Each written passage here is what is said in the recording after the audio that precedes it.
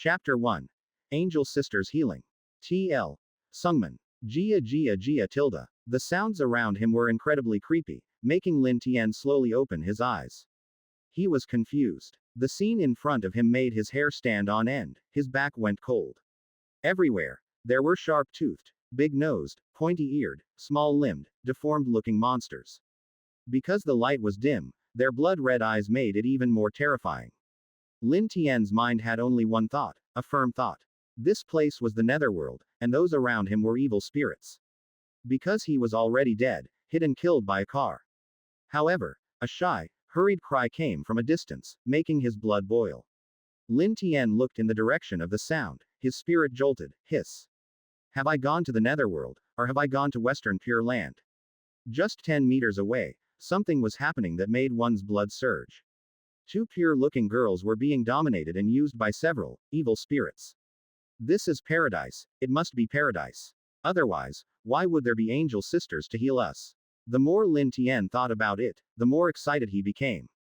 Because of his position, it seemed like he was in line. There were 8 or 9 evil spirits in front of him and a long line behind him. All were waiting for the angel sisters' healing. Save me. Why is this happening? Why am I being violated by these lowly creatures? But my body won't listen to me. Don't save me, I want to die. I don't want to give birth to disgusting goblins. Hearing the angel sisters' voices, Lin Tian was stunned. Wait, why are the angel sisters crying for help? Hiss, goblins. These ghostly things are goblins. Suddenly, Lin Tian realized he had crossed into another world. And he had reincarnated as a lowly monster from anime, a goblin. Although he didn't want to accept it, he couldn't refuse the angel sisters' healing. Goblin or not, he decided to get the job done first. At this moment, an invisible force was surging crazily within Lin Tian, making it impossible to think of anything else. Soon it was his turn, with only 2 goblins ahead in line. If there had been space, he would have rushed forward already. But suddenly, a roar came from the bushes ahead. It made everyone's hearts tremble. Scum! I'll kill you all. 4 or 5 tall humans rushed out. The flash of swords and shadows. Of course, they were all around 1.7 meters tall, but to goblins, who were only about a meter tall, they seemed towering. They wore simple armor, held iron swords, and wooden shields, their faces full of intense hatred. Aha! In an instant, the goblins lying on the human girls were cut down by sharp blades. Green, sticky, foul-smelling blood splattered all over Lin Tian. After reacting, 23 goblins around quickly picked up wooden sticks to fight back. They swarmed like bees. Among the humans, a nun in a white robe stood out, holding a magical book that moved without wind. She began chanting a spell. First tier magic, holy light impact. Boom. A blinding golden holy light exploded, and with a strong impact, all the goblins were blown away 10 meters. Lin Tian couldn't avoid it either, feeling like all his bones were about to break. Captain, kill me. On the ground, a girl cried, her eyes full of despair. The stubbly man with the iron sword had a heavy expression, suddenly thrusting his sword down. Another girl had already bled to death, her blood sticky and foul-smelling. The stubbly man roared, "These disgusting scum have mated with humans, they must not be spared. Kill." The genes of goblins were very peculiar. Besides being able to devour the flesh and blood of other creatures to gain abilities and evolve, they could also improve their potential by mating. For instance, a goblin that never mated would never evolve and would have a maximum level of 10. Even mating with low-level animals like wild boars or baboons could increase its level cap. But if it mated with magical creatures or other races, it could evolve into a big goblin. If it mated with humans, it would evolve into a big goblin even faster. The stronger the mating partner, the higher the evolution cap, potentially evolving into a goblin hero or even a goblin overlord. Moreover, goblin secretions contained special components that, once a female creature came into contact with them, would forcefully override their consciousness, making them almost entirely lose the ability to resist, completing the mating. Avenge them. In an instant, the battle broke out. Of course, it was a one-sided slaughter. These humans had incredible combat power, slicing through the goblins like chopping vegetables. For Lin Tian, who had never fought, it was terrifying. All he saw were severed limbs. The ground was covered in foul-smelling blood, making it hard to take a step. As he hesitated on how to step, the goblins had already been slaughtered, leaving only him. Captain, what about this goblin? The white-robed nun used magic to encase Lin Tian and spoke. Lin Tian inexplicably felt comfortable and hurriedly begged for mercy. I'm human. I actually reincarnated as a goblin. Don't kill me, Sister Nun. I believe in God, Jesus Christ, and the Holy Mother bless you. Involuntarily, Lin Tian began to fantasize about being taken in by the nun's sister, developing feelings, and reaching the pinnacle of life. This was the typical trope of a world-crossing story. But the next second, the previously charming nun's face turned icy cold, her eyes filled with disdain, as if looking at a pile of shit. She said, "What a disgusting thing. How dare you mention God? The Holy Mother's name coming from your mouth is a sin." She then prepared to take Lin Tian down with a spell. At this moment, the stubbly man spoke. Wait, this goblin seems a bit clever. Let's take him back first. I want to study him. He might be a mutant. The two exchanged glances and smiled. Lin Tian didn't notice anything amiss, feeling extremely grateful. Great, brother captain, when I turn back into a human, I'll repay you well. As that's so, then I'll be waiting for your repayment. However, after being taken back, Lin Tian was completely dumbfounded.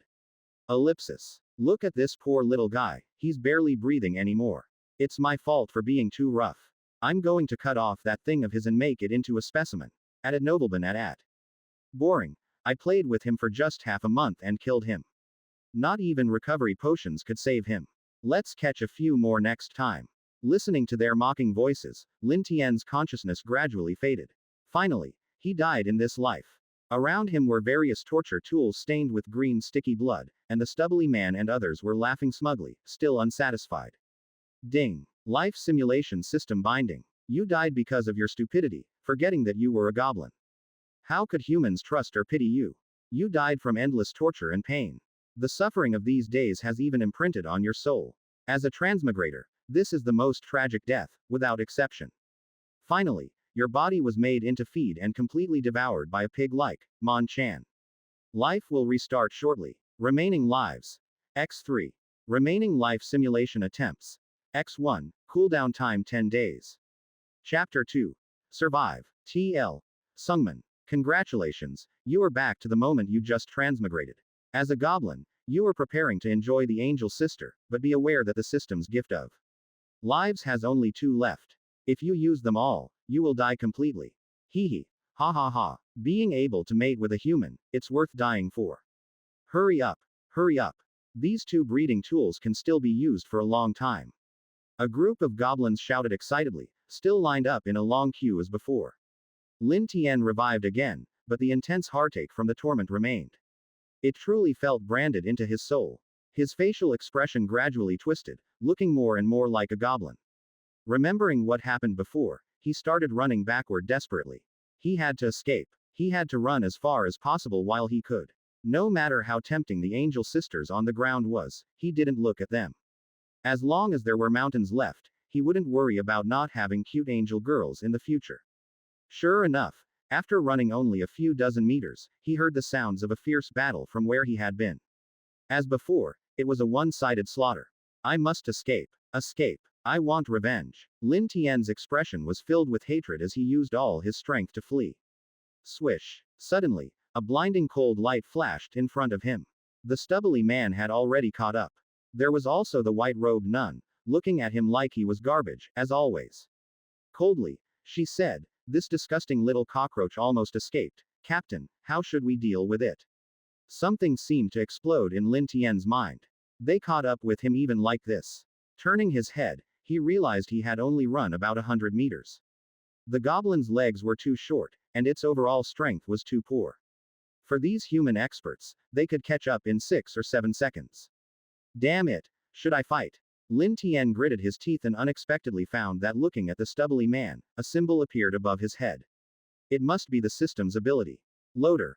LV-25. Race. Human. Profession.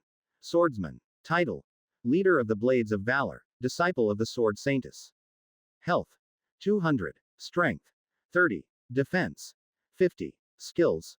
Sword chi slash, sword dance, holy skill sword return to heaven. Equipment. Iron armor, iron sword, level 1 recovery potion. Overall. 400. Looking at these attributes, Lin Tian was stunned. There was no chance of victory, with an overall combat power of 400. And he himself was less than 50. Small Goblin. LV5. Race. Goblin. Profession. None. Title. Low-level monster. God's blessing.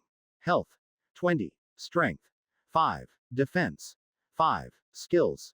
Gene Devour. Equipment. None. Overall. 30. Looking at his weak attributes, Lin Tian wasn't too surprised. After all, goblins were always the easy-to-kill small monsters in games and anime. But coincidentally, he was a creature blessed by God. Gained some unique abilities, such as body fluids that could make all females lose the ability to resist and fall in love with goblins. At this moment, the stubbly man loader said evilly, "We can't let it off easily, we must make it wish for death. To avenge our new members." They were too careless, acting alone in this enchanted forest, not only getting severely injured by a demonized steel-toothed boar but also getting, by these disgusting cockroaches. The white-robed nun spoke, her face becoming slightly evil as well. Lin Tian had already seen through their nature, struggling with all his might to escape, but it was futile. Ellipsis. You died again, hung on a tree and cut into pieces, wild dogs followed the scent of blood and ate you completely. You overestimated your strength, goblins are indeed the lowest creatures on this continent. You also underestimated human strength, especially since the other side is a disciple of the sword Saintess. Transmigrator, you have only 2 lives left. Keep going. Swish. With a buzzing in his head, Lin Tian returned to the moment of queuing again. This time, he came back with even deeper pain. Lin Tian gritted his teeth and quickly calmed down because time was short. There was at most 1 minute to react. If he couldn't think of a way to escape, what awaited him was still death. And a more painful death. Running is definitely out, reasoning won't work either. Who would believe a goblin? Lin Tian thought quickly. Although he had 1 life left, he wouldn't allow such a ridiculous thing to happen, dying 3 times in a row. What kind of protagonist would that make him? Who would be willing to play the protagonist role of counter-attacking in a desperate situation? Whoever wants to play, go ahead, but I need to save my own life. Suddenly, a flash of inspiration hit him. He shouted, "Everyone prepare for battle. Prepare for battle. Humans are about to attack." Then he stepped forward and pulled the goblins off the angel's body. Because the ones who enjoyed it first were always the strongest goblins in the group. They were caught off guard and instantly killed at the start, so the first 2 times, the entire army was wiped out in less than a minute. As long as he could hold out for a little longer, even if it was just 3 minutes, he could escape. Upon hearing the word, humans, the goblins' expressions instantly became alert. These creatures were not particularly stupid, just purely evil, with nothing but malicious thoughts in their heads. Immediately, those with wooden sticks grabbed their sticks, those without picked up stones to throw, and some hid to launch surprise attacks. Seeing this, Lin Tian quickly started to run away, not caring about anything else. The other goblins were still a bit confused. Didn't he say there were humans? Why was he running away? Before long, the bearded men arrived as expected, disregarding why Lin Tian was running away, and directly started the battle. This time, because they were prepared, dodging and pulling away, the goblins survived for much longer. Some of those ambushing even managed to scratch and bite the white-robed nun. But in the end, these goblins only lasted 5 minutes. At Nobleman at. But for Lin Tian, that was enough. They didn't chase me. Finally, I survived. Lin Tian ran frantically, looking back from time to time, until he ran until dawn. Finally, he had survived the dark night. In the distance, there were flickering campfires and scattered tree leaf shelters. It seemed to be a small goblin settlement. There were probably over 100 goblins. In this forest overrun by demonic creatures, he certainly couldn't survive alone, he could only seek warmth in numbers. Lin Tian immediately walked over, but to his surprise, he was not welcomed but tied up. "Boss, we caught a goblin from another tribe. We have breakfast." A small leader holding a stone spear stepped on Lin Tian's head and said. In the goblin world, there was no such thing as compatriots. Only members of the same tribe could coexist harmoniously. Because goblins reproduced very quickly, with no reproductive isolation, the pregnancy period for any creature was at most a month. The offspring took only 15 days to fully develop their reproductive systems. By this calculation, if willing to reproduce, a single goblin could develop a tribe of over 100 goblins in just 3 months. This was why they were called cockroaches. They reproduced too fast to be completely killed. From a gray-black shack, a trembling old goblin walked out. A few strands of messy white hair topped its head, its skin had turned from green to gray black, covered with warts and blotches. It wore several bone-made ornaments around its neck and leaned on a staff made from a human skull. It seemed he had killed humans, and perhaps even mated with them. Lin Tian's pupils shrank. It was a goblin priest. Big Goblin. LV-25. Race. Goblin. Profession. Priest. Title. Breeding machine, old and cunning, God's blessing. Health. 102. Strength. 29. Defense. 17. Skills. Gene Devour, Call, Thorn Control. Equipment. Skull Staff, Bone Necklace. Overall. 200. This was no longer a small goblin but a big goblin variant. Big goblins were a general term, including goblin warriors, goblin assassins, goblin priests, evil goblins, swift goblins, etc. Their base level cap was 30. There were also hero variants, mutant variants, leader variants, overlord variants, king variants, and so on. Chapter 3. Female Goblin. TL. Sungman. Kahahe. Upon emerging, the goblin priest gave a sinister smile, its hollow, crimson eyes glaring at Lin Tian. Then it turned to leave. Taking this as approval, the small leader prepared to start a fire, ruthlessly stomping on Lin Tian a few more times. As if treating him like an object. They were going to roast him alive. This was the harsh reality. Death was always imminent. Who would still dream of transmigrating? Better to wash up and go to sleep. Of course, Lin Tian had expected this. After all, he had transmigrated into a goblin and had access to its memories. He quickly spoke. I can make weapons. Please let me join you. When speaking to these goblins, it was best to keep the language simple and stiff, otherwise, they wouldn't understand. Hearing this, the goblin priest halted its steps. It walked back to Lin Tian in a very bizarre manner, using its long, black head-covered nose to sniff him repeatedly. Then it said, no scent of lies. Release him. What kind of weapons can you make? The higher the rank of the goblin, the more intelligent it became, and its speech patterns were closer to humans. Simple iron tools are no problem. That way, when we encounter monsters or humans, we can win. Lin Tian stood up, his gaze resolute. He had casually watched a few episodes of Alone in the Wild, which included iron forging. He basically understood the process. Upon hearing this, the other goblins' eyes sparkled with shock. Iron tools. Of course, they knew what those were, the tools humans used to slaughter them. When they encountered those, they would bleed, sometimes losing limbs. Great. We can kill humans and never run out of meat. If we have ironware, can we attack the elf tribe to the north? I prefer elves over humans, kahahe. The goblin priest was also astonished, letting out an evil, sharp laugh, kahahe. Then hurry and make them. I'm very tired. I'll do it tomorrow. Having run for half the night, Lin Tian was already exhausted, gasping for breath. Searching for iron ore and forging iron would be too much. Mainly, this body was too weak. Immediately, the goblins began to get displeased, becoming irritable, feeling deceived. The small leader even pressed a stone spear against Lin Tian's stomach, ready to disembowel him with a bit more force. The goblin priest also looked slightly ferocious. If you can't make ironware, you won't get any food. With that, it returned to the shack. That old creature was extremely cautious, never participating in battles.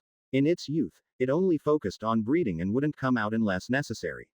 Lin Tian had no right to make demands now. He could only find a haystack to rest, calm down, and think. To seek revenge, he couldn't rely solely on his own strength. This goblin tribe could be useful. But he had to kill that small goblin leader who dared to step on his face first. And from the conversation earlier, there was an elf tribe to the north. If he could mate with the elves, his power would greatly increase. Thinking about this, he gradually fell asleep. Ellipsis. Wake up. Wake up. In the midst of his sleep, Lin Tian was awakened by a gentle voice. Opening his eyes, he saw a goblin wrapped in a tattered cloth robe sitting beside him, the hood almost covering its face. It was smaller than a regular goblin. Seeing Lin Tian awake, it tightened the robe, as if afraid of being seen. Are you hungry? Here, take this. The small goblin handed him a lump of something black and grimy, trembling slightly. It was clearly the skin of some creature, still with bloodstains on the fur. Disgusting to the extreme. A pile of dung would look more appealing. Seeing Lin Tian unmoved, the small goblin seemed disappointed. This is all I got, but it's delicious. Try it. Hearing this, Lin Tian looked not far away and saw that the goblins had caught a wild boar and were sharing the meat. So, this piece of boar skin was all this small goblin had to eat today. It might not have eaten for several days. Lin Tian felt touched but suddenly grew cautious. Wait, why are you giving this to me? Under normal circumstances, such a low-level goblin would not help others when it couldn't even feed itself. Too unusual. I don't know. The small goblin seemed confused by the question, feeling as if it had made a mistake. Lin Tian didn't think too much about it and checked its attribute panel. Small goblin. LV3. Race. Goblin. Profession. God's messenger. Title. Female goblin. Fallen god. Pure soul. God's blessing. Health. 10. Strength. 2. Defense. 1. Skills. Gene devour. Wild growth. Equipment. None. Overall. 10. Note. Not the heroine, just a convenient tool. What? Seeing these titles, Lin Tian couldn't help but exclaim in shock. What were these? It was known that goblins didn't have females. Yet a legendary female goblin had appeared. At Nobleman at. In human legends, a male goblin could become a goblin god by mating with a female goblin. Of course, this was just a mockery since goblins would never give birth to females. To reproduce, they had to mate with other creatures. Hearing his shout, the goblins who were devouring raw meat and drinking blood only glanced at him and then looked away. They perfectly embodied the saying, minding one's own business. Lin Tian gradually recovered from his shock. No wonder this little guy was so intelligent. Seeing his reaction, the small goblin was frightened and sat on the ground. I meant no harm. I just wanted to give you some food. Sob sob. Cough cough. Sorry for scaring you. Thank you for the food. Let's eat together. Lin Tian quickly apologized, realizing he didn't need to speak so simplistically with her. He then tore the boar skin in half, stuffing one part into her mouth and swallowing the other himself. Though it tasted terrible, it undoubtedly helped restore his strength. The small goblin ate slowly, savoring it as if it were a gourmet meal. Lin Tian wiped his mouth and extended his hand. From now on, I'll be your boss, and I'll look after you. Boss. The small goblin was stunned. In this tribe, she was ostracized not just because of her weakness but also because she couldn't communicate with other goblins. Like a normal person trying to fit in with a group of idiots. So the newly arrived Lin Tian piqued her curiosity, prompting her to try and communicate. Okay. Boss. I love watching the moon, so call me Weiju. What's your name? The small goblin said excitedly. She even gave herself a name. Goblins didn't have names unless they were high-ranking. After thinking for a moment, Lin Tian said, my name will be Goblin. His surname was Lin, so he simply chose Goblin. Weiju nodded vigorously. It was about time Lin Tian got down to business. He and Weiju climbed a large tree next to the tribe, surveying the surroundings. The area was dense with forests, a few kilometers from the valley. Lin Tian couldn't help but ask, Weiju, have you seen any black and yellow stones covered in dust and very hard? Sorry boss, I haven't seen any. Weiju thought for a while and replied, looking somewhat disappointed. Lin Tian could only nod.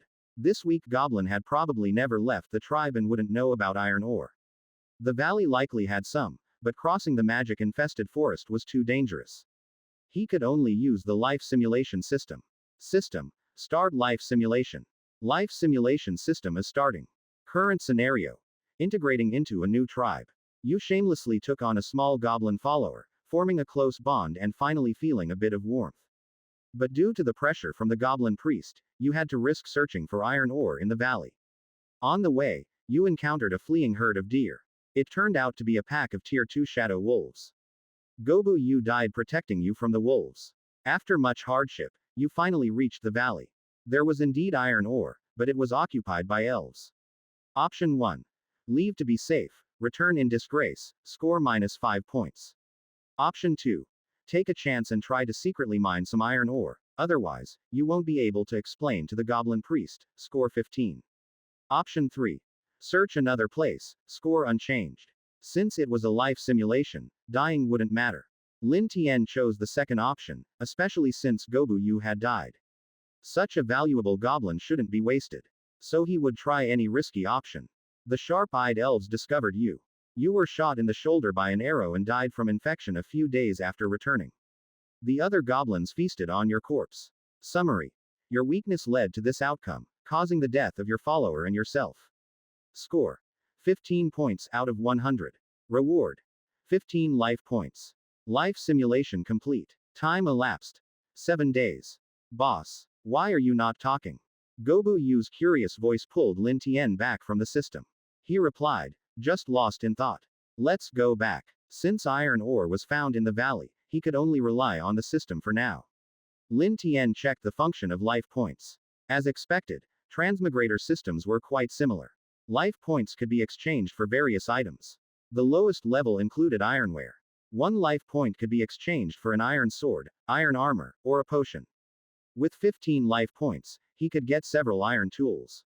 That was the plan. First, he would appease the goblin priest, then suggest sending other goblins to search for iron ore. Gradually establishing his authority, he would take over the tribe. This was the first step towards avenging himself on humans, the bearded man, and the nun in white robes. Chapter 4. Establishing Authority. TL. Sungman. Hey, you, where's the ironware? If there's no ironware, we'll eat you. At this moment, the goblin with the stone spear, a minor leader, walked over and urged him. They hadn't had enough to eat from the wild boar just now. He wanted to eat Lin Tian right now. His eyes were full of killing intent, and saliva dripped from his mouth. Gobu Yu quickly explained, wait a bit longer. Ironware isn't that easy to make, but we'll do our best. Hurry up, hurry up. The stone spear goblin didn't listen to him and pushed Gobu Yu to the ground, waving his stone spear and shouting. Lin Tian's expression was cold as he sneered, here it is, the ironware is ready. Look at this. Suddenly, a cold light flashed. He took out a short sword. Even though it was a short sword, it was about a meter long, very cumbersome to hold, and had to be dragged on the ground. Hearing this, the surrounding goblins rushed over excitedly. Having a sword meant they could eat meat and capture higher level creatures for mating. Especially the elves in the north. Every day these goblins would sneak a peek at them. Just looking was enough. Then, you know. The stone spear goblin was stunned for a moment, then became extremely excited. He quickly turned and shouted toward the gray-black shack, boss. Ironware. It's ironware. Swish. Suddenly, a cold light flashed, and the stone spear goblin's voice abruptly stopped.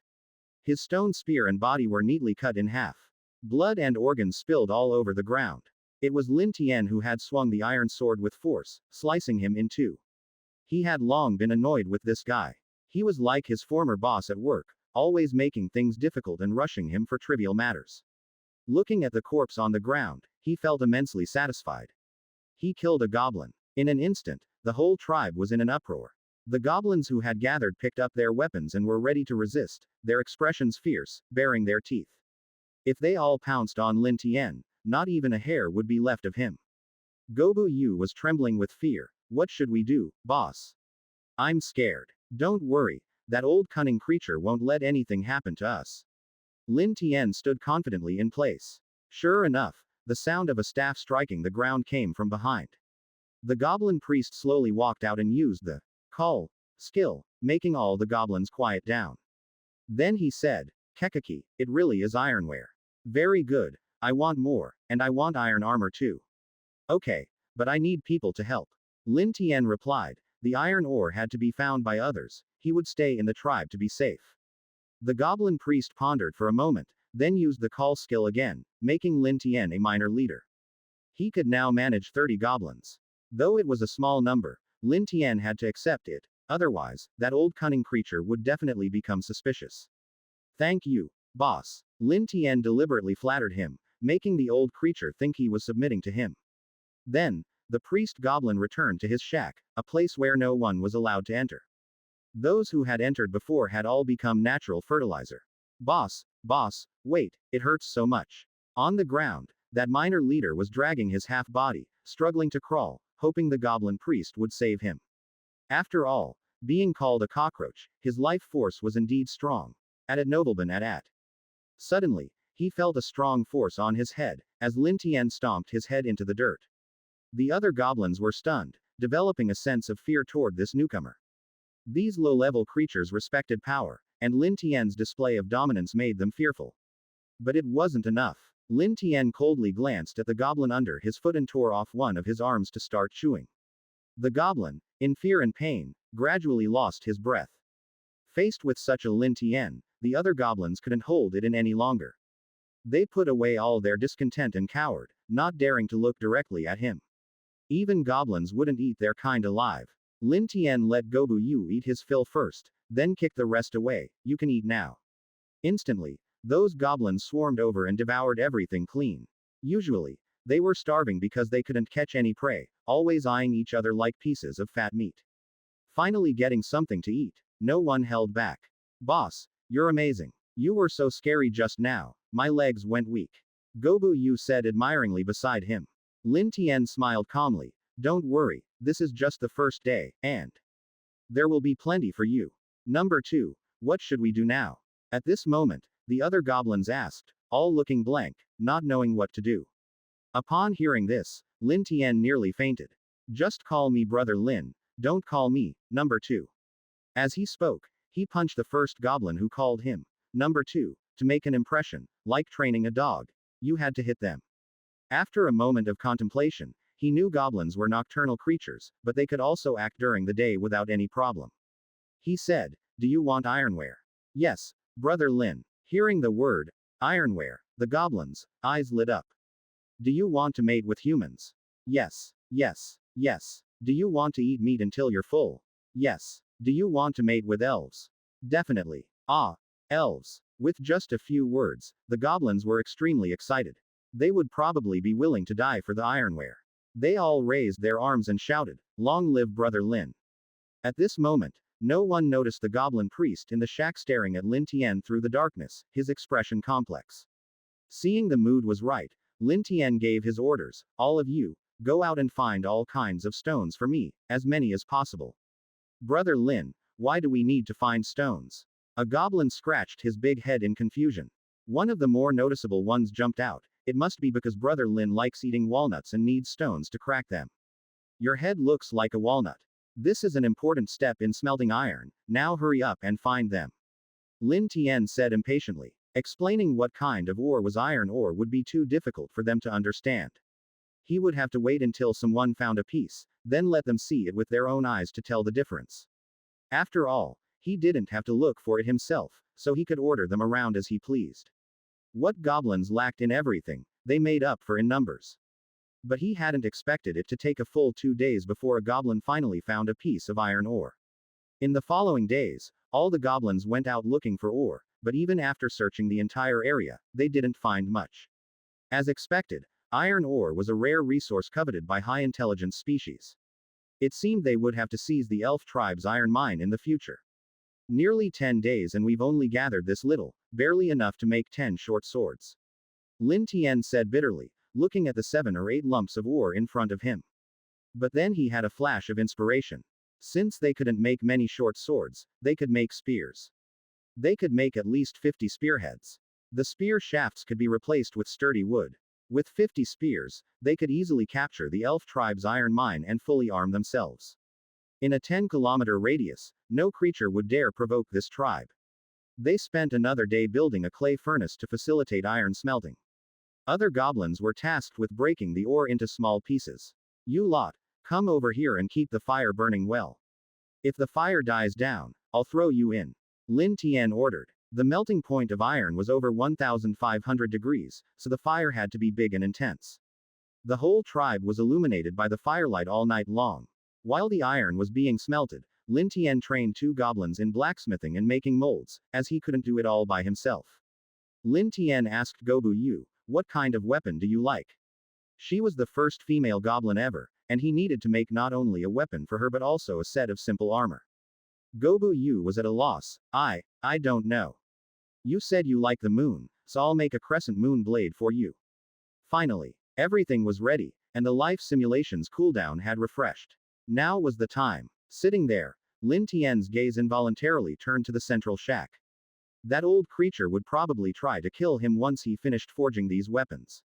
So, he had to be fully prepared. System. Start the life simulation. Chapter 5. Kill the Goblin Priest. TL. Sungman. Life simulation system is starting. Current scenario.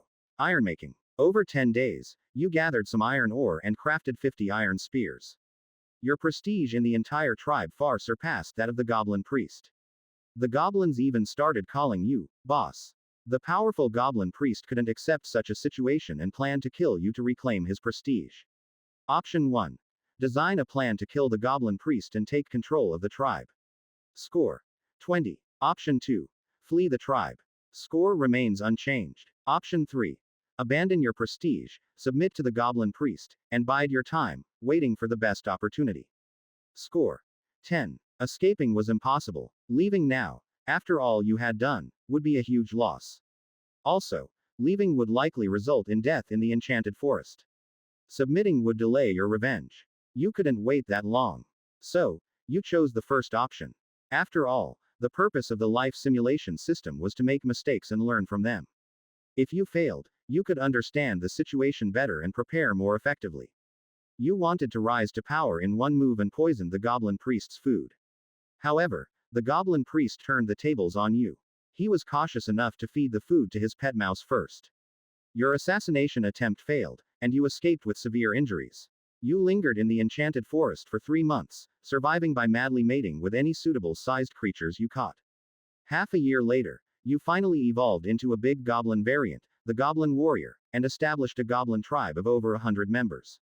Each goblin was equipped with iron weapons and armor, making them extremely powerful. You led your army back to kill the goblin priest and took Gobu with you. Through various channels, you learned that the Stubbled Man's hero team was in the human territory of Bright Town, and you gathered all your forces to launch a surprise attack. Unfortunately, the sword Saintess happened to be there to celebrate her disciple Loder's birthday. You suffered heavy losses and barely escaped with Gobu by using a magic array exchanged from the system. Another half-year passed, and you established a medium-sized tribe of 300 goblins and were on the verge of evolving into a hero variant, with 3 big goblin subordinates. Gobu-Yu's strength also improved significantly, and she grew into a beautiful goblin. Ellipsis. The current life simulation can last up to 1 year. Forced termination. Summary. You improved rapidly through hard work but suffered repeated setbacks due to bad luck. May the gods bless you. Score. 50 out of 100. Reward. 50 life points. This life simulation is complete, with a time span of 365 days. Would you like to transmigrate to the final progress of the simulation? If you refuse, it cannot be changed later. Lin Tian frowned slightly. Overall, evolving into a big goblin variant and nearly becoming a hero variant was quite good. The main issue was failing to kill the Stubbled Man. This significantly slowed down his growth.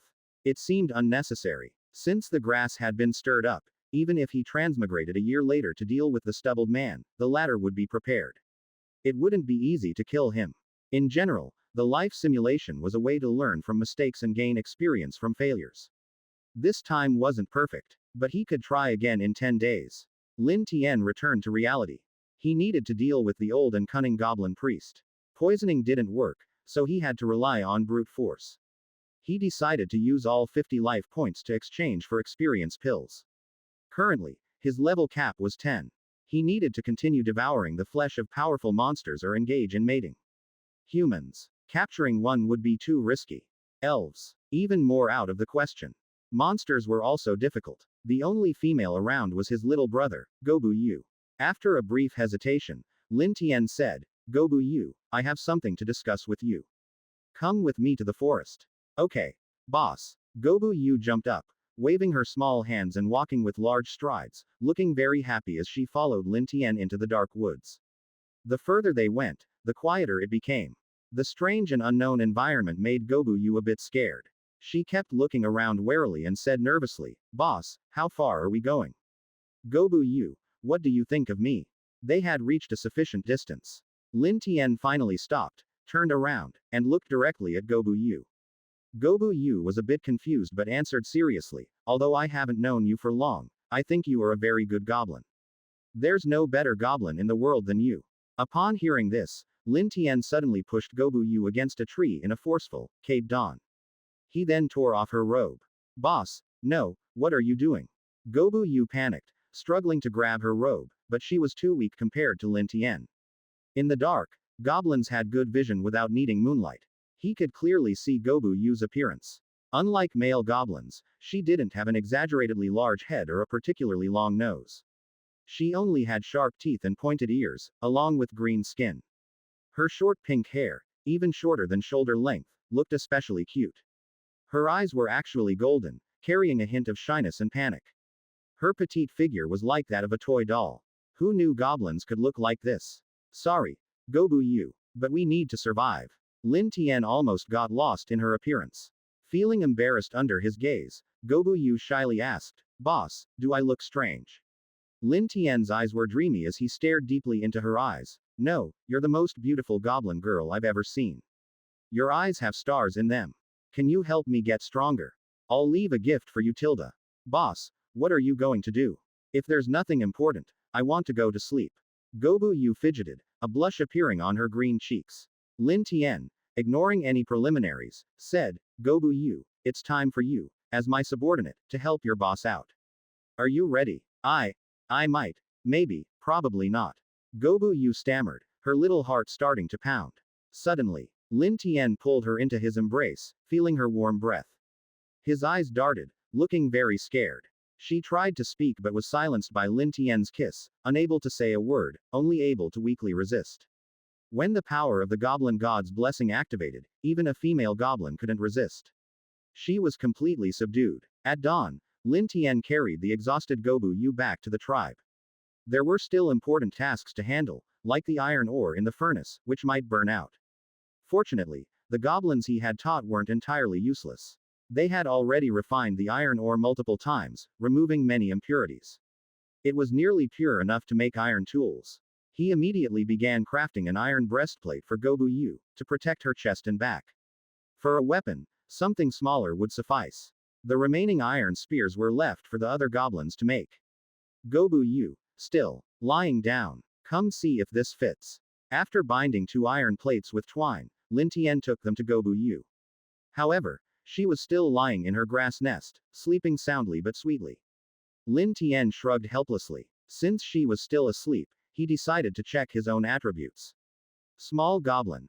LV7. Max LV14. Race. Goblin. Profession. None. Title. Low-level monster. Blasphemer. God's blessing. Potential god. Health. 40. Strength. 10. Defense. 9. Skill. Gene Devour. Equipment. None. Overall. 65. His attributes had significantly improved but were still far from enough. What did those titles mean? Unfortunately, he couldn't view them through the system. Lin Tian frowned. Why had his level cap only increased by 7? It seemed mating with random wild boars, monkeys, or rabbits would have been better, as it could increase the cap by 10 levels. A female goblin, a legendary creature, should have offered more. It was baffling. 7 levels, 7 times, huh. I get it. As he thought about it, a light bulb went off in Lin Tian's head. He looked at the sleeping Gobu Yu with a wicked grin. "Boss, what are you doing again, Wu?" Gobu Yu woke up groggily from her sleep. As expected. After finishing, Lin Tian's eyes lit up.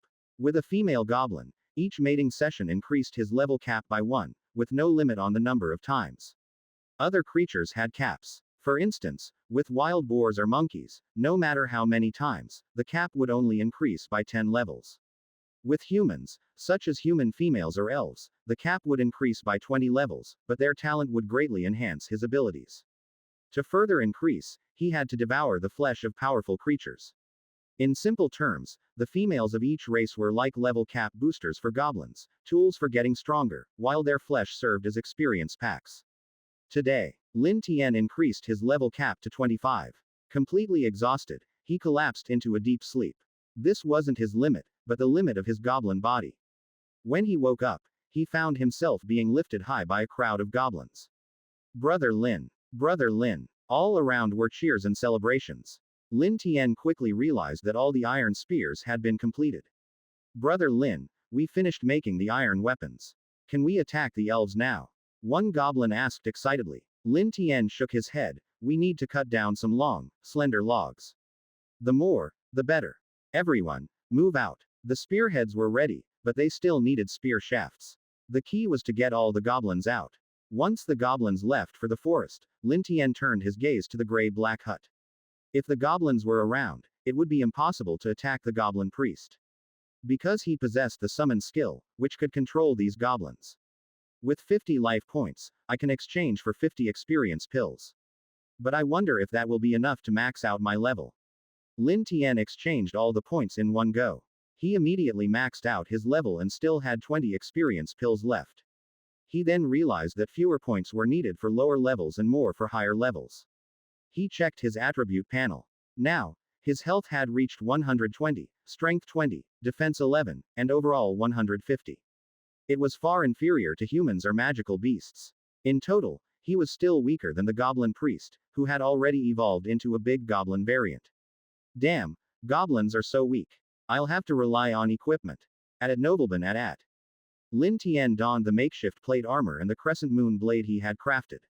His strength instantly increased to 50, and his defense reached an impressive 30. His overall strength slightly surpassed the 200 of the Goblin Priest. Killing him was now entirely possible.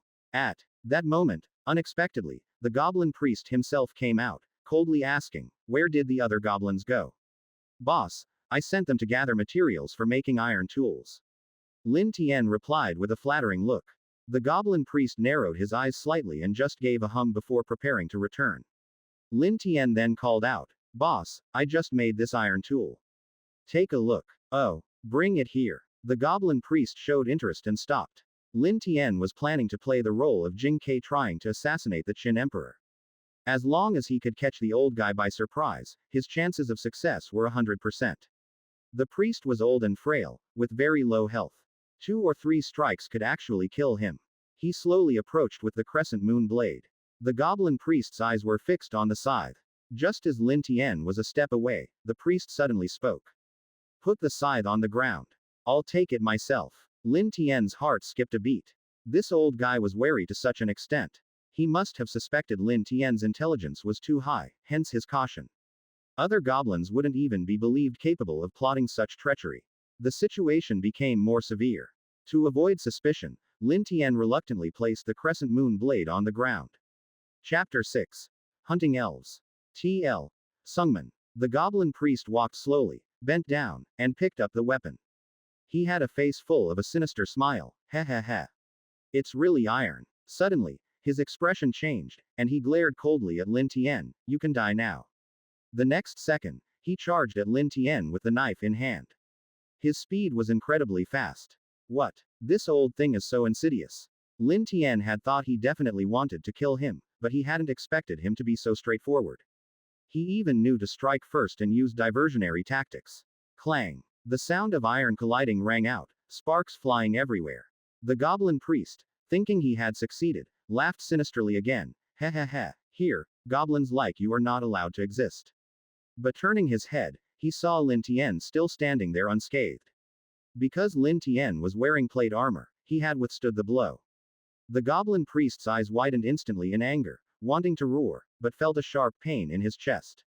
Looking down, he saw a sharp spearhead had somehow pierced into him. I'll kill you." The Goblin Priest couldn't care about anything else and continued to resist. Lin Tian wasn't foolish. He had long left a backup plan, hiding several spearheads on his body. When the priest charged, he threw them directly. Swish swish swish. In an instant, he took the priest down. His head, chest, arms, and face were all pierced with sharp spearheads. Weaker than I imagined, it seems I overestimated the defensive power of goblins. Lin Tian hadn't expected to win so easily and remarked with a sigh. By killing him, he could take over this group of goblins, then rapidly grow them to seek revenge on the stubbled man and the white-robed nun. The Goblin Priest, lying on the ground, wailed like a slaughtered pig, "Don't kill me, please, I took you in, you can't kill me." He made a pitiful crying face, but it was extremely creepy. Lin Tian's expression changed slightly, surprised by this moral coercion. But he quickly recovered. This guy knowing these tactics wasn't too much. He said, "Did you forget that I am a goblin?" Lin Tian's expression was very cold, his eyes filled with evil killing intent. He was a goblin now, how could he be morally coerced? If he wanted to kill, he would kill. At this moment, the goblins who had gone out to find wooden sticks came back one after another. Seeing this scene, they all became enraged and ferocious, extremely excited, but didn't know what to do. The Goblin Priest, as if grabbing a lifeline, hurriedly activated the summon skill. "Kill him.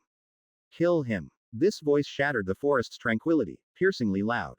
However, The goblins remained unmoved, only slightly hesitant. The goblin priest, already in such a miserable state, had lost all authority, and his call skill was ineffective. Lin Tian picked up the crescent moon blade on the ground, walked up to him. From now on, I am your new boss. I will lead you to attack the elves. Attack humans. Ferociously mate. And have endless meat to eat. In a moment, cheers erupted. New boss. New boss. Slash. Lin Tian cut off one of the goblin priest's arms and threw it to the goblin crowd. Boss. Boss. The goblins swarmed like bees, beginning to fight over the food. Lin Tian then stepped aside, allowing the goblin crowd to completely devour the priest, eating him clean. Now, he was the boss of this group of goblins. And he had gained the call skill. Boss, what's going on? Gobu Yu was awakened by the noise, supported herself with a wooden stick, and came out to check the situation. Lin Tian explained it to her, almost scaring her silly. You killed the priest. Oh my god. His attributes were so high. Thanks to your help. You go back to rest, I'll handle things here. Then Lin Tian calmed the emotions of the many goblins. He completed equipping all the iron spears, a total of 50, which multiplied the combat power of this small tribe several times. He continued his victory speech, telling them to keep looking for iron ore, the more the better. Not only should every goblin have a weapon, but they also needed armor. This way, they could defeat the elves, capture more breeding tools, and expand the tribe's population. The goblin infants born from elves could naturally grow into big goblins. Their strength far surpassed those born from animals. 5 days passed. This time, they finally collected enough ore. They began large-scale iron smelting. Until everyone was equipped with armor and weapons, looking at this goblin tribe from afar was terrifying. It was comparable to an army. The pity was their low intelligence and lack of tactics. In battles, they basically relied on instinct. Today, we will go to the enchanted forest to kill monsters. You must follow my orders, or you will die. Lin Tian stood on a rock and shouted to all the goblins in the tribe. He planned to train them so that attacking the elves would be easier when the time came. Immediately, the goblin army set off in grand fashion. Their formation was orderly, and their momentum was extremely strong. Birds flew away in fright, and animals fled. Soon, in the distance, they saw a tier 3 enchanted creature, a black-brown giant bear, devouring a large horned deer. Its body was as large as an elephant. The surrounding fallen towering trees were enough to prove how ferocious this monster was. Killing it would be too difficult, far beyond what this group of goblins could manage. At most, they could look for some tier 2 enchanted creatures. Finally, they encountered a pack of tier 2 enchanted wolves. There were 7 or 8 of them, each as large as a donkey. These were creatures even the elves didn't dare provoke, among the fiercest and most powerful of tier 2. They were fast, strong, and even capable of climbing trees. The key was that the head wolf could command tactics. They roamed the enchanted forest without fear. Hearing the low growls of the evil wolves, some goblins were trembling in fear. Boss, are we hunting the enchanted wolves?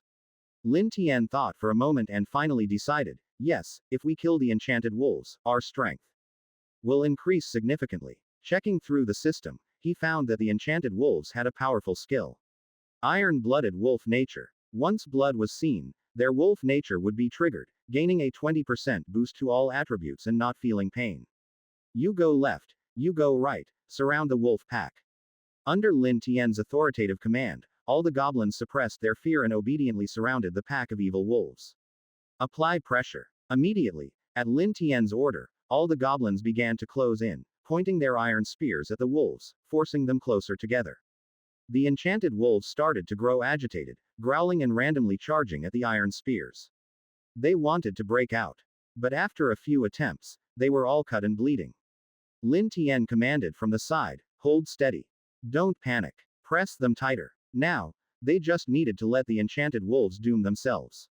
Sure enough, the wolf pack began to panic, no longer listening to the head wolf's commands, and they started to charge wildly.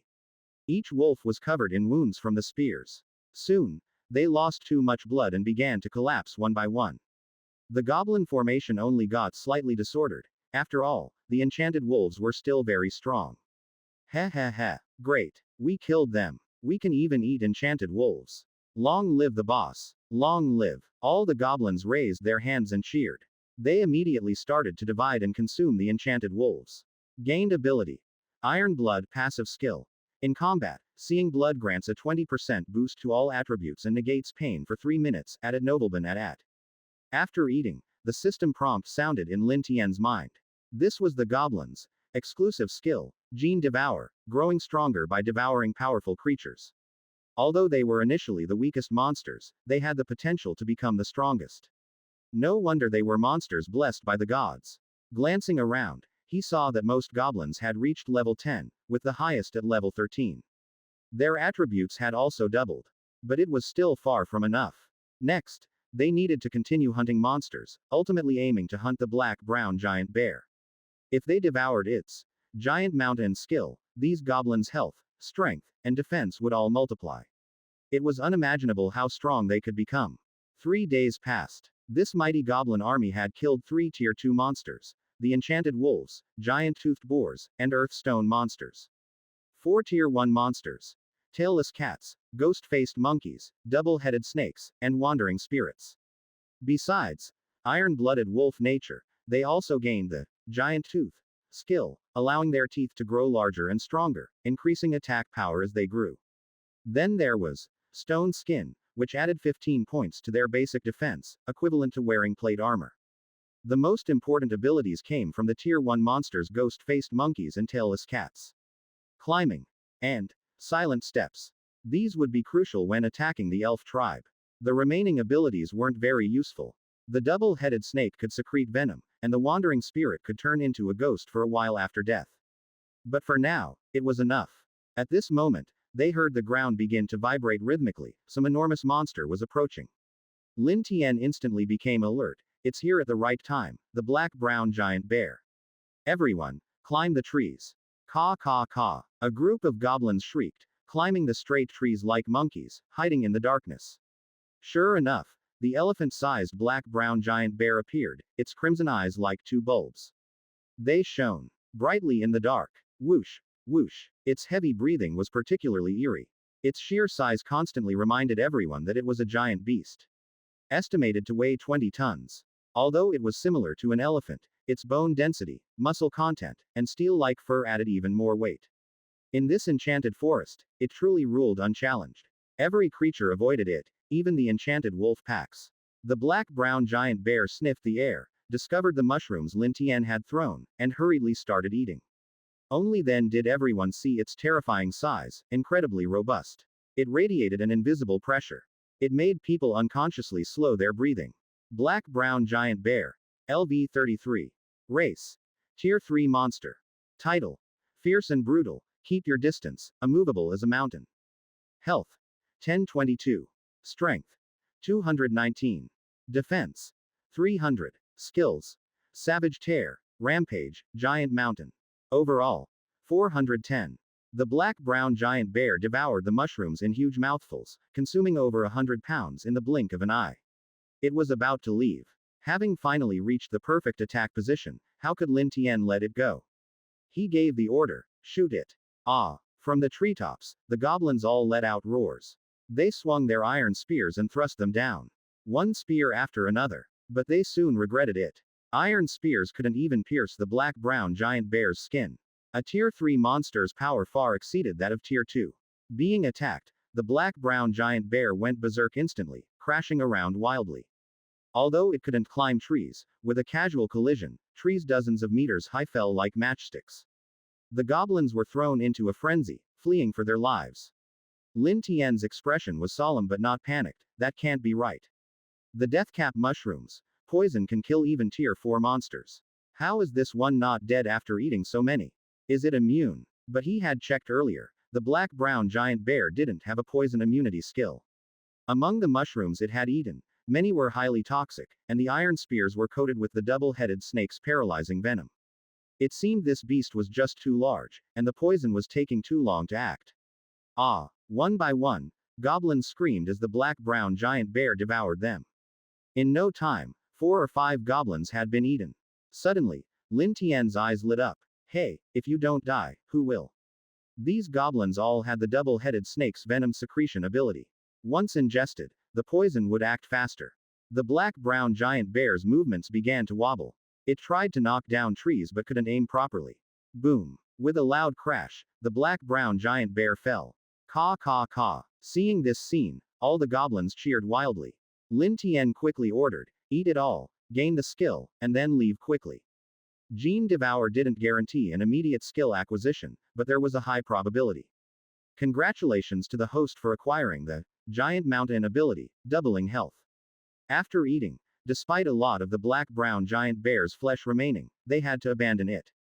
The earlier commotion would surely attract more monsters.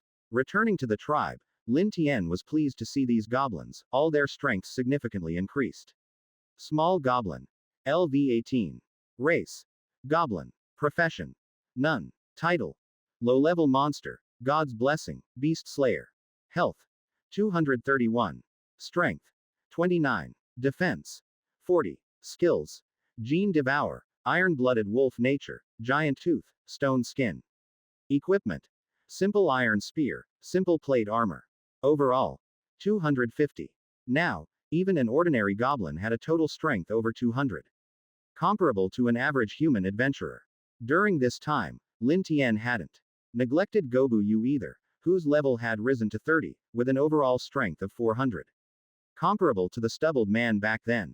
After going through so much, our strength has finally qualitatively improved. Lin Tian felt deeply moved. In the tribe, the bonfire burned brightly, emitting the aroma of roasted meat. Compared to other transmigrators, his power increased too slowly, but it was the maximum extent possible. In this brutal world, where death lurked at every turn, survival was a huge challenge. Boss, what are we going to do next?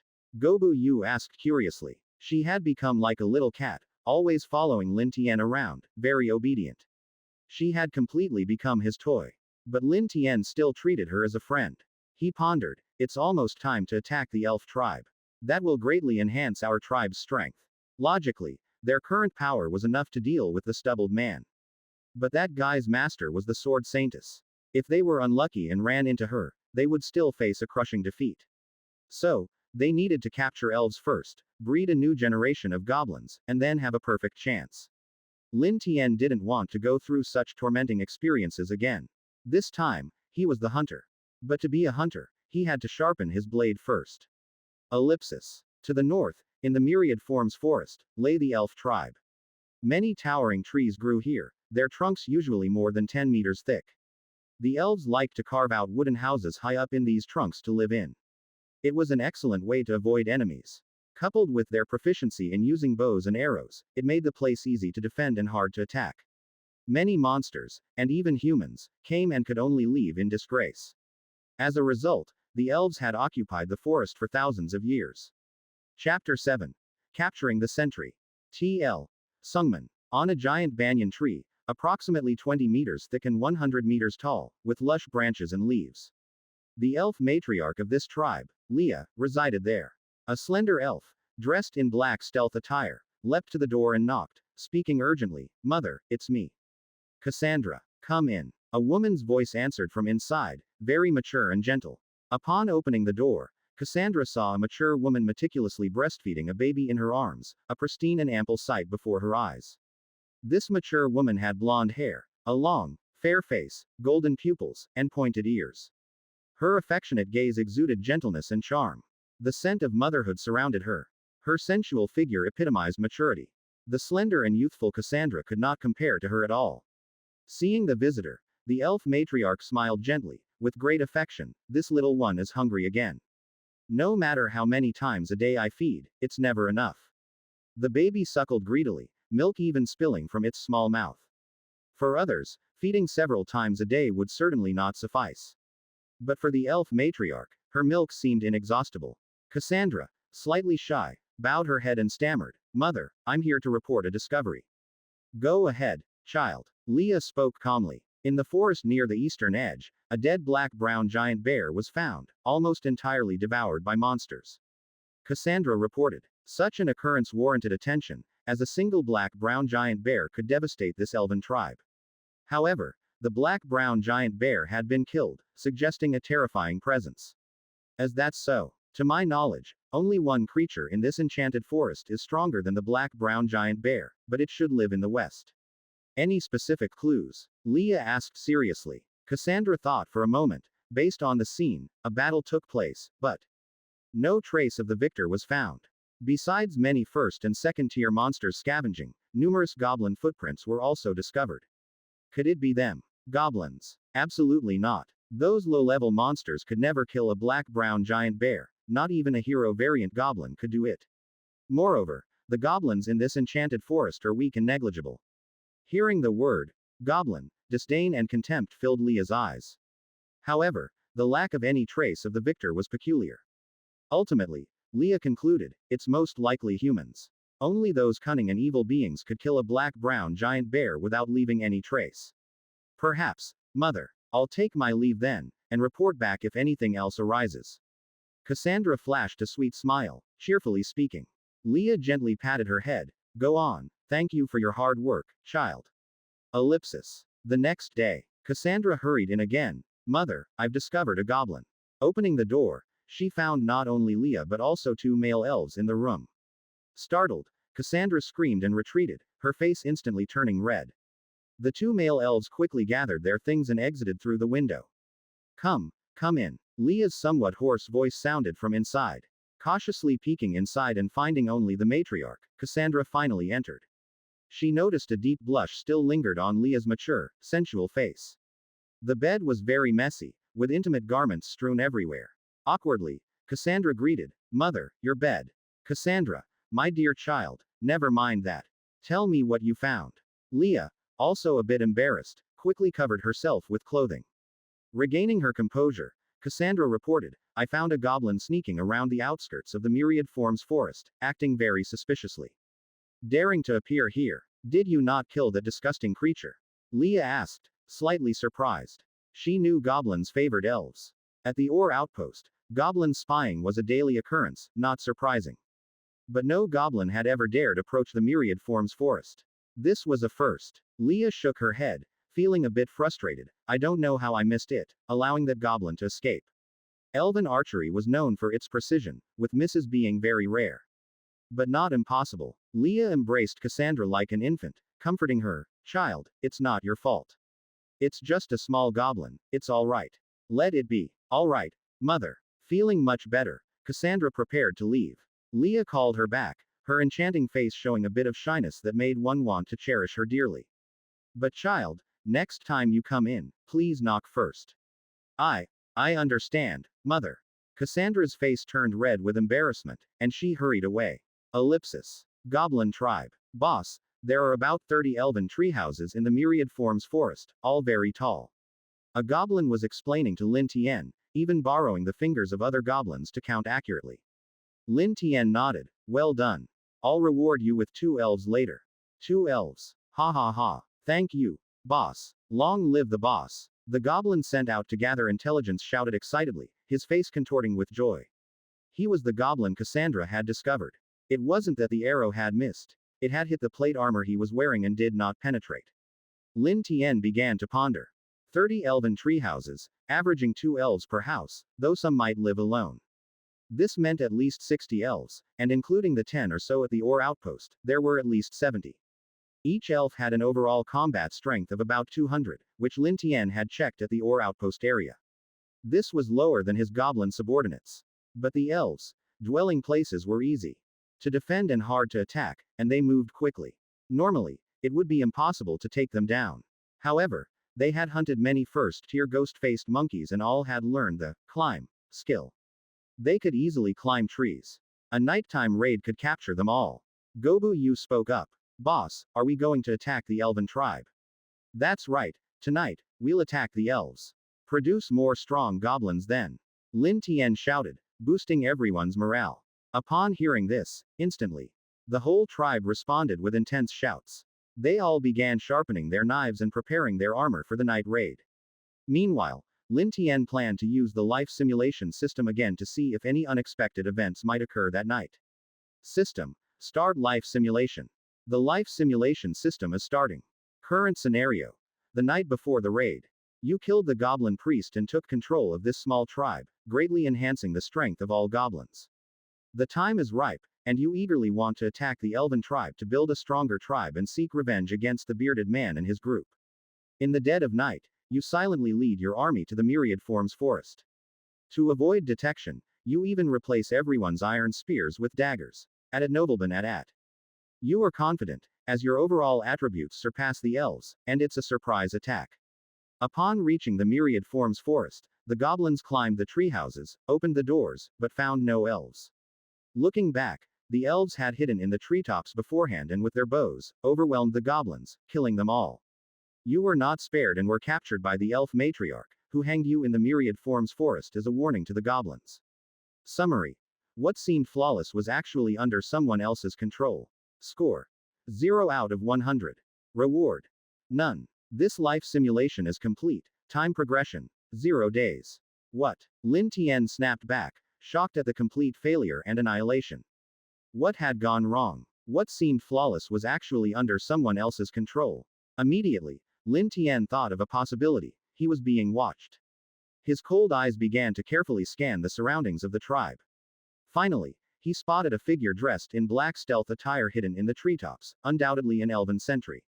He had been outmaneuvered. I must capture her quickly, or it'll be disastrous if she returns.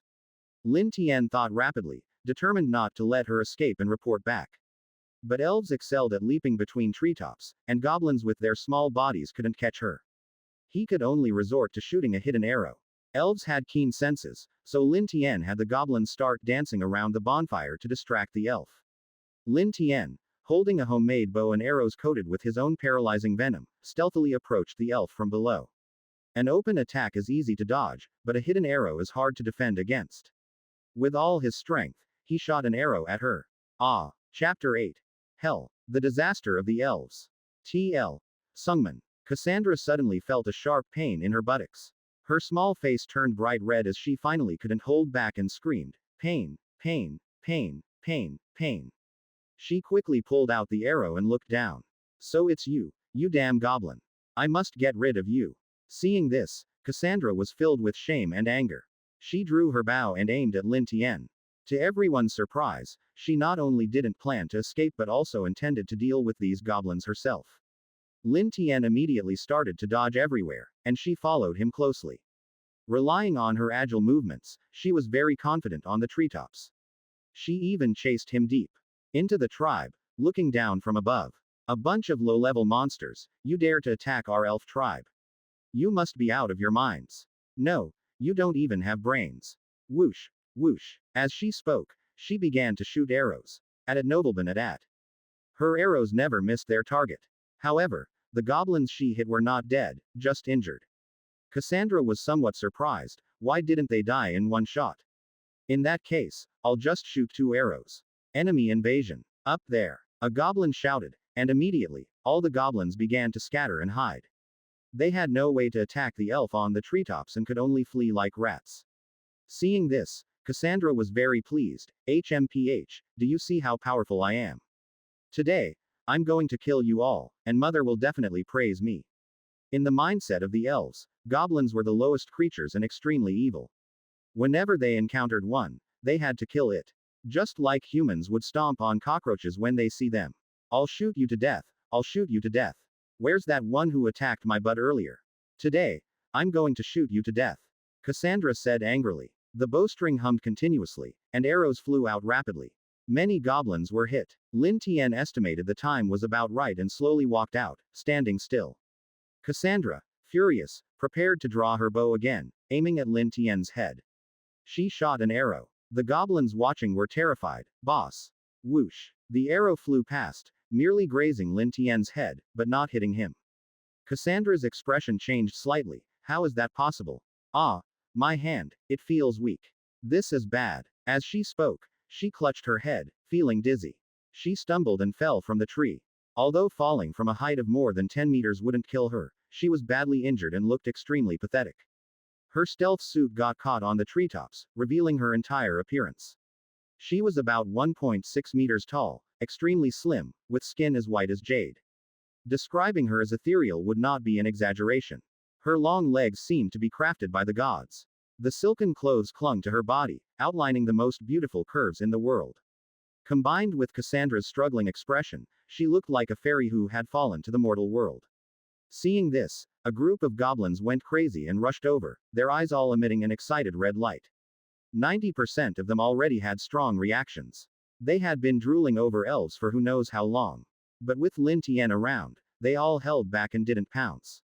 Lin Tian slowly approached, his eyes also lighting up as he looked at her figure. He sneered, "Finally caught you. You were the one shooting arrows at me earlier. I.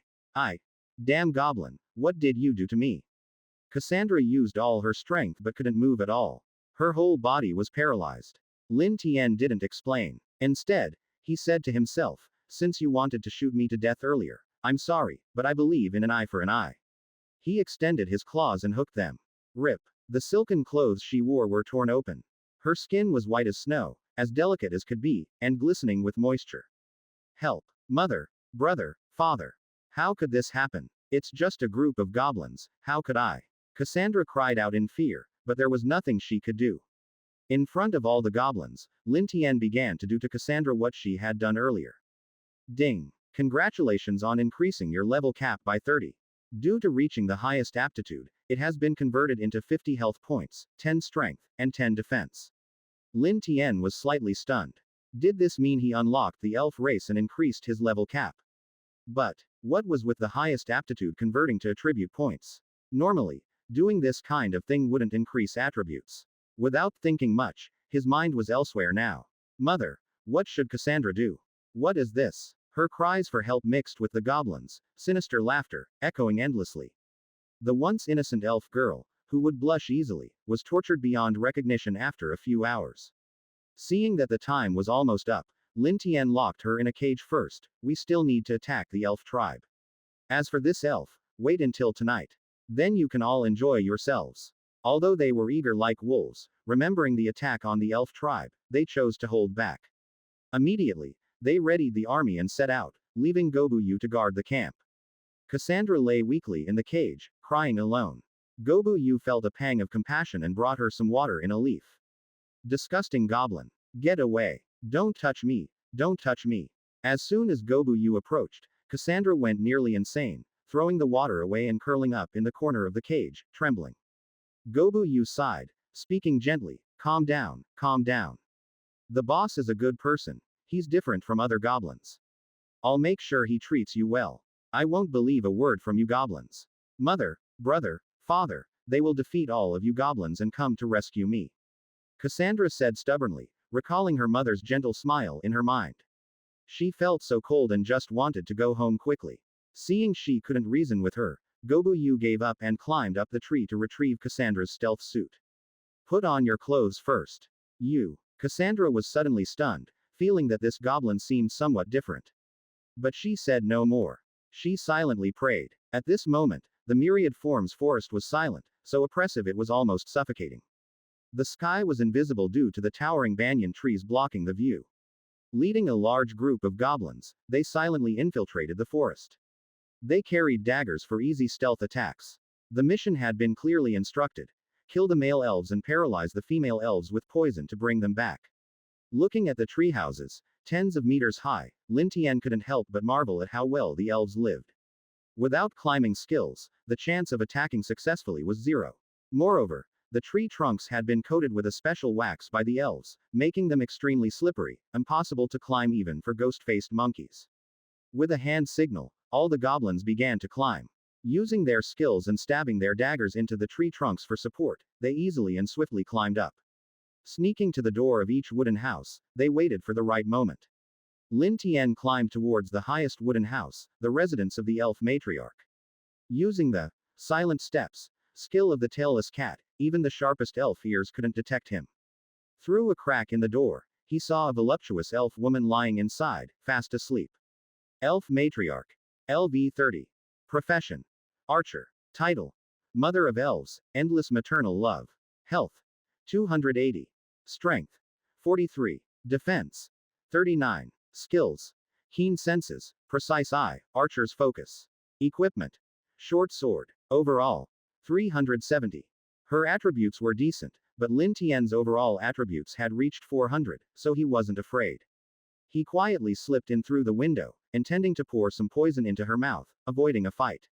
Unexpectedly, The elf matriarch was far more alert than he had imagined. Who are you? Wait, a goblin. How did you get here? She immediately drew her short sword and coldly questioned him. Seeing the situation exposed, Lin Tian shouted, "Attack!" Ah! The goblins who had been lurking rushed into the wooden houses. They stabbed the male elves immediately upon sight. It was a chaotic frenzy with no chance to fight back. Arg! What is this thing? No! Wife! Run away! Screams echoed throughout the myriad forms forest, as chilling as the wails of ghosts in the dead of night. Chapter 9. Expanding the tribe. TL. Sungman. The elf matriarch quickly flipped to the window to check the situation. She saw several goblins carrying the corpse of a male elf from a nearby wooden house and throwing it down. Damn goblins. Seeing this, the elf matriarch became extremely furious and raised her sword to stab at Lin Tian. However, he easily dodged due to his small stature and said, "Don't resist. Your sentries have been captured by me and mated with. We are family now, KK. Sentries. Cassandra. What did you do to her?" Leah's expression was uncontrollable as she frantically attacked Lin Tian. Clang. Blades clashed. Lin Tian began to counterattack with his dagger, easily overpowering Leah. It seems you don't know what's good for you. Wouldn't it be better to obediently become a breeding tool? With a swift movement, his poison-coated dagger slashed Leah's fair calf. Impossible. How can a lowly goblin fight me? Leah was shocked. She leapt lightly to retrieve the longbow from the wall but soon realized she couldn't shoot in the confined space. She had to go outside. But when she looked outside, she was stunned. The wooden houses were engulfed in roaring flames. The scene looked like hell. The goblins were binding the female elves, transporting them below, and some had already started mating. The dead male elves lay nearby, their eyes staring in death. Why? Why is this happening? How can mere goblins overpower us? Leah continuously questioned, hearing other elves' cries for help. Wu matriarch, I don't want to be impregnated by goblins, save me. My husband was killed, someone please save us. Why are goblins here? Why are these lowly goblins so powerful? My child was taken away, what are they going to do? Leah was on the verge of losing consciousness, not from the poison, but from the shock of the situation. She immediately drew her bow, activated a skill, and aimed at a goblin assaulting an elf. One shot, one kill. The arrow pierced through even the plate armor. Seeing this, Lin Tian launched a surprise attack, slicing her bowstring with his dagger. Matriarch, you should stop resisting. I will treat you well. Go to hell. Give me back Cassandra. Leah counterattacked with a short sword but was swiftly disarmed by Lin Tian. The poison started to take effect, making her weak. Lin Tian laughed coldly. Elves, just obediently become our playthings. I will cherish you. With a hilt strike, he knocked Leah out. Using vines, he gently lowered her to the ground. The goblins worked in an orderly manner, with some receiving and some transporting. Do not harm the children, bring them back. Lin Tian ordered. It wasn't out of kindness, but because these children could be raised. Once their reproductive systems matured, they could be used. That night, the myriad forest became a living hell. By the next morning, Lin Tian and his group finally brought back all 30 surviving elves to the tribe. Matriarch. No. How can this be? How were they captured by goblins? Cassandra, in a cage, clutched her head in madness, unable to believe the scene before her. But Leah's voice made her acknowledge it. Cassandra, my child, it's the matriarch's fault, I'm sorry. She had grossly underestimated these goblins' strength, which was highly unusual. At Nobleman at. A single goblin's strength exceeded that of a male elf. Even she couldn't defeat them. Woo, get off me. You disgusting goblins. By then, the goblins couldn't contain themselves any longer. Even after traveling all night, they were still full of energy. They immediately began expanding the tribe's population. Leah couldn't bear to watch and looked at Lin Tian. Are you their leader? Release Cassandra and the children, and I will stay here forever, all right? You're willing. Then show me your sincerity. Lin Tian stood there with a wicked smile. The poison weakened. Leah used all her strength to get up and cautiously began to serve Lin Tian. Cassandra in the cage couldn't bear to watch. Matriarch. You damn goblin. Stop. Oh, little girl, I didn't do anything. Lin Tian responded with a cold laugh. Leah cried heart-wrenchingly, her tears blurring her vision. Woo, Cassandra doesn't need saving. Matriarch, don't do this. Ding. Congratulations to the host for receiving a qualification upgrade, converted to 200 health, 30 strength, 30 defense. Another conversion. Lin Tian was bewildered and suddenly thought of something. Could it be that mating with Gobu Yu would really allow him to evolve into a goblin god? So, the qualifications that should have improved directly converted into attributes. In that case, if he sought out more powerful individuals to mate with, wouldn't his strength increase crazily? Now, he could already crush that bearded man. A day and a night passed. The goblins were all exhausted and couldn't move. Lin Tian locked Leah and Cassandra in a cage, keeping them exclusively for his use. The others were left for the other goblins to use freely. Leah held Cassandra, crying together.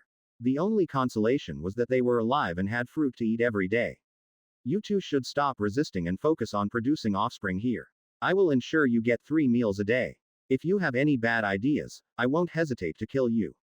The key is, Lin Tian said to Leah and Cassandra. As he spoke, his eyes turned to Gobu Yu, who was taking care of the dozen or so elf children they had captured. Leah didn't respond to his words, but instead pleaded with Gobu Yu, that child has been crying for a long time. Can I feed him? Boss, what do you think? Gobu Yu ignored her and asked Lin Tian. Hearing this, Lin Tian thought for a moment, give her the child. From now on, she will feed these children. These young elves would grow up to be indispensable breeding machines in the tribe. Then, he left the tribe with other goblins to find food for the elves. Mostly, they found vegetables and fruits in the enchanted forest, which were abundant and easy to find.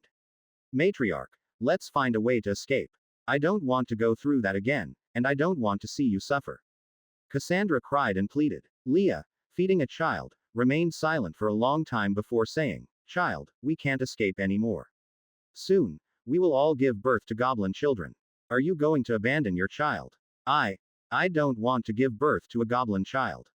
I don't want to give birth to a monster. Cassandra's face was filled with fear as she repeatedly hit her abdomen. Unfortunately, it was useless. Goblin children had incredibly strong life forces, hitting her stomach a few times wouldn't help. Soon, more than half a month passed. Cassandra and Leah's bellies swelled significantly, indicating they were about to give birth. Gradually, the elves accepted their fate. Lin Tian approached the cage with a smug smile. How are you doing? Enjoying your time here. Leah was still very angry when she saw him, but thinking of the child in her belly, she suppressed her anger. She said coldly, Is this how you treat your wife? Keeping me in a cage? Don't worry, once you behave, I will give you freedom. But now is not the time. Focus on giving birth. Lin Tian replied coldly and then began inspecting the other imprisoned elves. It was like inspecting pets, as elves were a type of magical creature. Fortunately, it seemed they were all about to give birth, and they were in good condition. Chapter 10. Journey to Human Territory. TL. Sungman. Time passed quickly, and the number of life simulations refreshed again. Lin Tian found a good place and started simulating. Life simulation system is starting. Current scenario. Capturing elves.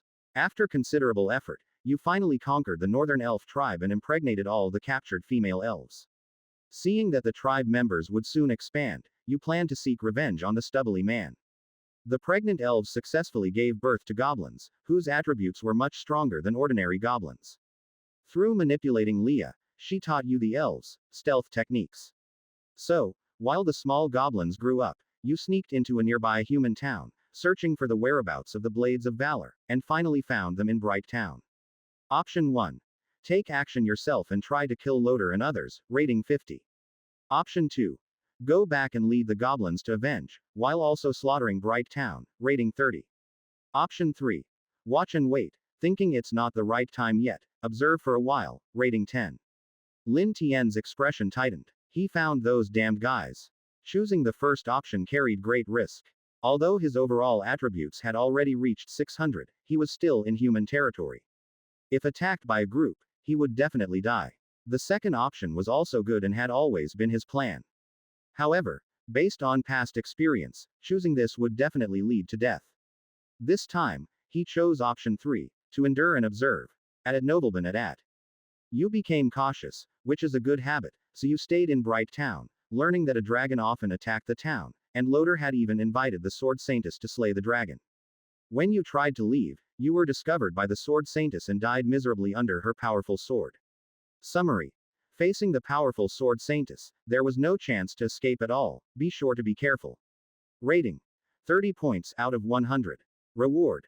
Life points x 30. This life simulation is over, Time progressed 9 days. Swish. Lin Tian snapped out of the system, his expression serious. Damn it, he died again. Was it that easy? Unexpectedly, it was the sword Saintess again. He had to find a chance to deal with her. He wondered how much of an improvement she would bring him.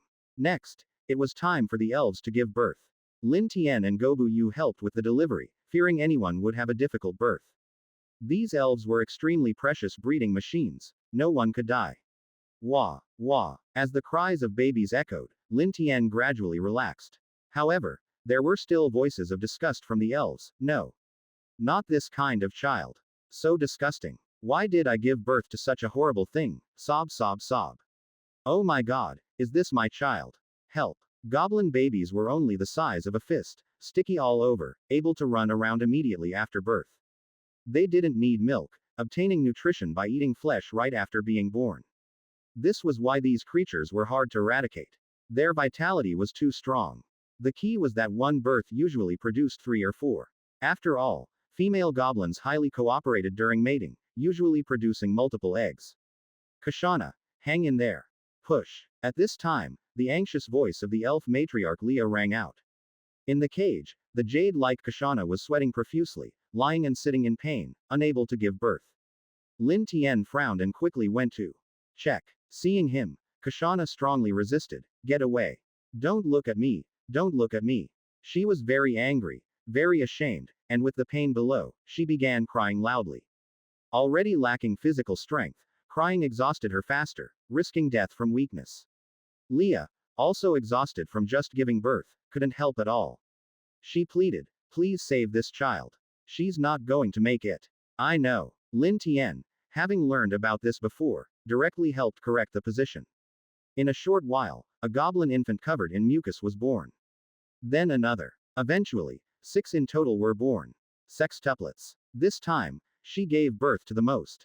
Lin Tian was a bit surprised, no wonder she had a difficult birth.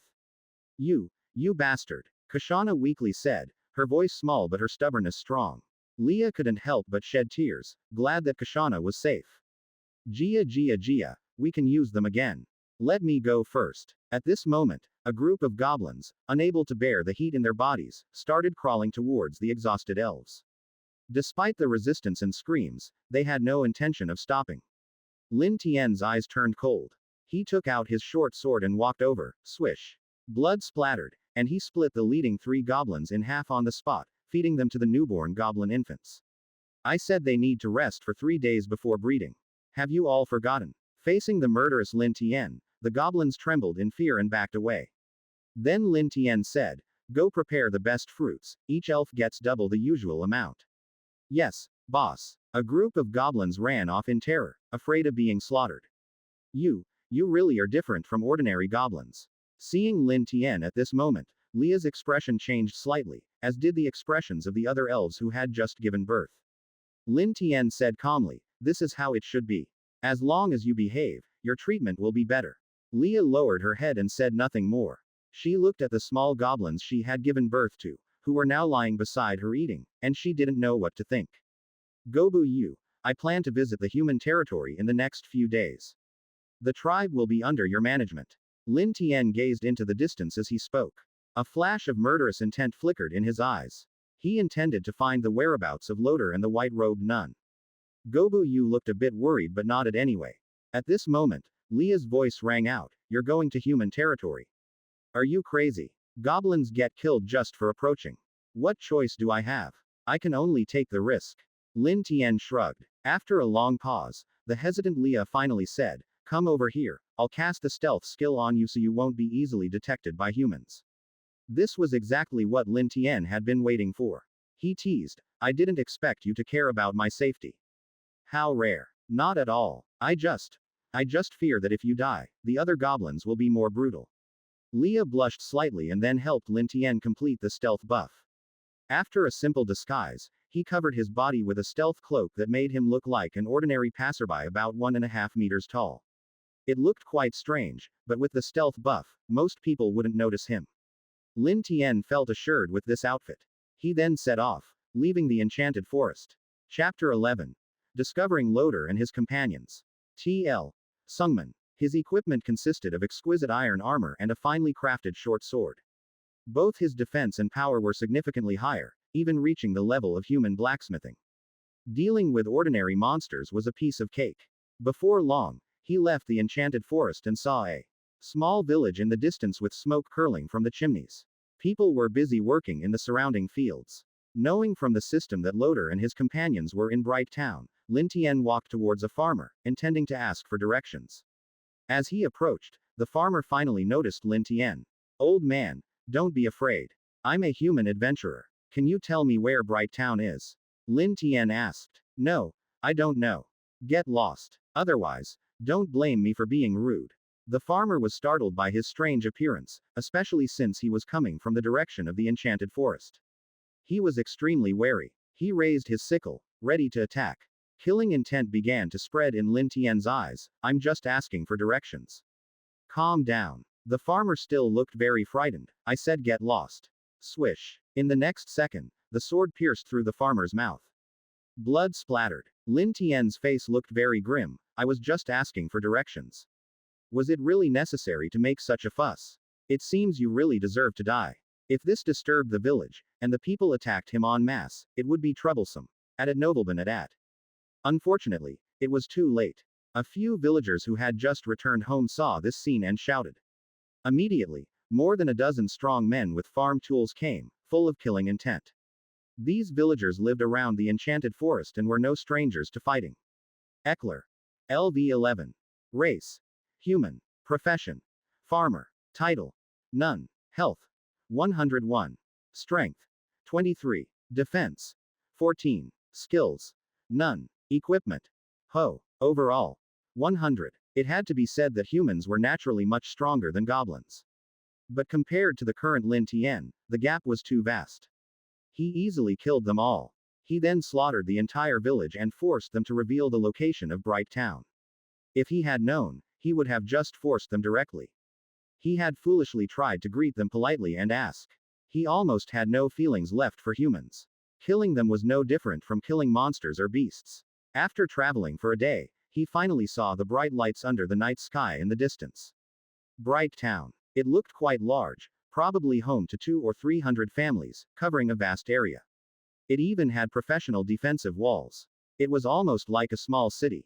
However, entering the town at night would easily expose him, so he decided to wait until morning to blend in with the large crowd. Sure enough, even though the guards checked, they didn't notice Lin Tian. The stealth buff only worked well in a crowd. Upon entering the town, it was unexpectedly lively. The people here all seemed to be smiling and happily strolling around. The numerous vendors made the scene dazzling. "I didn't expect people to live so well in this world," Lin Tian found it hard to believe.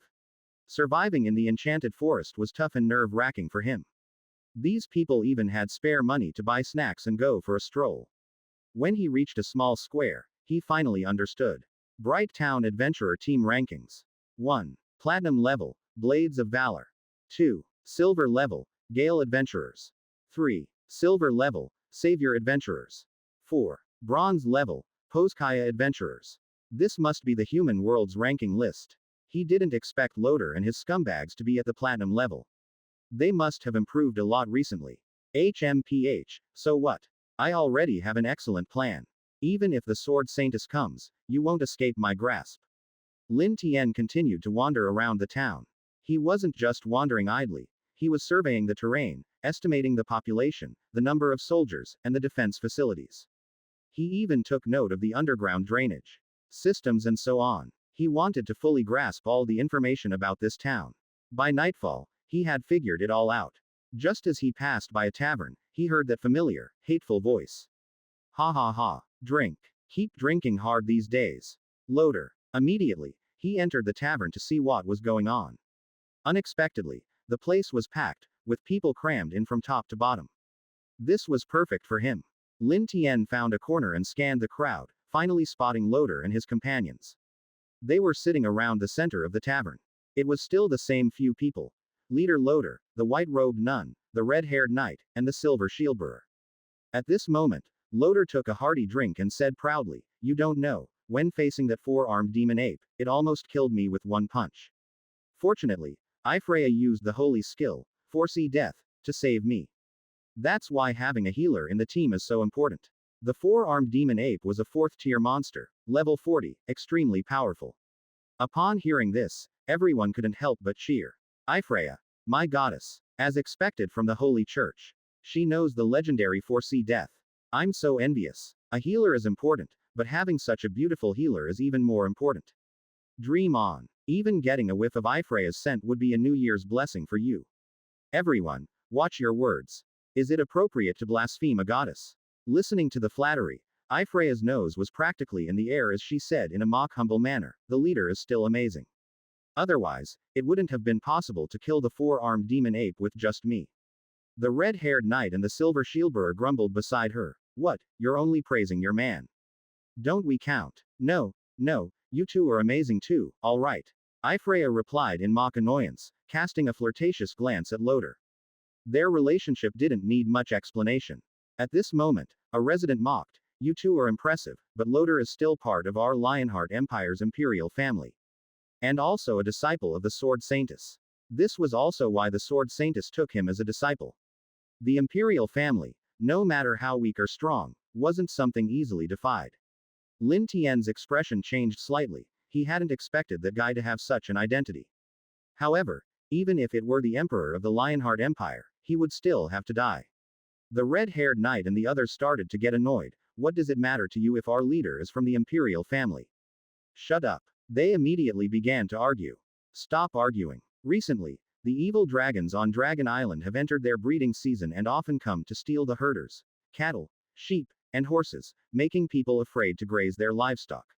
You adventurers are so great, why don't you go slay the dragons? At this moment, the tavern owner spoke in a contemplative tone. He was wiping glasses at the bar, his tone heavy. Slay dragons. That was indeed every adventurer's dream, but dragons weren't so easy to slay. It was known that an adult dragon was at least level 50 and could fly. They had immense health and high attack power. Only diamond-level adventurers could handle them. Anyone else would just be offering themselves up as a meal. Ellipsis. Hi everyone, the Lionheart Empire is called an empire, however it contains many characteristics of a kingdom. In the Raws, for example, many things that should be referred to as imperial are referred to as royal. I've changed all mentions of royal king to imperial emperor to match the Lionheart Empire naming. I'll talk more about it later. Chapter 12. Sword Saintess. T.L. Sungman, the resident who had just been rebuked, said at this time, HMPH, you all are so great, then the dragon slaying task is yours. You. The red-haired knight was furious, but he didn't dare to take on this task. No matter how much he pretended, he wouldn't dare to speak lightly about dragon slaying. Especially since it was a dragon of Dragon Island. Dragon Island was separated by dozens of kilometers of sea, and it was home to dozens, even hundreds of evil dragons. It was said that it had even nurtured a dragon king at the elemental level. That was equivalent to a 6th-tier magical beast. At this moment, the tavern keeper sighed, alas, it seems that Bright Town is in trouble. We must quickly seek aid from the capital. Otherwise, those evil dragons might even eat people. During the breeding season, dragons needed a lot of nutrients. And each dragon needed to eat 2 tons of food a day. The nearest land town to Dragon Island was Bright Town. Undoubtedly, it would become the dragon's first target. This was just the beginning. It was terrifying to imagine what it would be like when dozens of dragons came to prey. How could this happen? It's over. Is Bright Town going to be destroyed by dragons? I need to hurry home and pack my things to escape from here. Where can you escape to? If Bright Town is finished, do you think other villages and towns will be spared? Fear showed on everyone's faces. They didn't know what to do. The tavern keeper cursed again. Isn't it because the current adventurers are all cowards? If they had gone to kill the dragons on Dragon Island earlier, there wouldn't be so many now. At this moment, Loder finally spoke, calmly saying, everyone, rest assured. I have written a letter asking my master to come and slay the dragon. With her here, it will be a simple matter, and there is no need to request troops from the capital. What? Wow. Really? We can see the unparalleled beauty of the sword Saintess. This time we've hit the jackpot. Not only can we see the sword Saintess, but we can also witness dragon slaying firsthand. In an instant, the previously dispirited residents were invigorated and extremely excited. Who hadn't heard of the sword Saintess's stories? She had single-handedly swept through the 1,000-mile magical forest to the west of the empire. She had defeated the strongest swordsmen of several neighboring countries in single combat, winning every match. Most importantly, she was said to be as beautiful as an angel fallen to the mortal world. Some perverts even wanted to be judged and punished by her. At this time, Lin Tian slowly got up and left the tavern. If he stayed any longer, the sword saintess might arrive and discover his identity. However, he had already gathered enough information. When the sword saintess and the others fought the dragons, he could seize the opportunity to take out some key targets. His goal of killing or capturing Loder would be relatively easier. Soon, another month passed. Lin Tian tried simulating life 3 times, succeeding twice and failing once. The failure was not due to the sword saintess discovering him but because Loder was killed by the evil dragons in the chaotic battle. Although he had succeeded, if he didn't do it himself, it would lose its meaning. It had to be done personally to be effective. As the time for the dragon's massive attack on Bright Town approached, Lin Tian began preparing for a sneak attack. This time, about 70 to 82nd generation goblins had been born. All had grown to adulthood. Small goblin. LV11. Race. Goblin. Profession. None. Title. Elf bloodline, exceptionally gifted. Health. 110. Strength. 15. Defense. 13. Skills. Gene Devour. Equipment. None. Overall. 100. Even if these second generation small goblins were whiteboards, at around level 10, their attributes were close to those of ordinary humans. They naturally had a level cap of 30, making them very powerful. If there were hundreds, even thousands of these goblins, leveling up to the max would be enough to take down a human city. Perhaps the 3rd or 4th generation would be even stronger. But whether that was effective remained unknown. So, Lin Tian did not bring these goblins this time, he only brought the 1st generation ones. Even if they all died in Bright Town, he wouldn't feel any pain. He also didn't plan for them all to come back alive. Now was the time for survival of the fittest, even though these guys had fought alongside Lin Tian before. But goblins were goblins, where was the talk of emotions and humanity? They were just consumables. Then, leading nearly 100 fully armed 1st generation goblins, he set off for Bright Town. Ellipsis. Inside Bright Town. The grand arrival of the sword saintess had the whole town celebrating for 3 days and nights. In the church, a tall woman, at least 178 centimeters, clad in dazzling gold and white armor, stood inside praying. Her tall stature, paired with the long sword at her waist, exuded an imposing aura. A white cloak with gold trim added a touch of sanctity. Outside, Loder cautiously entered and said, "Master, recently we've seen a few evil dragons lurking near the town. Since no one is grazing their livestock, they seem to be getting impatient and may soon attack the town." Even though he was of imperial blood, he could only behave respectfully in front of this extraordinarily powerful swordswoman. He dared not have any impure thoughts. "I understand. Let's go. We need to arrange for some dragon hunting crossbows. Otherwise, none of you will be of any use when the time comes, and it will be my disgrace." The sword saintess turned slowly as she spoke. At that moment, even Loder's heart trembled. Her flawless face was a masterpiece, every line exquisitely crafted. Her red lips seemed to exude moisture. However, her eyes were covered with a white silk cloth, adding an air of mystery and making her seem unattainable. Added Nobleban. Although her eyes were covered, it did not impair the sword saintess's vision. She walked straight out. Outside, most of the men in the town were gathered around the church, craning their necks to catch a glimpse of her beauty. "Oh my God, is that the sword saintess? So noble, so beautiful. What is that invisible aura of sanctity? It's much more than what I feel from nuns. A woman who combines power and beauty. I can't imagine what kind of man could conquer her. Don't even think about it. Even our Lionheart Emperor wouldn't dare make a move on her." As the sword saintess emerged, the residents made way. Her commanding presence was entirely different from that of the townsfolk.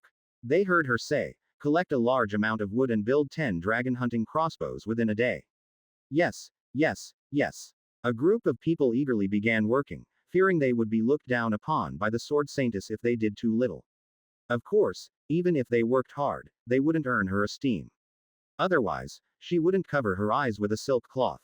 This world wasn't worthy of her direct gaze. If anyone was, it would be a man capable of conquering her. In less than half a day, the wood was collected. Following the blueprints provided by the sword saintess, 10 dragon hunting crossbows were completed before nightfall. They were placed at various high points around the town. These crossbows were so large they needed wooden carts for mobility and required the strength of more than a dozen adult men to pull back the strings. Each was about 10 meters long, equipped with 2-meter long bolts. Only then could they be called dragon hunting crossbows. Chapter 13. Dragon Invasion. TL. Sungman. Roar. Suddenly, a thunderous roar echoed from the distant sky. Deafening and shattering. It was a fear embedded in human instinct. Most of the residents of Bright Town were so scared that their legs went weak, nearly collapsing to the ground. Women and children ran into their houses in terror. Even Loader and his team wiped cold sweat from their foreheads. The dragon's might was too terrifying. However, a majestic figure stood on the city wall, a platinum cape fluttering in the wind, showing no fear at all. It boosted everyone's morale. The fear significantly diminished. After all, with the sword Saintess here, everything would be fine. Tell the residents to let the elderly, women, and children take refuge in the shelter. Leave these flying lizards to us. The sword Saintess said coldly. Full of disdain. Besides Loader's group, the other hero teams mainly assisted in evacuating the masses. Suddenly, the clouds in the sky were swept away by a gust of wind. The dragons finally appeared. Their bodies were covered in black and brown skin, without fur, sharp fangs, and claws, with dragon wings that blotted out the sky. Their size was about 15 meters, but their maximum wingspan was close to 50 meters. They were just like the dragons in Western mythology. Have they arrived? The sword Saintess said calmly. She single-handedly loaded the dragon hunting crossbow, aiming at the sky 700 to 800 meters away. At it Nobleman at. Aimed, and fired. Whoosh. A piercing sound of the arrow breaking through the air exploded instantly. One must know, this crossbow required 10 adult men to pull it. And she did it single-handedly, fully drawn. Incredibly, a distant, sorrowful dragon's roar rang out. The giant dragon, like a bird with broken wings, fell from the sky. This scene immediately moved all the residents of Bright Town to tears of gratitude. Indeed, the sword Saintess is incredibly strong.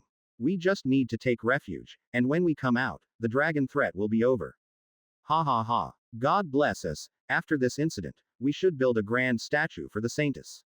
The residents, amidst cheers, hid in the shelter without any tension or fear. However, 2 or 3 dozen men stayed behind to help. With the hero teams, about 50 people in total, it was more than enough. With the fall of the first dragon, its death roar immediately enraged the remaining dragons. 7 or 8 dragons that came out to hunt quickly broke through the clouds, heading towards Bright Town. Moreover, on Dragon Island hundreds of miles away, a giant creature suddenly opened its eyes. I have already shown you how to use the dragon hunting crossbow. Don't be too stupid. The sword Saintess said calmly. Suddenly, she executed a rapid spinning kick, sending the timber used to make the dragon hunting crossbow flying. In the distance, a dragon's pupils suddenly contracted. It was too late to dodge, and blood spurted from its eyes on the spot. Screaming, it lost direction and crashed to the ground. The nearby dragons were puzzled, only to be struck by more flying timber. All hit their marks. Although it didn't kill the dragons, it caused substantial damage. This scene left everyone else stunned. The timber scraps could suppress so many dragons. And her eyes were still blindfolded. If she took off the blindfold, the timber scraps would probably slay the dragons. She was incredibly strong, at a whole different level. The real dragon is coming, everyone get ready at the dragon hunting crossbows. At this moment, the sword Saintess said solemnly. Seeing her on guard, the others were so scared they scrambled to get in position. Roar. Suddenly, a lightning-like dragon roar resounded through the heavens and earth. This roar far surpassed the previous dragon's roar, on a completely different level. Look there. Oh my god. What is that? A resident shouted in terror. In the distant sky, a truly enormous dragon broke through the clouds. Its head was larger than an entire ordinary dragon. Its body was dark purple with numerous prominent golden purple bone spurs, so massive it seemed like a mountain moving closer. A creature over 100 meters long. With a wingspan close to 500 meters. The swarming dragons around it looked like tadpoles in comparison. Loader's heavy voice spoke. Purple Gold Dragon Mother. A level 79 super monster. Is that the Dragon King? Quick, shoot. The crowd finally reacted, all drawing their bows and loading. 10 dragon hunting crossbows fired simultaneously in the direction of the Purple Gold Dragon Mother. The piercing sound of the arrows breaking through the air felt like it could rupture eardrums.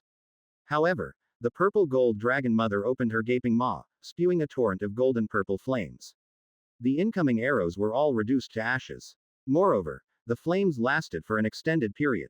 They shot from over a kilometer away, reaching the front of Bright Town. Everything in its path was scorched to cinders, rendering the arrows ineffective. Faced with that terrifying heat wave, the residents' legs went weak, unable to stand. If they were to be hit by those flames, they would turn to ashes instantly. High-tier sword skill, Sword Chi Surge. Finally, the sword Saintess drew her sword. A flash of cold light appeared as a magical array gathered on her longsword, unleashing a sword chi wall as grand and overwhelming as a tsunami. Swoosh swoosh swoosh. It directly blocked the dragon flames. Loder had seen much in his time, but the other members of the hero team were so shocked they nearly shouted. High-tier sword skill. My god, it's high-tier.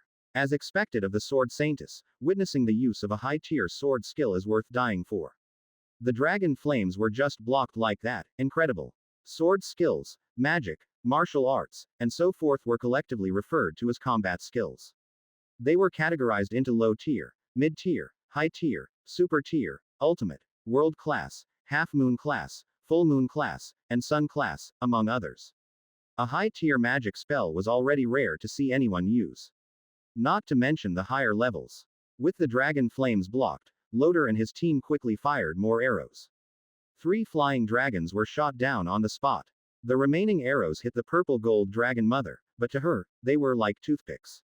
Merely causing slight pain. Roar. Despite some losses, the flying dragons entered the town's range. One blast of dragon flames and a house was instantly destroyed. Mouthful after mouthful, they wreaked havoc, destroying everything effortlessly. The residents hiding in the shelter, hearing the deafening sounds, couldn't help but feel a bit frightened again. At this moment, a mother comforted her crying child. Don't be afraid, everything will be fine. We just need to stay here, it's very safe. Yes, even if the town is destroyed, we won't be affected. It's very safe. With this reassurance, the residents breathed a sigh of relief. At worst, they could rebuild their homes later. But was it really safe? Ellipsis. Ah, what a beautiful fireworks show. On a small hill far from Bright Town, Lin Tian watched the sea of flames in the distance, unable to help but sigh. As he spoke, a wicked smile appeared on his lips. Chapter 14. Sneak. Attack successful. TL. Sungman. The dragons in the sky were indeed imposing, terrifying the hundreds of goblins behind them into trembling. Wyvern. LV51. Race. Sub-dragon. Profession. None. Title. 5th tier monster. Fire element manipulator. Symbol of glory. Health. 530. Strength. 91. Defense. 102. Skills. Dragon Flame, Dragon Roar, Bite. Equipment. None. Overall. 600. Even a random dragon had such absurdly high attributes. And they could fly. Lin Tian couldn't help but be surprised.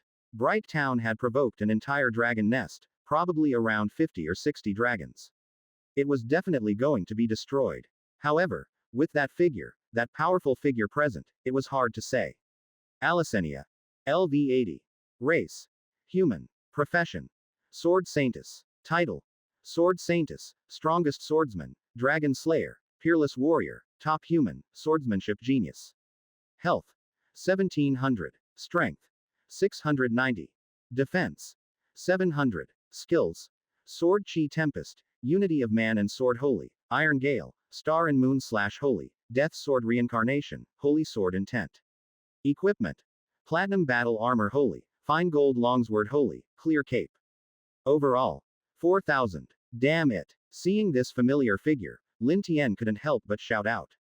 Damn it, it was too monstrous. He had thought there was only a slight gap, but it turned out to be a terrifyingly huge difference.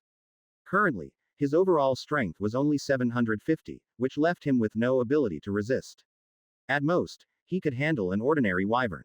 The key was that her titles and skills were so many that the system couldn't even list them all. Moreover, many of them included the word, holy, giving her a holy bonus specifically against monsters, adding an extra 10% damage. Fighting her, even if he had a group of big goblins behind him, would be hopeless. However, Lin Tian's target this time was not her, but Loder and his people. As long as he could complete his revenge first. Boss, what is that? How can it be so powerful? A goblin stammered. They saw the sword Saintess weaving through the air, not flying, but stepping on those wyverns. Every now and then, a sword slash would decapitate a dragon. In the midst of her jumps, she had already slain dozens of wyverns. It was unbelievably overwhelming. Moreover, her target wasn't ordinary wyverns but the purple gold dragon mother about 1,000 meters high. Using this momentum, she leapt onto the purple gold dragon mother. She immediately slashed through its giant wings, causing the purple gold dragon mother to plummet into the distance. Boom! Such a terrifying fall kicked up a storm of yellow sand, almost swallowing Bright Town. Meanwhile, Loader and his group had only managed to kill 10 dragons in total, but at least they had almost wiped out half. The remaining wyverns frantically spewed dragon flames, destroying the town. They also set their sights on Loader and his people. With claws extended, they pounced. Freya, prepare, Loader called out with a serious expression. The white-robed nun immediately activated her skill, Holy Sound, chanting the Bible. Within a certain range, teammates received an attack boost. Mid-tier sword skill, Sky Slash. Whoosh. Loader's longsword charged for about 10 seconds, releasing a stunning sword energy. It was about 3 meters long. It slashed open the attacking wyvern's abdomen, spilling its guts all over the ground, and it fell. Ha ha ha, I'm a dragon slayer too now. Afterward, Loader was extremely excited, wiping the cold sweat from his forehead. From afar, Lin Tian kept his gaze on him, astonished that this guy could also kill a dragon with one move. It was unbelievable. Loader. LV41. Race. Human. Profession. Bladesman. Title. Disciple of the Sword Saintess, Imperial Descent. Dragon Slayer. Health. 700. Strength. 164. Defense. 133. Skills. Sky Slash, Unity of Man and Sword Holy, Sword Dance, Sword Song. Equipment. Fine Longsword, Fine Armor. Overall. 900. Overall, this guy's strength was higher than Lin Tian's. At a nobleman at. But he didn't intend to confront him head on. Instead, he aimed to strike when he was vulnerable. That's how a goblin should be, a bit treacherous. The battle in Bright Town gradually reached its climax. The town had completely turned into a sea of flames, and the buildings were almost entirely destroyed. Many people had died in the battle. Only about a dozen wyverns remained. Follow me. Finally, Lin Tian decided to move, leading the goblins into the town's drainage system, crawling bit by bit inside. Because they all had a stealth buff cast by the elves, they were less likely to be discovered. Eventually, they reached the central area of the town. Based on his memory, Lin Tian found the location of the underground shelter. Lin Tian instructed, "You go down and cause a commotion. The rest of the goblins hide and wait for my command." From a distance, Loader and his group were already covered in wounds. Their health was less than half, very weak. The white-robed nun was also exhausted, unable to continue. The red-haired knight and others were in similar states. Their overall strength had significantly diminished. Lin Tian had been waiting for this moment. He just needed to lure them over. Goblins. Why are there goblins here? No. My child. Help. Call the adventurers to save us. Inside the underground shelter, the terrified voices of the residents echoed. A man frantically rushed up, shouting, "Ah! Goblin invasion! Where are the adventurers? Goblins are attacking the shelter." What? Loader and the others nearby frowned. Damn it, where's my master? Turning to look, the distant ground was covered in dust. They could hear dragon roars and sword clashes, indicating the battle was still ongoing. The purple gold dragon mother was not easy to deal with. You two hold on, there aren't many dragons left. Freya, come with me, let's kill those damned goblins. Loader said angrily, rushing over in a hurry. 20 meters. 10 meters. Getting closer and closer. Suddenly, a short sword stabbed out from the ashes, piercing Loader's foot. Ah, it hurts. Loader screamed, thinking he had stepped on something sharp, only to realize it was a goblin. He quickly moved to kill it. At this moment, the hidden goblins pounced on him. Initially, he could resist, killing a dozen goblins. But the sheer number overwhelmed him, all aiming to seize his sword. In the end, he had to admit defeat. "Captain, help me, I've been captured by goblins." Freya's panicked voice rang out, as she was ensnared in a net, being dragged along the ground. Like dragging a dog. It was very humiliating. Loader's heart tightened. Damn it. Damn it. Why are there so many goblins here? However, he was already very weak, and without his weapon, he couldn't resist. Health was linked to stamina and energy. With low health, his stamina also dropped, leaving him with no strength to fight back. Damn it, Captain. Freya. The red-haired knight and the silver shieldbearer saw the situation from a distance and, ignoring the wyverns, rushed over to help. But as they passed a pile of collapsed buildings, a chill ran down their spines. Chapter 15. The Sword Saintess's Great Defeat. TL. Sungman. Lurking for a long time, Lin Tian struck, his face full of a cold smile, directly piercing the body of the red-haired knight. You. When did you? The red-haired knight's eyes widened in disbelief. No. Loder let out a painful shout but could only watch helplessly as the red-haired knight's health hit zero. He slowly fell to the ground. Blood flowed everywhere. Finally, he became motionless. At this moment, the silver shieldbearer also reacted, confronting several ambushing goblins. Luckily, his defense was high, otherwise, he would have been killed by the ambush. After a few moves, he unexpectedly discovered that these goblins were not only strong fighters but also had high defense. There were even some using spears, making it impossible to get close. Captain, these goblins are no joke. There are only 6 of them, and I can't hold them off. The silver shieldbearer's terrified voice echoed as the goblins forced him to retreat repeatedly. At this moment, the goblins picked up burning torches and threw them at him. The flames ignited the fabric on his armor, burning him directly. Ah, it hurts. It hurts so much. The silver shieldbearer screamed hysterically. He threw down his shield and ran around wildly, becoming a human torch. Damn goblins. I will kill you all. Loder roared with heart-wrenching fury. Freya also burst into tears, even though she had never reacted like this when facing dragons. Now, 2 teammates had died directly. Lin Tian coldly smiled and said, "It's time to go. The rest of you, go hunt those controlling the dragon crossbows." Then, with about 10 goblins, he took the 2 and jumped into the drainage ditch, making a quick escape. Just like that, Bright Town was completely thrown into chaos. Earlier, facing a group of dragons that had wreaked havoc on the town, they had not panicked, but now, they were completely disoriented. At the foot of a distant mountain, a large area of trees collapsed into splinters. The small animals were so frightened that they died from fear, not even having a chance to escape. The sword Saintess was fiercely engaged in her battle. Several hills had been leveled. It was extraordinarily shocking. What's going on? Goblins dare to invade at a time like this. The sword Saintess's tone held a hint of surprise as she coldly stared at the woman in purple armor before her. Now, she had taken off her blindfold, revealing deep azure eyes. It was as if 2 icebergs were in her eyes. The woman in purple armor was the purple gold dragon mother, transformed into human form. She stood about 2 meters tall, with a very hot figure. The armor wasn't exactly armor but an exoskeleton grown from her flesh, very imposing. Her golden slit pupil eyes were extremely sharp. However, her body was already covered with wounds, oozing lava-like blood. The purple gold dragon mother opened her mouth full of sharp teeth and said, "Heh, it seems you can barely take care of yourself, human sword Saintess." As she spoke, she reached out with her clawed hand and attacked again. Her speed was incredible. The force of her movement sent wood splinters flying into the air behind her. The sword Saintess still handled it with ease. "Barely take care of myself. Let's see how much more dragon blood you have left to spill."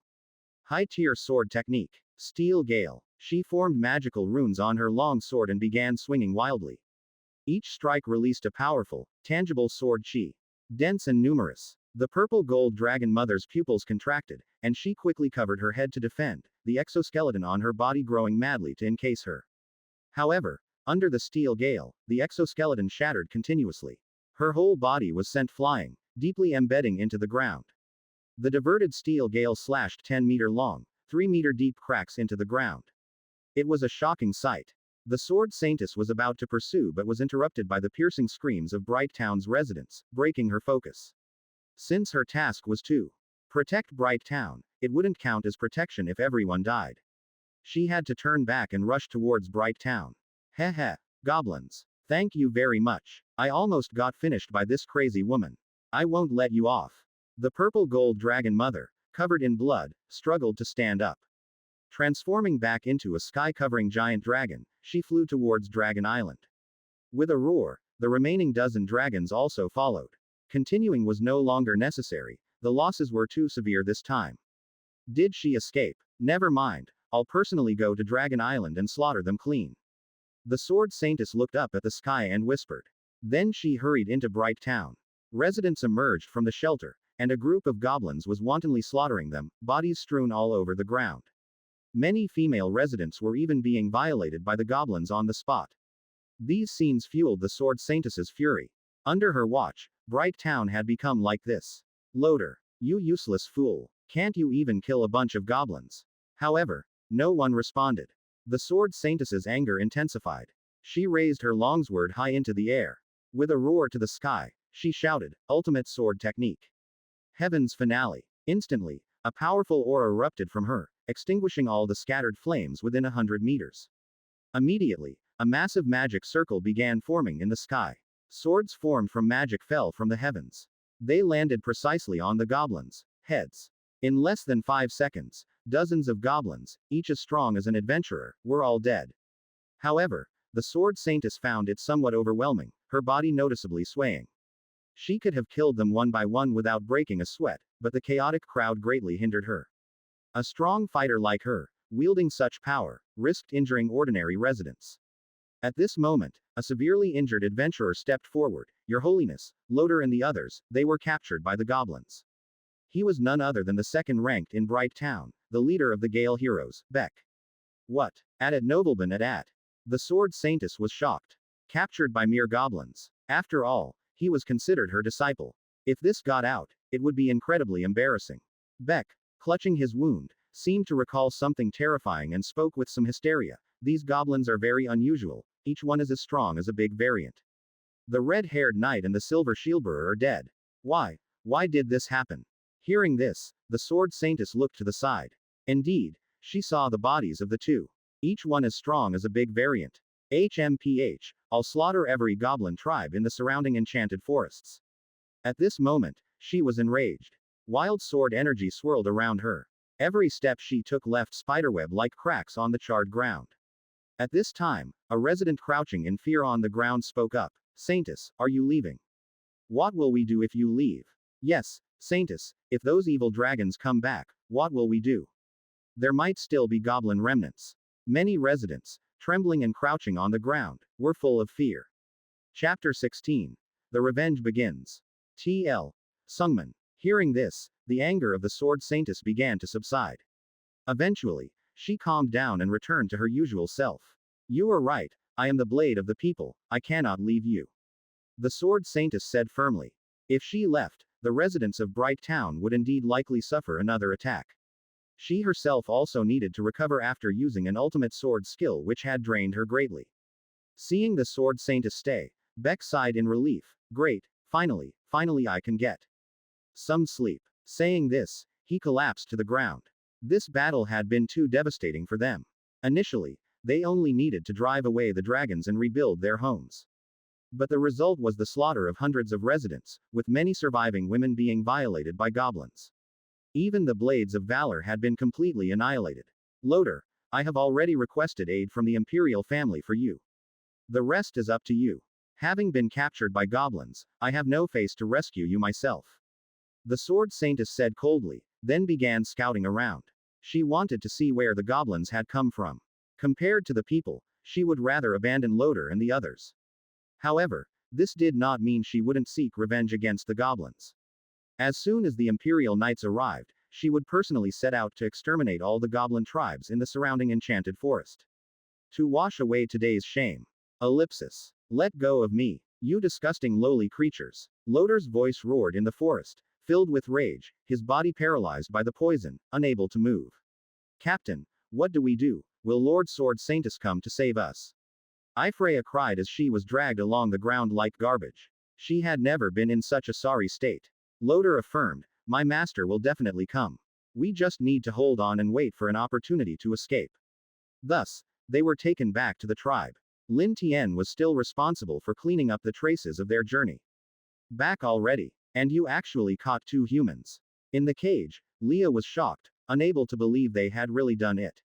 Not only had they intruded into human territory, but they had also captured humans. Who could have thought that this was a goblin tribe without even a single major variant? Loader was still defiant at this moment. HMPH, just a bunch of lowly goblins. Once I recover a bit of strength. What?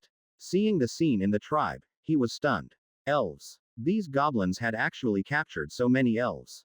Even they dared not provoke the elf tribes. Oh no. This tribe might have a hero variant. At this moment, Loder could no longer remain defiant. If there was a hero variant goblin, he probably wouldn't survive until the sword Saintess came to rescue him.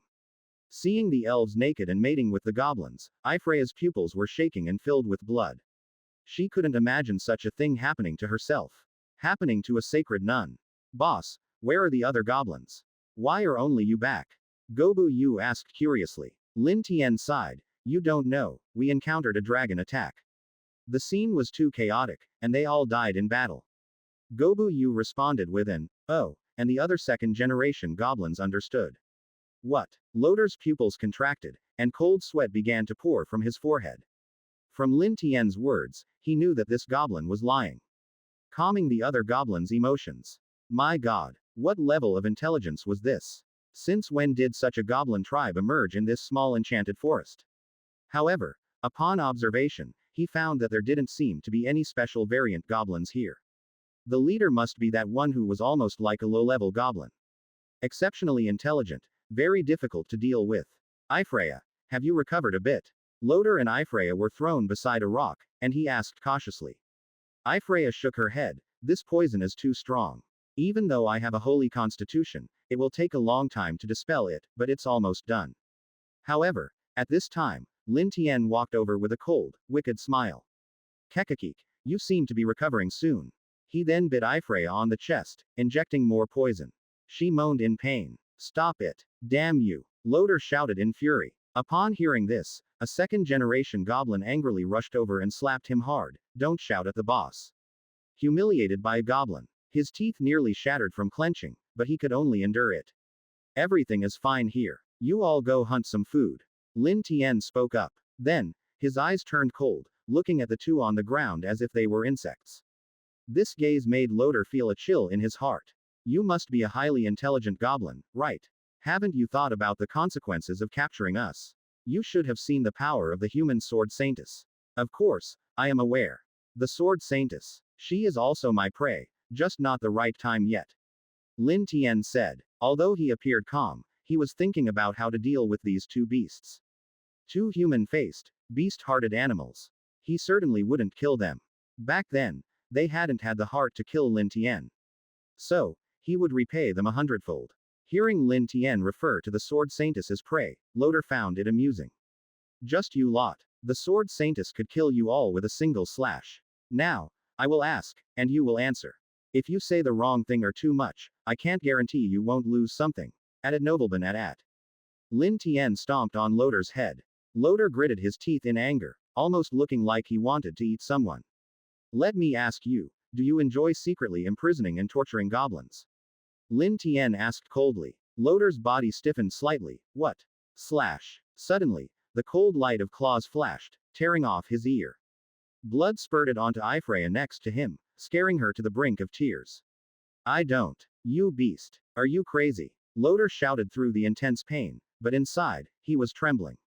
Only their team knew about such things, so how did a goblin know? Could it be that this goblin had been watching them all along? Weird. Too weird. How was this possible? Slash. While he was thinking, Loder felt a sharp pain in his right ear.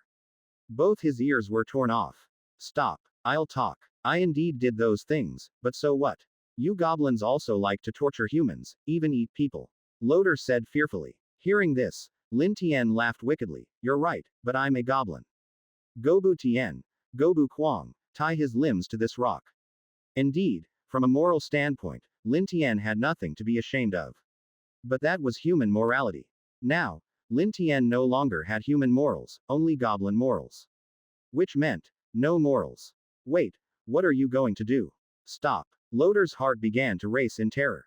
Ifreya cried on the spot, Lord, Holy Mother, please send a miracle to save us. But it was futile. If there were so many miracles, the world would be in chaos. What is wrong with this goblin? He even considers the sword Saintess as prey. Such a terrifying and strange creature, it might really be possible. Loder thought nervously. This time, there was no escaping. Lin Tian's gaze finally turned to the white-robed nun on the ground. At first, he had thought she was a good person, but she turned out to be the most disgusting and perverted. She had castrated him, then used magic to heal, and castrated him again. A beast among beasts. What are you going to do? Seeing Lin Tian getting closer, Ifreya trembled in fear. Oh yeah, Kekaki, a human nun, so beautiful. Seeing this, the other goblins cheered in excitement. Lin Tian turned his head. Don't worry, as long as you stick with me, you'll have good treatment in the company. Everyone will get their share. Beast. How dare you? Suddenly, Loder's hysterical roar echoed. His forehead veins bulged, he almost used all his strength to scream. Spitting saliva everywhere, Lin Tian's mouth slowly curved into a smile. His purpose was to show it to Loder. He began to lay his hands on the white-robed nun. Loder trembled with rage, suddenly becoming calm. I beg you, let her go. I promise not to trouble you. I can even support you, give you a status in the Lionheart Empire, how about it? I swear by the Standmont family name to God. This condition, if offered at their first meeting, Lin Tian might have believed. But now, forget it. These two beasts could never be trusted. Then, he slowly, bit by bit, made Ifreya feel unprecedented sensations. Stop. My body has been dedicated to the Lord, you disgusting thing, don't touch. Ifreya screamed miserably, save me, Captain. The more intense her cries, the more excited Lin Tian became. Loder was almost fainting from anger, he could only close his eyes, unwilling to watch. In the distance, Leah and the others were peeking. This Lin Tian, could he have a grudge against humans? What he's doing seems very vengeful. Since they had been together for a long time, Lin Tian had told her his real name. I heard the boss mention before that he wanted to take revenge on humans, so it seems so. Gobu Yu said. Cassandra, however, responded with irritation, goblins are just goblins. Evil, filthy, that's their nature. Of course, Gobu Yu is an exception. Cassandra, child, I believe Lin Tian is different. Although we are imprisoned, apart from not being able to move freely, we don't have to worry about anything else. Leah was now completely taken by Lin Tian. The main reason was that every time they mated, she could experience sensations beyond what elves could provide. Previously, even 2 or 3 elves at a time were not enough for her. Now, a single Lin Tian was enough to completely satisfy her. She had fallen in love with that feeling. Chapter 17. Rare Goblin. TL. Sungman. Mother, why are you talking to the goblin? Cassandra's eyes were full of unwillingness as she spoke. Leah still looked infatuated with Lin Tian. Child, you don't understand now, but you'll see the good in Lin Tian later. However, after speaking, a trace of helplessness flashed in her eyes. This was the only thing she could do now, to win Lin Tian's sympathy and then fight for everyone's freedom. That would provide an opportunity to escape. After several hours, Lin Tian finally finished. Gobu Tian, Gobu Kwang, pry open that guy's eyes for me. Lin Tian looked at his results with a face full of pride as he spoke.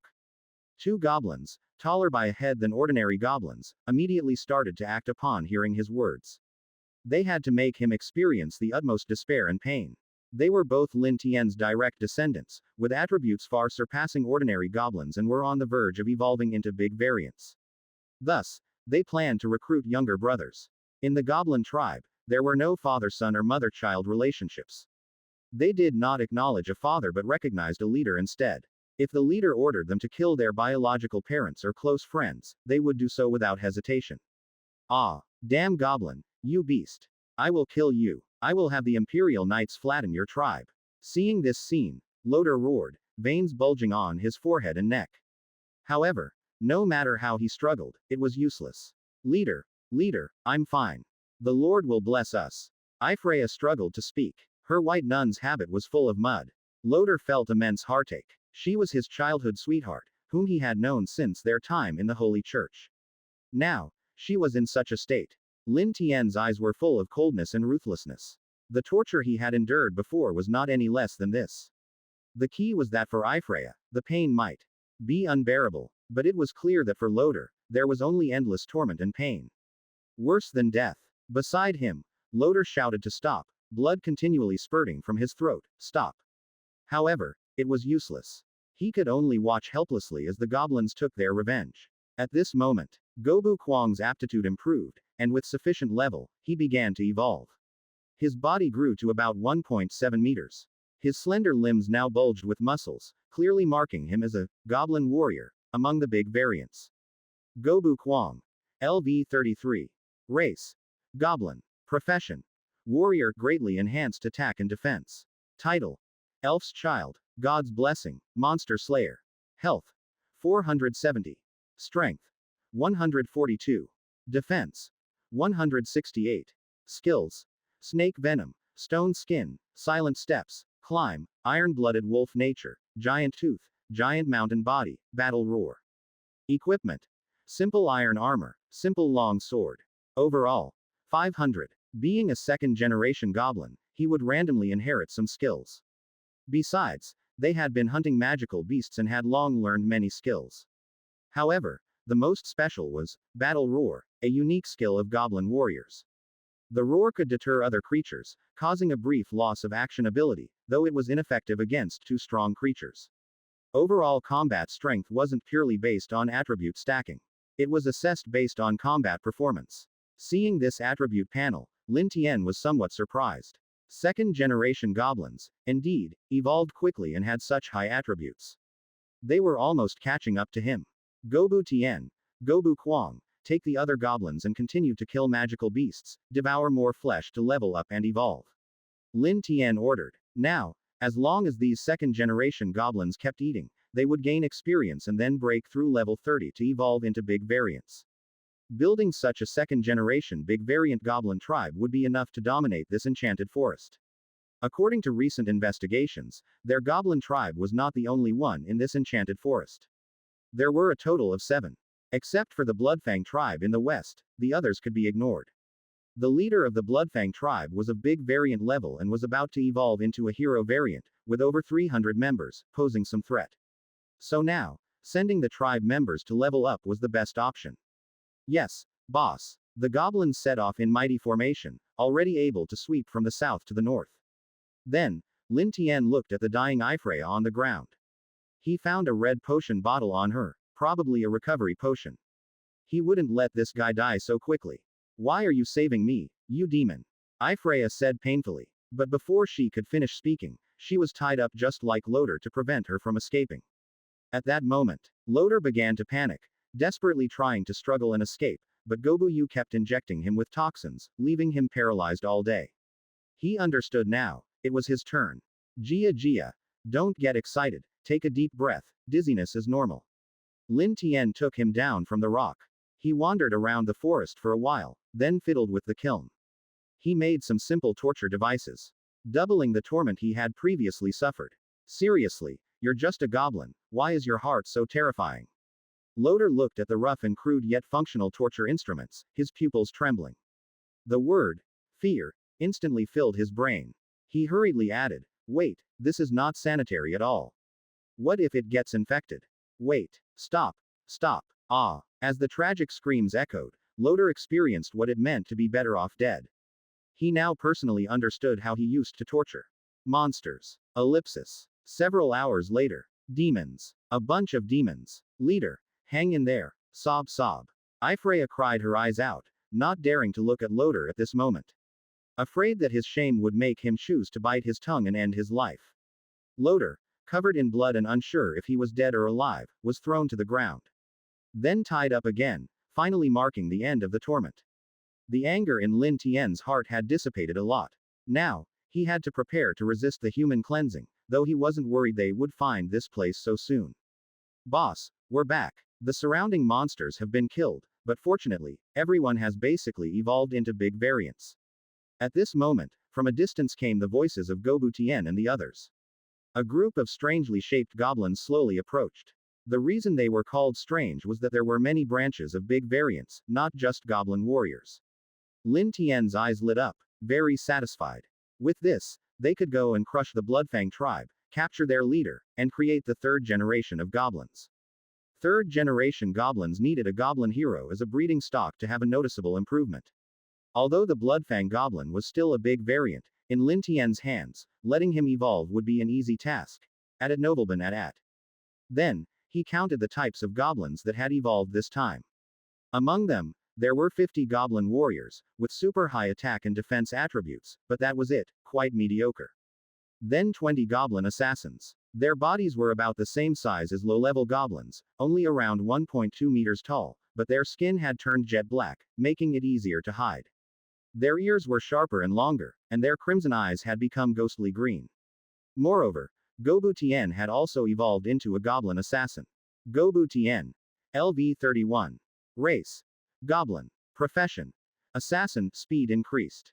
Title. Elf's Child, God's Blessing, Keen Hunter, Monster Slayer.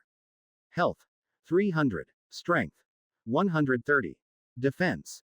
80. Skills. Night Stealth, Deadly Ambush. Equipment. Simple Iron Armor, Simple Short Sword.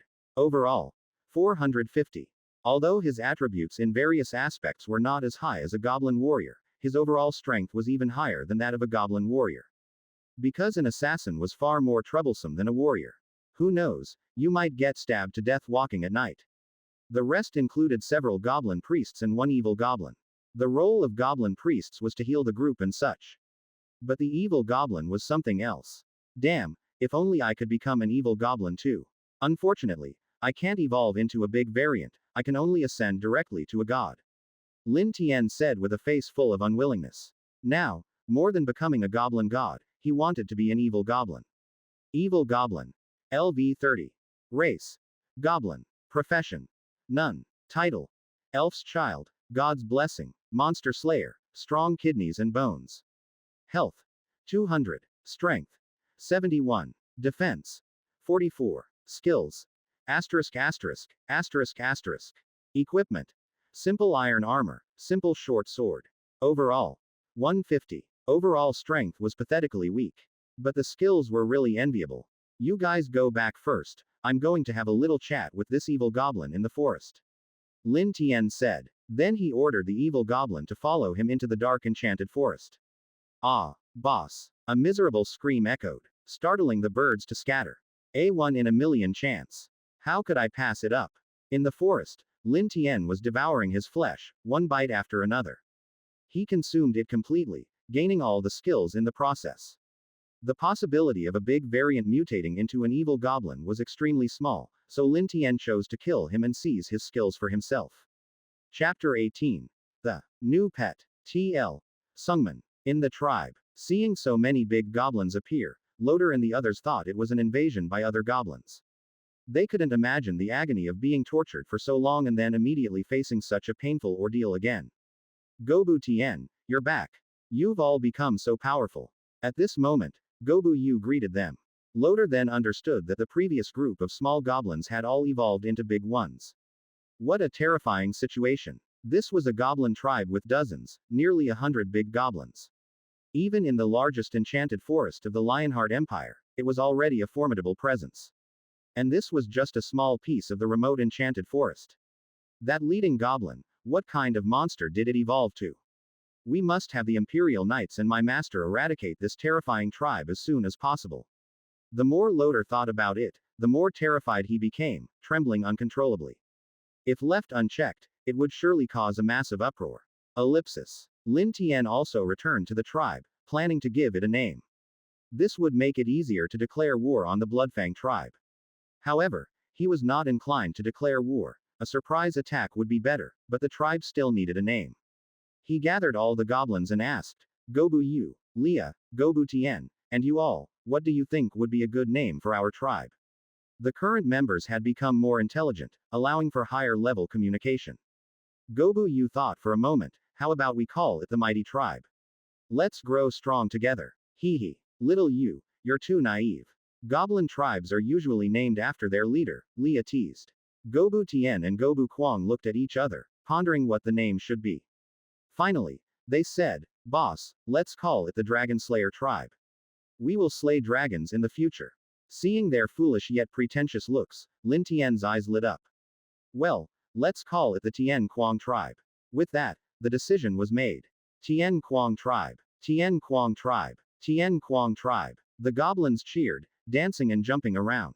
It seemed that even after evolving, they couldn't shake off their silly habits. Lin Tian chose this name to make others believe that the tribe leaders were Gobu Tian and Gobu Kwang. This way, he could stay safe. He also planned to primarily train these two, making them the main combat force. At Novelban at. The next day during the day, Lin Tian set out alone to scout the Bloodfang tribe and gather information. He traversed the enchanted forest to the far east, unexpectedly discovering that the previously marked goblin tribe had vanished. Huh, weren't there the Black Bear tribe and the Warhorse tribe? How were they wiped out? Previously, he saw that these two tribes had big goblins, and their combined strength was equal to the Bloodfang tribe. But in such a short time, how could they have disappeared as if they evaporated? However, they were not Lin Tian's target. He continued towards the Bloodfang tribe. Finally, he arrived outside the Bloodfang tribe. This tribe had an excellent environment, built by a fish-rich river and surrounded by plains. Because it was easy to obtain food in the early stages, the tribe developed well. There were many huts, with at least 300 goblins, possibly more. Although it was daytime, there were always goblins on the watchtower scouting, and even patrol squads circling the camp. Lin Tian was amazed, saying, "So cautious. Could it be?" He was still thinking when suddenly a completely different goblin emerged from a large hut. It was entirely black-brown, with strange blood-painted markings on its skin, nearly 2 meters tall. Its tusks protruded, and its eyes were fierce and glaring. It held a bone hammer the size of a small car, seemingly made from the skull and spine of some creature. A hero variant. A giant hammer goblin. That bone hammer was even larger than its own body. Lin Tian suddenly understood, so it evolved into a giant hammer goblin and wiped out all the surrounding goblin tribes. How did this guy evolve so quickly? This was the most puzzling part. However, after a closer look, he understood. The shape of that bone hammer resembled a fourth-tier magical beast from the western forest. The ghostly zebra. It actually hunted a fourth-tier magical beast. No wonder. The ghostly zebra was the strongest magical creature in this enchanted forest. Its body was at least 7 or 8 meters long, and its head and neck were perfect for making a large hammer. Lin Tian then checked that guy's attribute panel. Warhammer Goblin, Bloodfang, LV50. Race. Goblin. Profession. High-tier warrior. Titles. Monster Slayer. Goblin Hero. God's Blessing. Breeding Machine. Health. 700. Strength. 239. Defense. 114. Skills. Fierce Hammer Strike. Great Strength. Stone Skin. Climb. Silent Steps. Equipment. Bone Hammer. Overall. 900. Due to the lack of ironworking technology, its attributes weren't overly monstrous. The goblins of Lin Tian's Tian Kuang tribe all wore iron armor and wielded iron swords. Even though their base attributes weren't ideal, the difference between having equipment and not having it was significant. However, since they all lived in the same enchanted forest, the Warhammer goblins' skills were mostly the same. It doesn't seem too powerful. With an overall combat strength of 900, a dozen goblin warriors should be able to handle it, Lin Tian said. However, capturing it alive would be much more difficult. This guy had likely eaten the immune porcupine in the enchanted forest, giving it strong resistance to paralysis toxins. If only the white-robed nun Ifreya could be used by him, he could directly employ imprisonment-type holy magic. I'll think of a plan after returning, he decided. Having gathered enough information, Lin Tian left the western side of the forest. The goal of dealing with the Bloodfang tribe was straightforward: to capture the giant hammer goblin and make it a breeding stud to produce a better next generation. This was essential to having the strength to counter the human empire. Otherwise, they would eventually be exterminated. Upon returning to the tribe, the foolish Gobu Kuang approached. "Boss, according to your instructions, that human is no longer able." Lin Tian turned his head. He saw Ifreya lying on the ground, unconscious. As for Loder, his main ordeal hadn't even begun. But watching his goddess being tormented by goblins all day had driven him mad. Lin Tian slowly walked over and slapped Ifreya awake. He, are you in pain now? Suffering. Kill me. I want to atone before God, Ifreya said, waking up in a state of collapse. However, Lin Tian changed his approach. He brought warm water and began to clean Ifreya's wounds and filth. The boss is such a neat freak, haha. Gobu Kuang laughed foolishly on the side. Ifreya thought Lin Tian was being kind, but she quickly realized the truth and resisted frantically. "No, I was wrong. I'm going insane. It hurts so much." Hearing this, Loder screamed in agony, "You beast. That's enough. Aren't you done yet, you evil, shameless goblin?" But Lin Tian looked genuinely heartbroken as he held Ifreya in his arms, comforting her like an elder. It's okay. I won't let them hurt you anymore." Ifreya was stunned and then broke down, crying in Lin Tian's arms, venting her accumulated grievances and pain. In her eyes, everything had lost its color. She had prayed, countless times for God to save her, but God never came. Only now did Lin Tian extend a helping hand. Lin Tian carried her to a large water tank and carefully washed her body. From now on, as long as I'm here, no other goblins will control you. I am your god, understand? He said, continuing his psychological manipulation while washing her. In her current state, Freya's mind was blank, making it the best time for psychological manipulation. Yes, I am a servant of God. I will stay by your side as long as you protect me, Freya said excitedly, like a kitten. Then he continued to strengthen his psychological manipulation and brainwashing. Soon, Freya became a devoted follower of Lin Tian, believing that as long as she stayed by his side, she would be safe. Nothing else mattered. My god, Freya is willing to give everything, she said, rubbing against Lin Tian's leg obediently. Seeing this, Leah and the others felt incredibly fortunate. They couldn't imagine becoming like that, it was worse than death. As for Loder, his true hell had begun.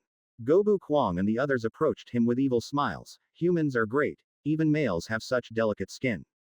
You live longer than me, yet your skin is better. What are you doing? Hey, wait, is this a mistake? Are you serious? Ah, that day, a new beast was born in the enchanted forest. Looking at Freya, Lin Tian asked, I want to see you use the Holy Light Cage skill. Now, she dared not disobey Lin Tian, fearing he would abandon her. Holy Light Cage, what is that? My lord, I don't know, Freya said, confused, having forgotten all human affairs. Lin Tian brought her the original magic book. After flipping through a few pages, she finally responded, Holy Light Cage. Is this it? As she spoke, her magic activated involuntarily, connecting with the magic book. Chapter 19. Attacking the Bloodfang Tribe. TL.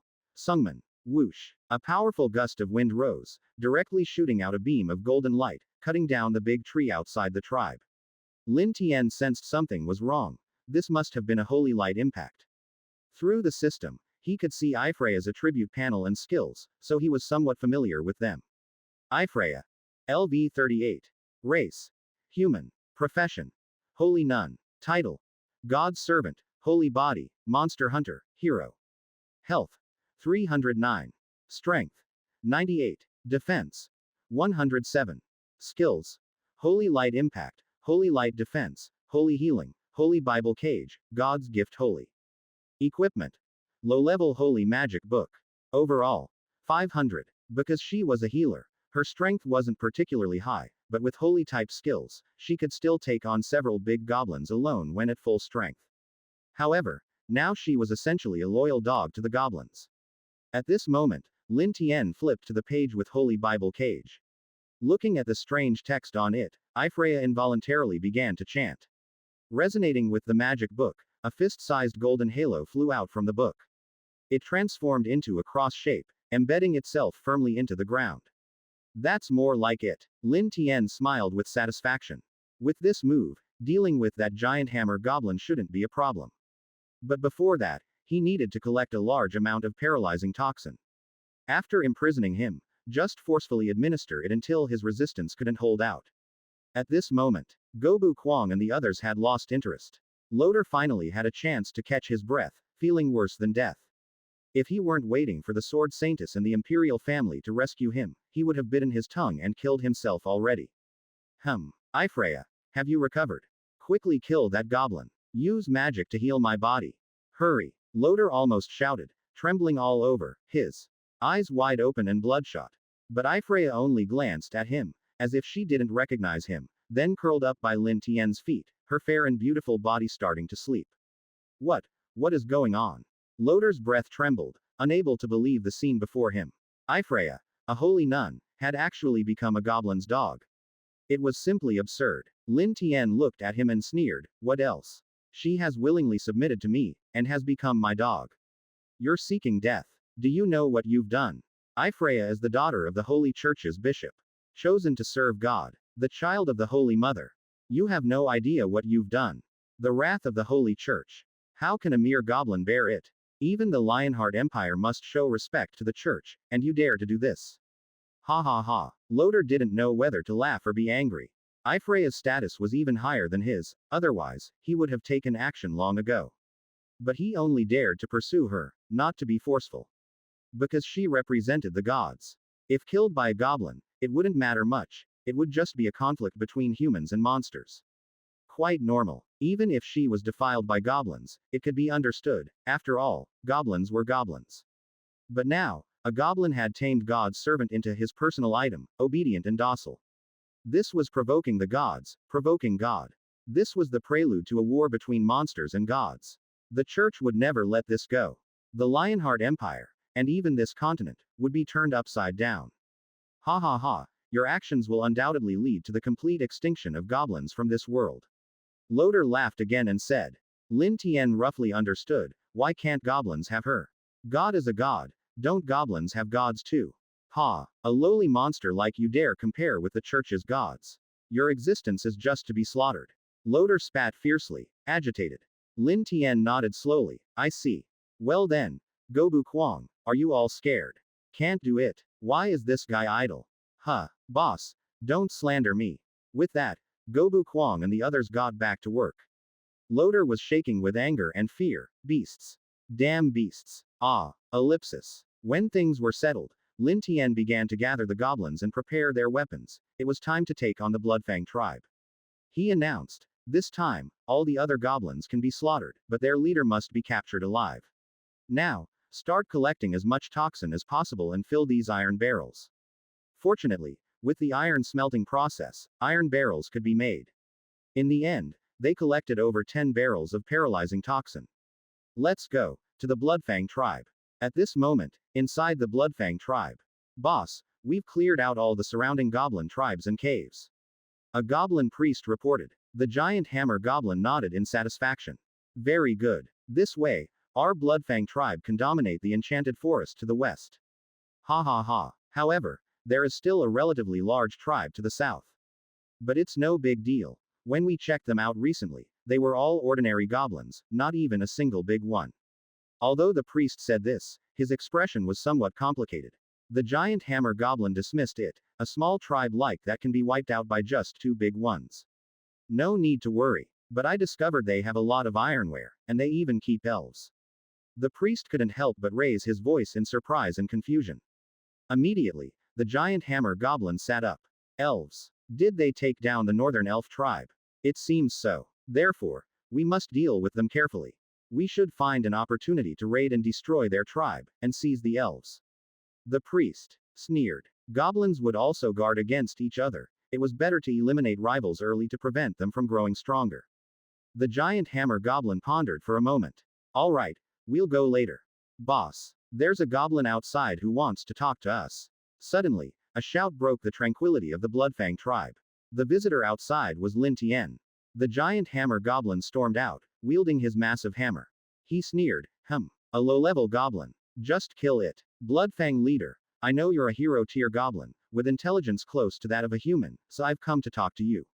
Lin Tian said. The Bloodfang leader was slightly taken aback. You, a mutant variant. He could sense that Lin Tian was definitely not an ordinary goblin, hence the assumption. No, I'm just a bit smarter.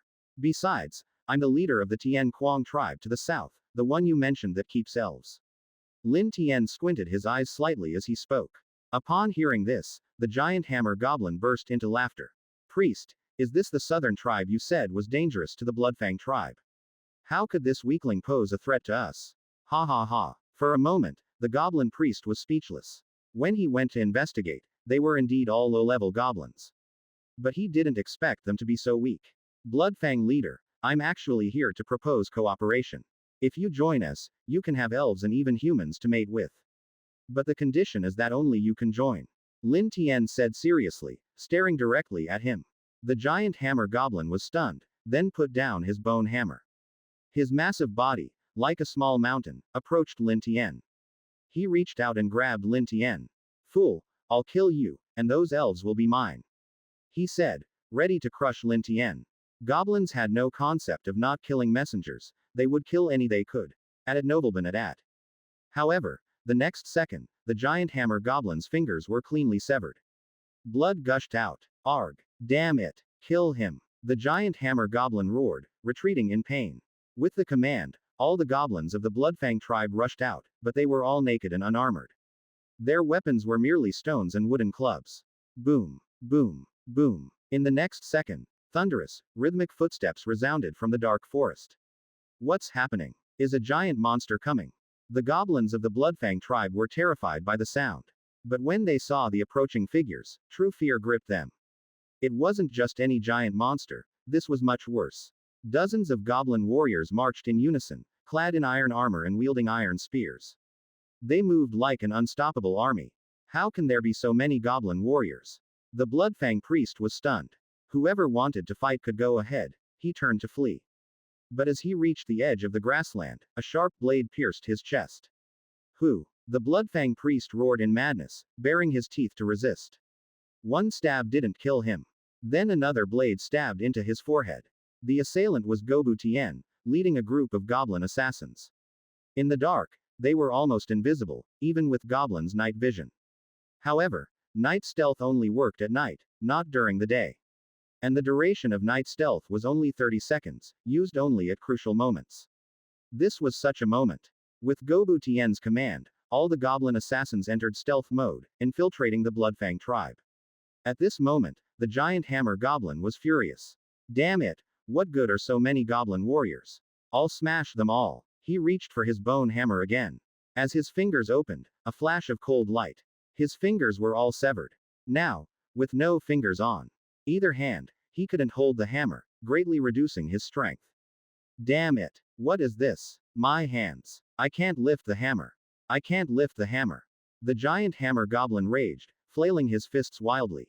Seeing this, Gobu Tian shouted, "The boss's task is done, retreat." Goblin assassins were fragile. A single punch could kill them, so they retreated immediately. Outside the tribe, the well-equipped goblin warriors were fighting fiercely. The small goblins charging at them were easily slaughtered. 300 goblins couldn't withstand them. Even the goblin warriors of the Bloodfang tribe had only half the attributes of Lin Tian's warriors. They were easily killed. Soon, only the enraged giant hammer goblin remained. Master! Master! At this moment, Lin Tian led Ifreya forward, commanding, "Use Holy Bible Cage to trap him." Yes, Master. Immediately, Ifreya began chanting the Bible, the magic book flipping on its own. A light orb transformed into a cross, piercing through the giant hammer goblin's body, trapping him in place, unable to move. However, it seemed it could only last for a dozen seconds. Seizing this opportunity, Lin Tian ordered, "Where's the stuff? Pour it in his mouth. Then use the toxin skill to bite him." A group of goblin assassins appeared, swiftly pouring the collected toxin into the giant hammer goblin's mouth. Others bit him relentlessly. Damn it! Damn it! The giant hammer goblin struggled with all his might, finally breaking free from the cage, flinging several goblin warriors away. His strength was immense. "Everyone back off," Lin Tian quickly ordered. The giant hammer goblin's hateful eyes locked onto Lin Tian, charging at him. Ifreya prepared to use magic, but was stopped. "It's okay, my good dog." Boom. A cloud of dust rose. The giant hammer goblin fell before Lin Tian, completely paralyzed. Chapter 20. Heading to Dragon Island. Purple Gold Dragon Mother. TL. Sungman. Humph. A hero variant. "We'll have one soon too," Lin Tian said with a smug smile. In the current tribe, the talent limit was the hero variant, but that was the limit. The limit meant upgrading was extremely difficult, basically at the big variant, and evolving further to the late stage was almost impossible. How could Lin Tian wait for the late stage? He estimated they would soon face a human encirclement and retaliation.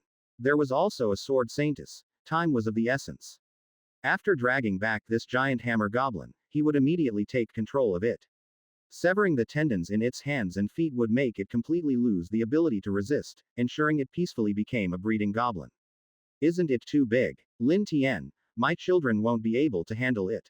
Upon hearing Lin Tian's arrangement, Leah felt scared and quickly discussed it with him. Indeed, with the size of the giant hammer goblin, the petite elves might not match. Then she said, "Then artificial insemination will do. Gobu Yu, I'll teach you, just help out when the time comes." Is that even possible? After a series of indescribable procedures, Gobu Yu felt her worldview was shattered. In the coming days, just focus on cultivating the third generation of goblins. Lin Tian let out a long sigh of relief. But then he became vigilant again. Now was not the time to relax. The tribe needed time to grow to have the ability to resist, but how could the humans give them time? Calculating the days, the arrival of the human reinforcements was imminent. If they continued like this, they would either escape as far as possible or face one word: death. Their current combat power couldn't contend with the Imperial Knights. However, Lin Tian had long buried a plan. I need to go on a long journey. These days, keep vigilant. Lin Tian said. He was afraid the sword saintus or human reinforcements would arrive early and come for a sweep. But the chances were small. This place was far from Bright Town, with many scattered enchanted forests in between. It would take some time to eliminate the Goblin tribe. Leah couldn't help but worry. Where are you going again? Don't take risks. Don't worry. I won't die, and even if I do, it's no big deal. Lin Tian said calmly. Gobu Yu and the others listened to him without any objections. However, Loader sneered. Could it be that with the reinforcements arriving soon, you're scared and planning to escape? After enduring so much suffering, he was finally seeing the light at the end of the tunnel. So he was a bit cocky and couldn't help but mock. Someone, serve him with the giant hammer Goblin. Lin Tian wondered why this guy's mouth was so stubborn. Since that was the case, he wouldn't be polite. After a few attempts, Gobu scratched his head. Boss, can this really work? There is no road in the world. When many people walk on it, it becomes a road. After Lin Tian finished, he left the Tian Quang tribe first. Time was tight, and he started traveling at full speed. The next day, he arrived at the seaside. The golden beach, sunshine, and the melody of the waves made him feel cheerful. Across the sea, what's the most convenient way to get there? Lin Tian pondered. Indeed, he was going to Dragon Island. At first, he thought about getting a boat and sailing over. But with a distance of over 100 kilometers, it would take at least 10 days to half a month by boat. After some research, the fastest way was to lure a dragon. Directly attracting a dragon from Dragon Island was the most convenient.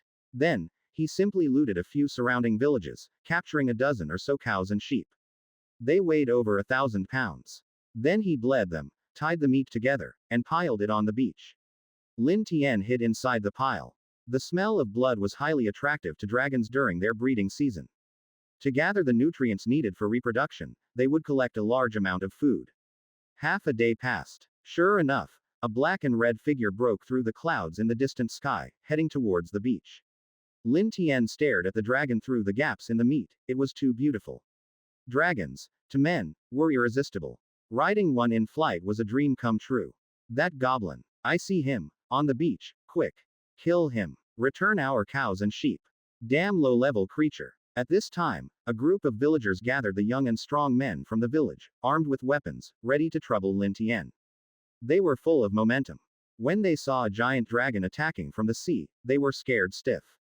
In unison, they turned and fled. Remember, the goblin was here. Yes, let's go. The dragon swooped down towards the beach, the terrifying pressure causing ripples to spread across the sea surface. Its sharp claws accurately grasped the bundled up beef. After circling once, it flew back towards Dragon Island.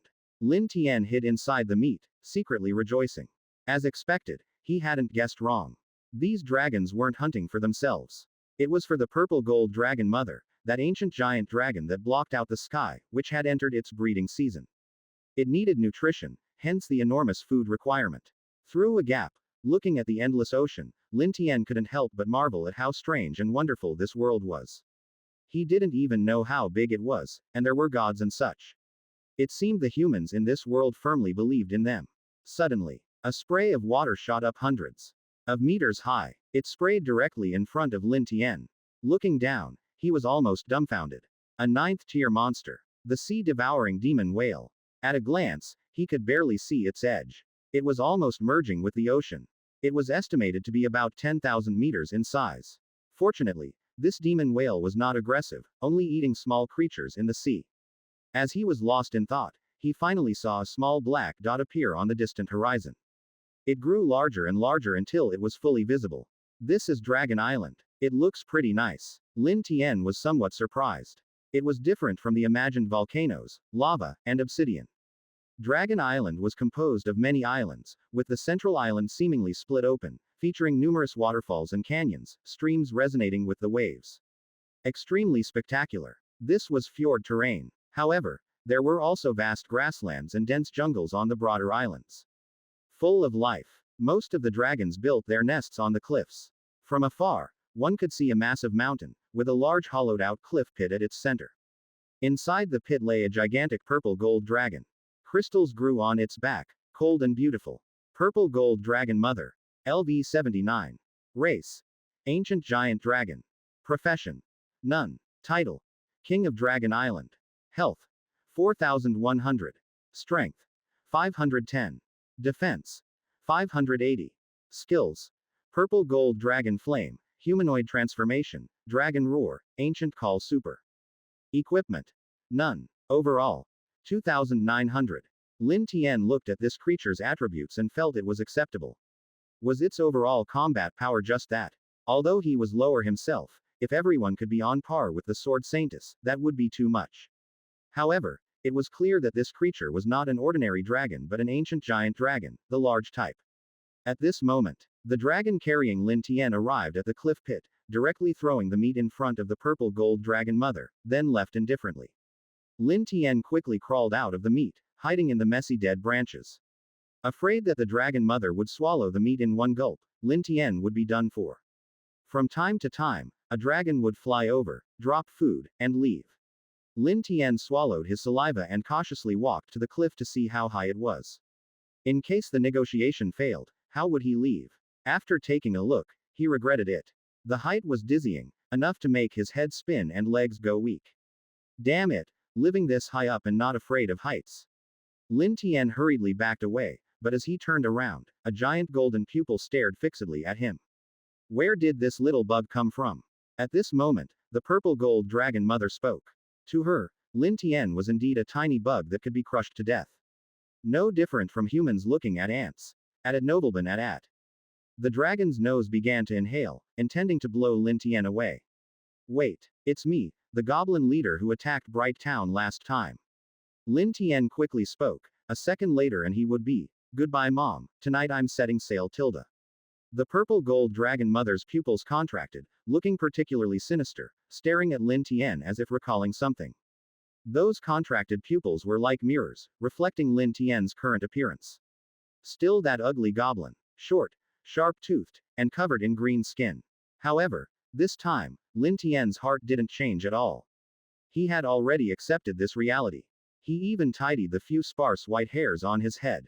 After a long look, the purple gold dragon mother spoke again. It doesn't seem like you're lying, so what do you want? You also want revenge on that human female sword Saintess, right? How about we join forces? Considering our surprise attack helped you escape last time. Lin Tian spoke with a serious expression. The purple gold dragon mother's pupils contracted again, scrutinizing him. You, a low-level goblin with slightly higher intelligence, dare to talk about cooperation with me. Although you did help me last time, it doesn't mean I owe you. Hearing this, Lin Tian was slightly stunned. This creature had a point.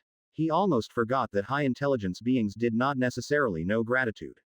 Confused, he had again fallen into human thinking. Lin Tian, oh Lin Tian, you are a goblin. The thing in front of you is a giant dragon.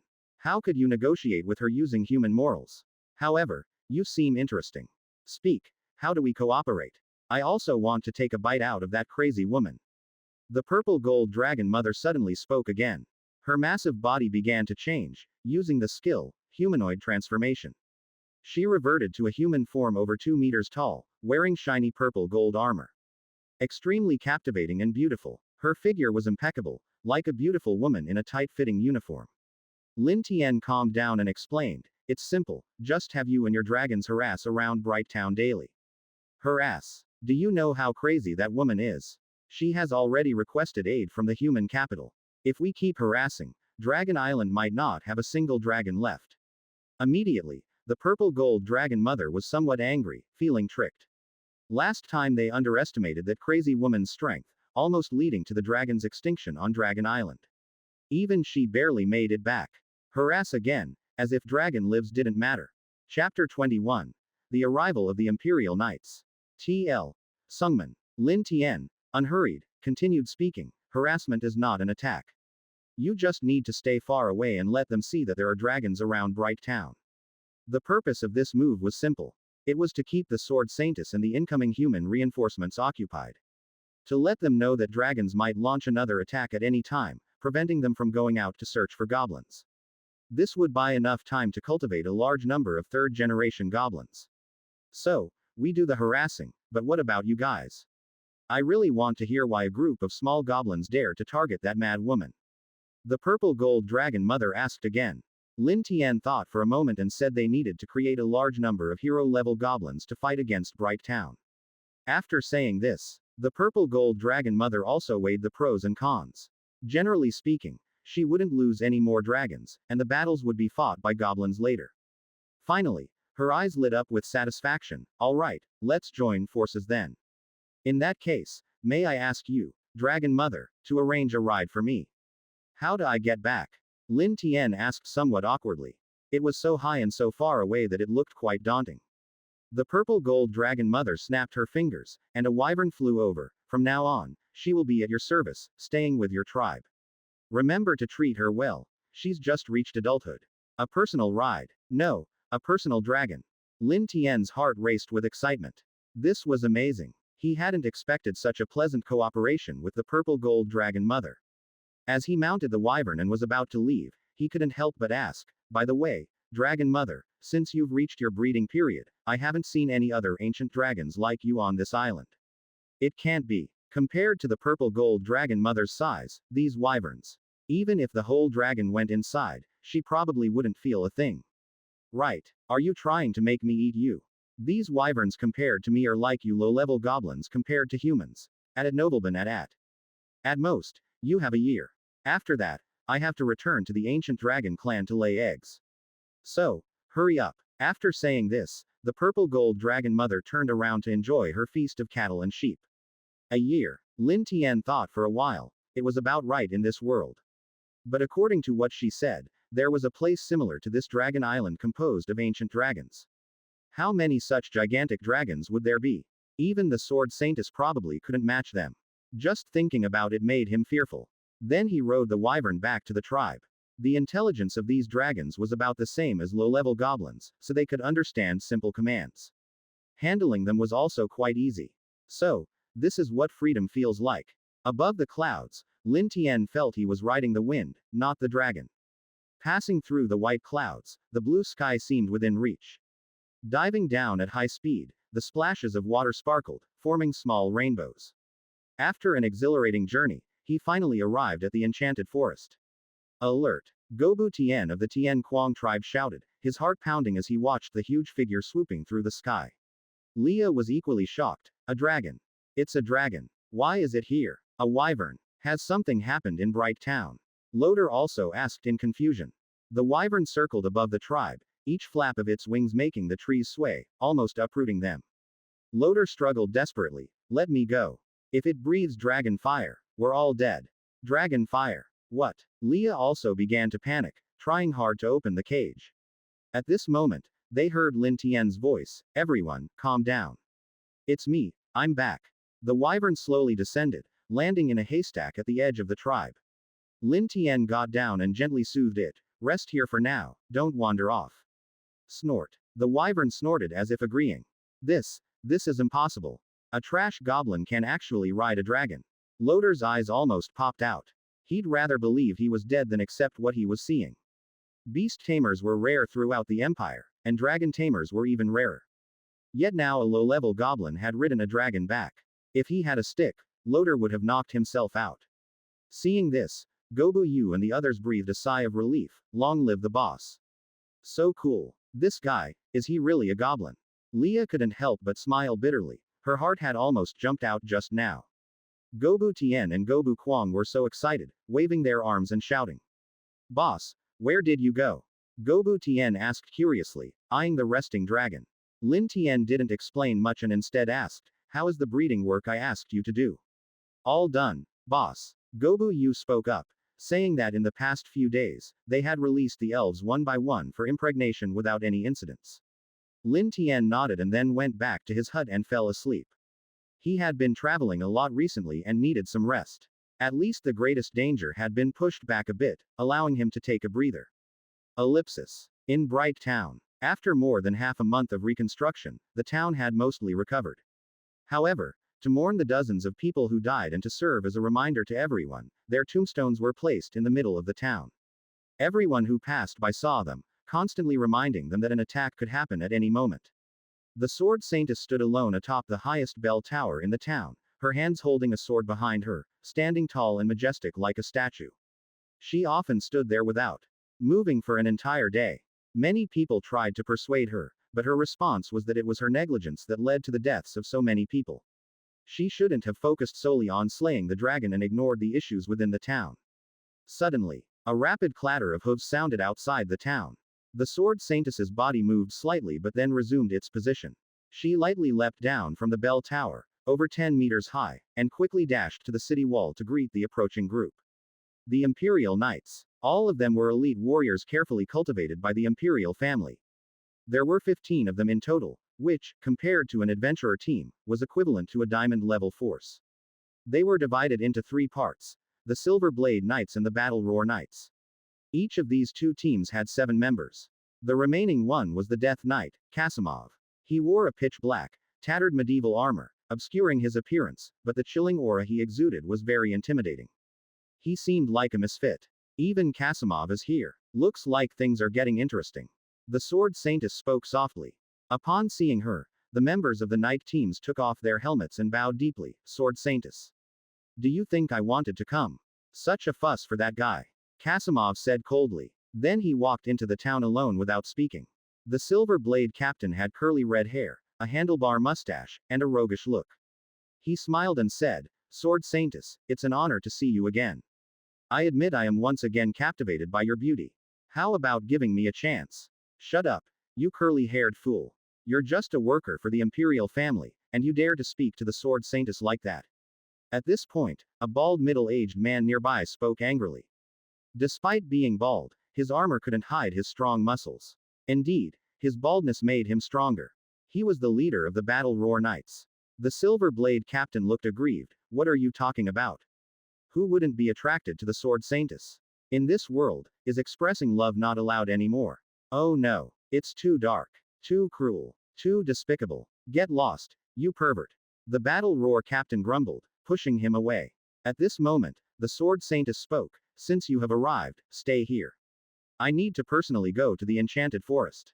The Imperial family said they want Loder alive or dead, but he's likely dead. So could you please bring his body back? The Battle Roar captain quickly called out. Upon hearing this, the Silver Blade captain snorted, dead or alive. If goblins captured him, even his bones would be gnawed clean. Our task is to slay the dragon and then wipe out those goblins. I understand. Give me 3 days, and I'll slaughter all the goblin tribes in the surrounding enchanted forest. The sword saintess's voice had a hint of anger. Everyone felt a chill in their hearts. They dared not say anything more. But suddenly, a terrifying dragon roar sounded from the distant sky. The earth and sky trembled. What is that thing? It's huge. Don't tell me we're here to slay that thing. The knights were stunned, involuntarily taking half a step back. The Silver Blade captain's roguish expression returned. It's an ancient dragon. No wonder even the sword saintess couldn't handle it properly. My goodness. I've always heard ancient dragons were huge, but this is too big. Prepare for battle. The Battle Roar captain's voice reached a high pitch as he commanded. Everyone drew their weapons, remaining on high alert. The sword saintess also stopped her departure, staring coldly into the distance. This time, she would personally slay that creature. But they were at a standoff for a long time. The purple gold dragon mother didn't come too close to Bright Town. She just circled around the town, flying for about an hour before leaving. What's the situation? Could it be observing us? Probably. These beasts might be preparing for an attack. Damn it, causing trouble as soon as we arrive. If it's going to attack, let it come quickly so we can deal with it and rest. Everyone remained on high alert, their nerves stretched taut. The sword saintess then prepared to take action herself to kill those goblins and restore her reputation. But the Battle Roar captain called her. Wait, sword saintess. If I'm not mistaken, that was a female dragon, right?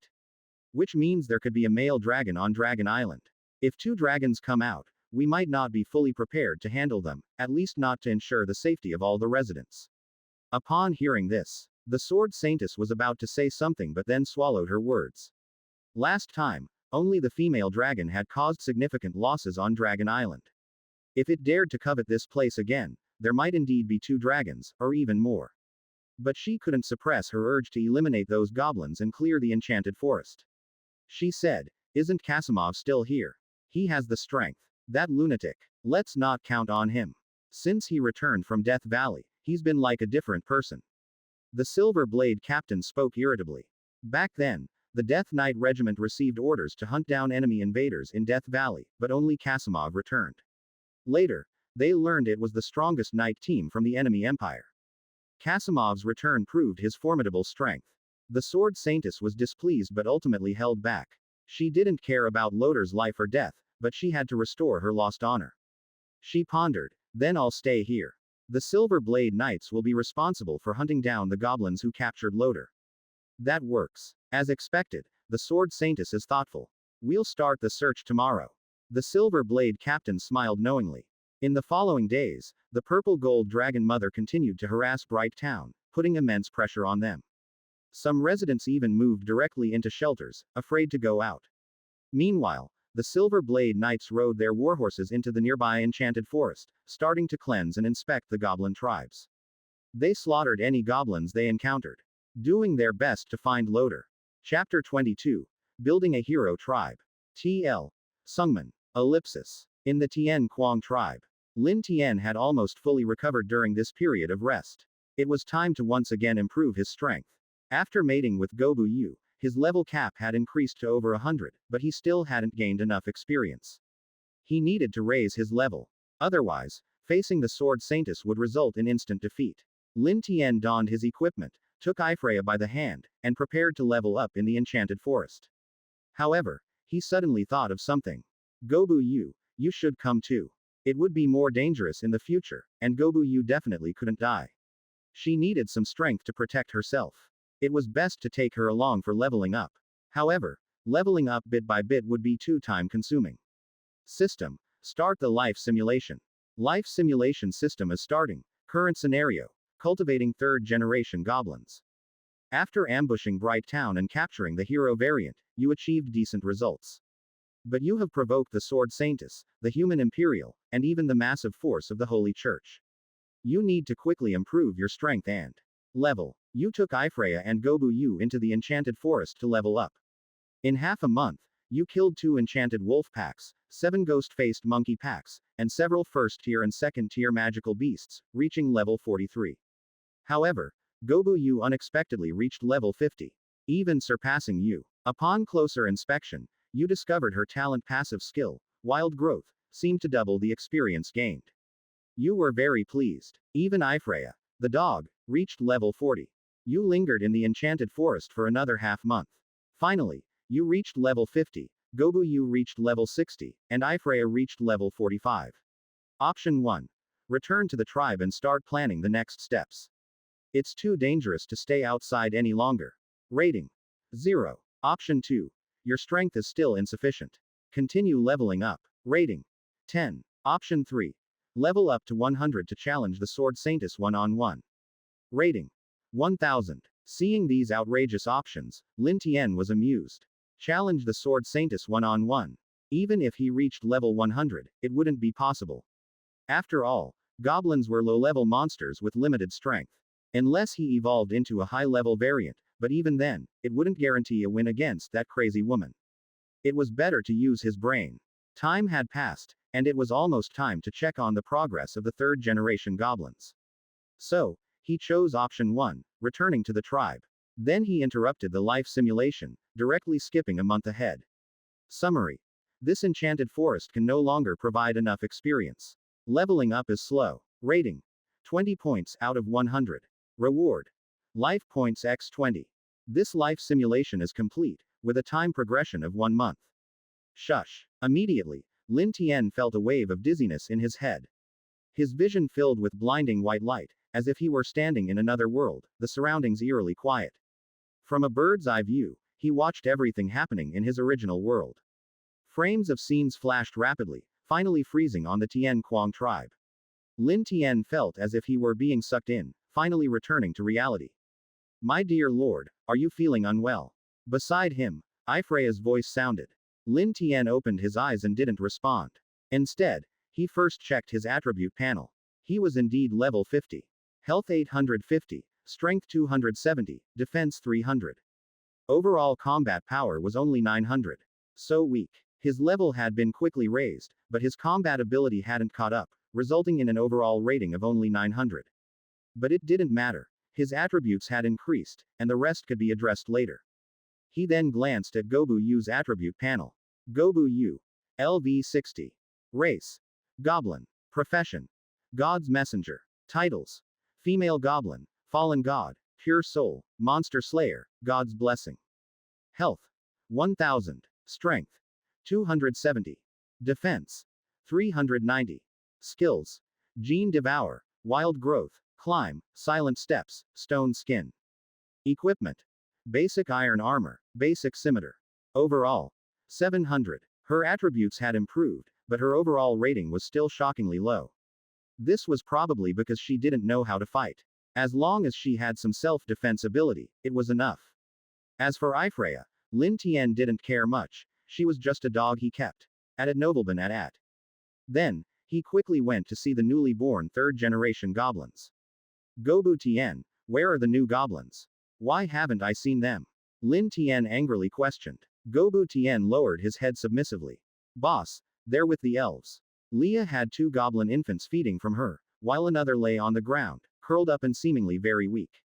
You're back. I don't know why, but only these 3 goblins survived.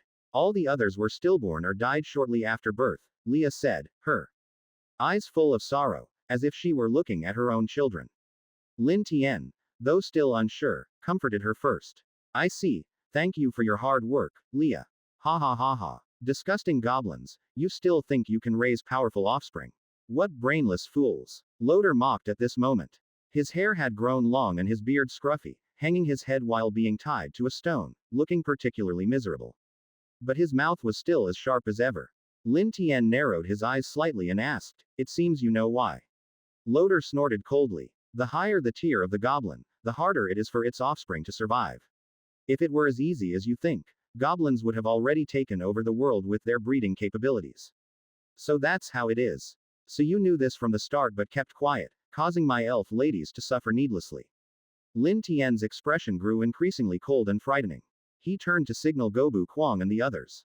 Loder suddenly raised his head, his face twisted with rage. Come on, you beasts. I'm not afraid anymore. Bring it on. Oh, then let's change the game. You lot, come over here. Lin Tian beckoned a few goblins and whispered softly in their ears. The goblins looked aggrieved and reluctant. Boss, doing this is too. Don't want to do it. Do you want to die instead?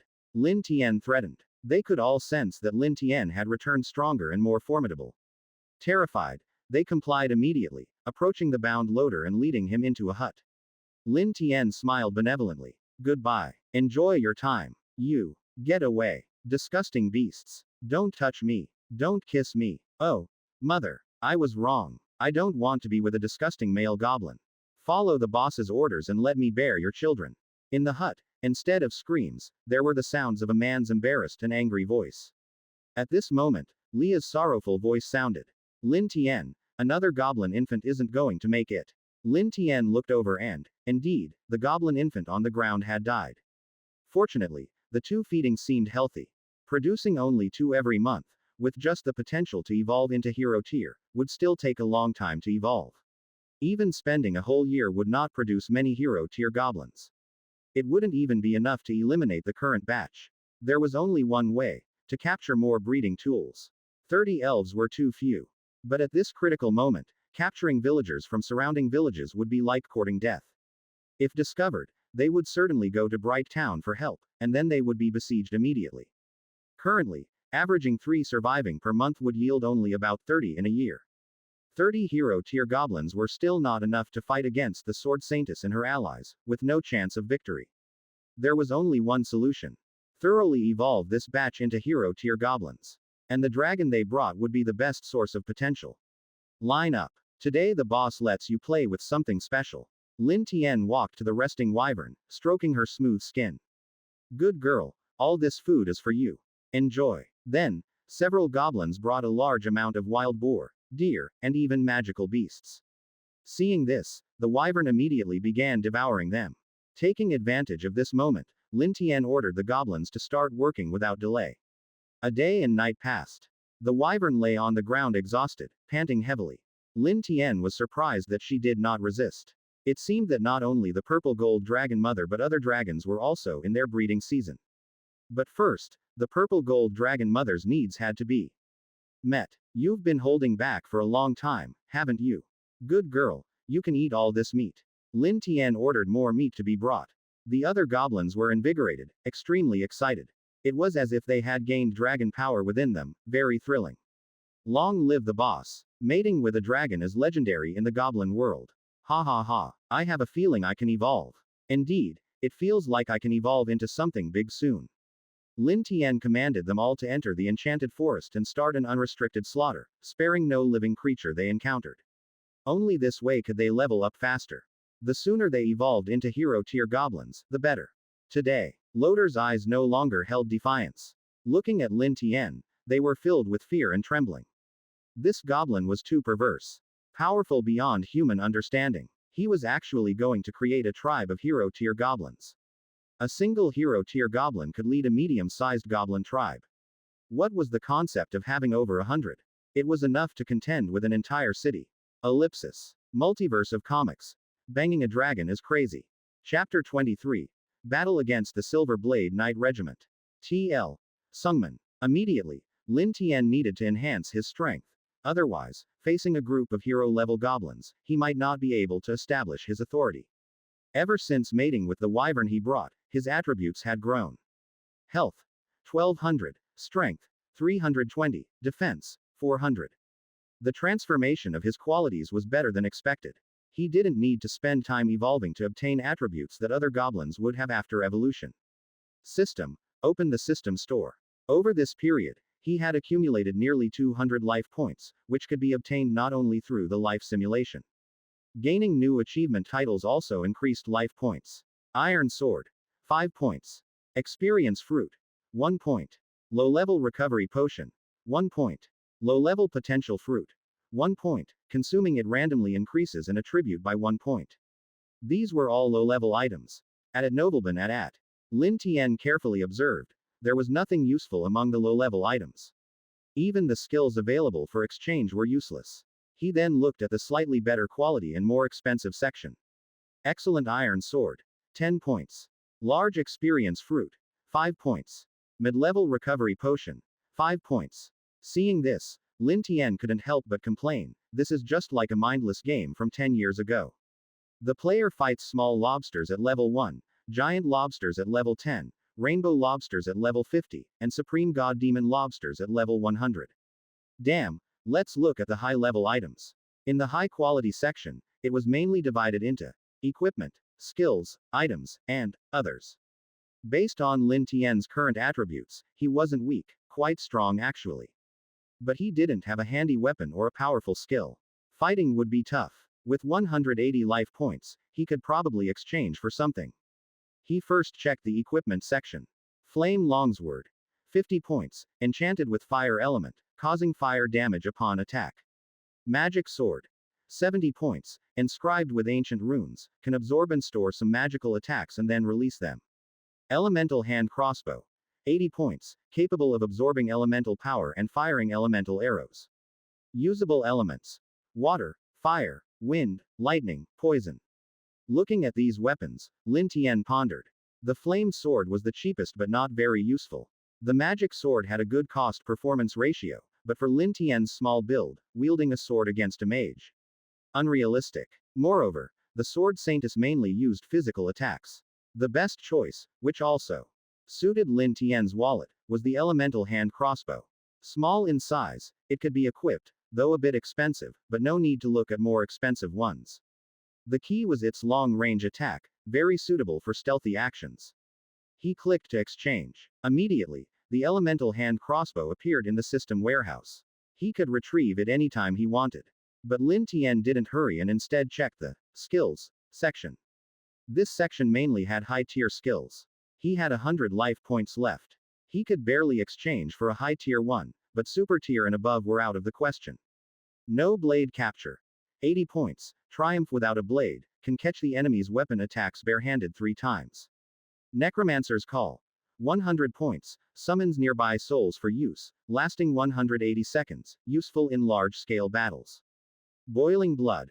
100 points, increases attack power, becoming stronger the longer the battle, maxing out at triple the attack power, lasting 10 minutes, but drastically reducing attack power for 3 minutes afterward. These skills all looked good. Especially the Necromancer's Call, which could double the forces, though for a short duration, it could turn the tide. But it clearly required a lot of magic power. Most species in this world had some magic, but Lin Tian wasn't suitable to be a mage now and hadn't even touched it yet. Boiling Blood was decent, neither too good nor too bad. Very useful in single combat. Ultimately, he chose no blade capture.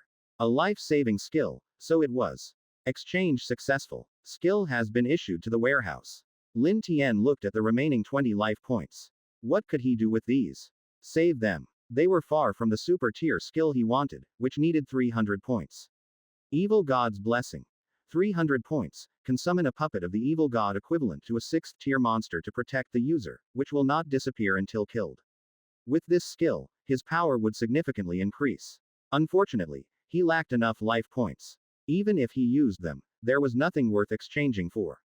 Lin Tian couldn't help but ask, System, besides gaining 1 point per day in the life simulation, is there any other way to get life points?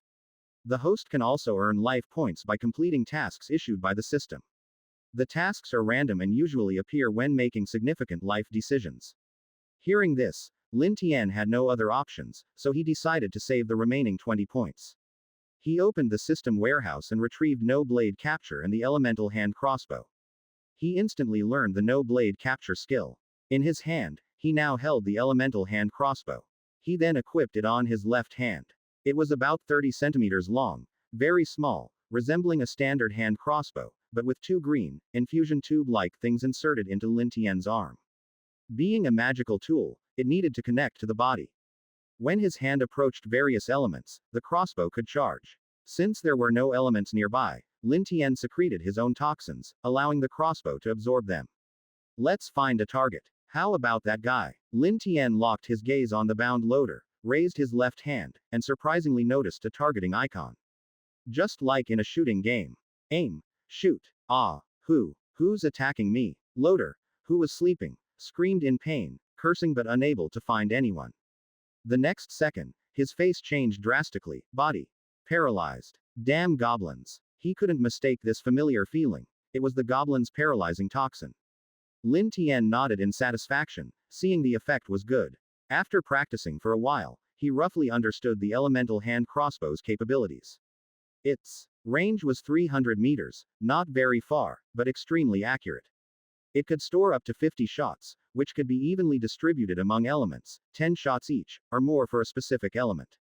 Without access to more elements, he primarily stored poison elements. Long-range paralysis was quite useful. Loader clenched his teeth in anger but was also very anxious. It's been so long, why hasn't the Imperial family come to save me? Even if they think I'm dead, they should send someone for revenge. He endured all kinds of suffering, waiting for rescue. Otherwise, he would have bashed his head against a rock long ago. Ellipsis. At the same time, the Silver Blade Knight Regiment members were searching all over the enchanted forest. The female member was constantly shouting for help, hoping to attract the goblins' attention. Captain, there's movement over there. In the forest center, a 3rd-tier demonic beast, a giant-eyed spider, was wrapping up its freshly caught prey in silk. The Silver Blade captain was startled. Spider. I fear spiders the most. You guys handle it quickly. The archer in the group immediately drew his longbow and shot the cocoon down to the ground. Sensing something was wrong, the giant-eyed spider swiftly turned. Its body as large as a small house, yet incredibly agile. Its 8 long legs darted between towering trees. At this moment, a man stepped forward, holding a 2-meter-long spear. He locked onto the spider darting around and suddenly threw the spear. Screech. The spear pinned the spider to a tree. The archer then shot an arrow into its head. Just like that, they killed a 3rd-tier demonic beast in under 3 minutes. As expected of an elite knight regiment nurtured by the Imperial family. Do you think Loader might already be dead? Most likely. Count Stantmont reportedly almost fainted from rage. Forget it. Let's quickly wipe out all the goblin tribes.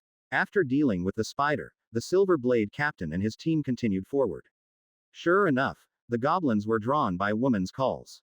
The outcome was predictable. They easily wiped out a tribe of 200 goblins. The Silver Blade captain took out a small notebook and wrote a 1, saying, "Clear about 10 more, and we can return. Let's keep going. These low-level, weak monsters don't interest me at all." "Then why didn't you stay and slay the dragon earlier? I can handle a wyvern, but I don't have the skill to slay an ancient dragon. Besides, if the ancient dragon race holds a grudge, we wouldn't even know how we died." As they chatted and laughed, the Silver Blade Knight Regiment had already easily wiped out 5 or 6 goblin tribes.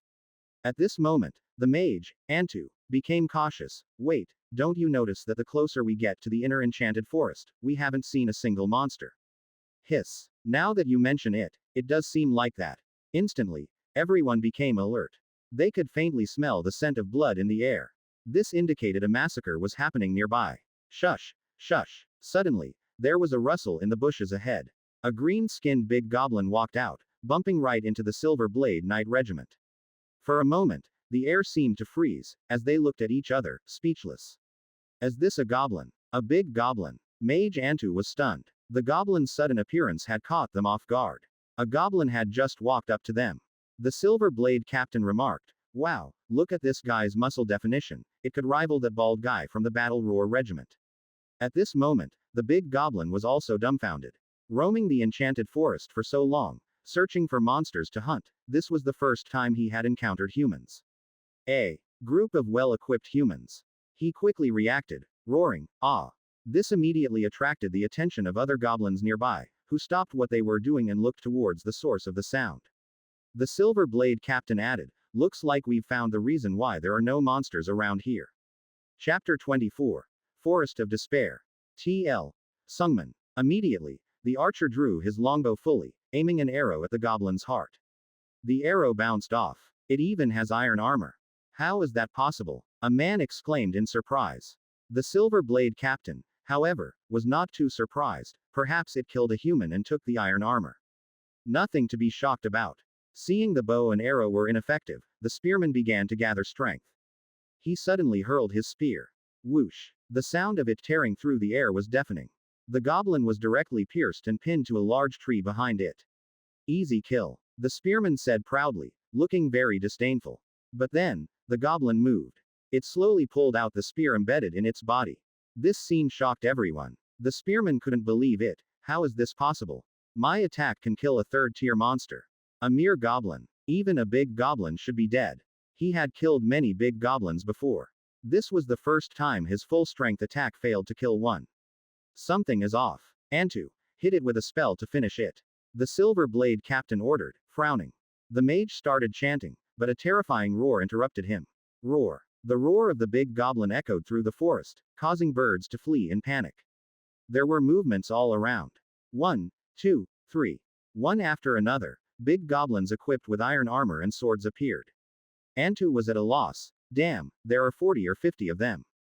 Captain, there are more. Look above. I spotted goblin assassins. What kind of goblin tribe did we provoke?" The Silver Blade captain dismounted, drawing a silver longsword engraved with holy runes. The runes dealt extra damage to monsters. He joked, "Do you think we can handle this? If not, we can retreat. HMPH, it's just a group of big goblins.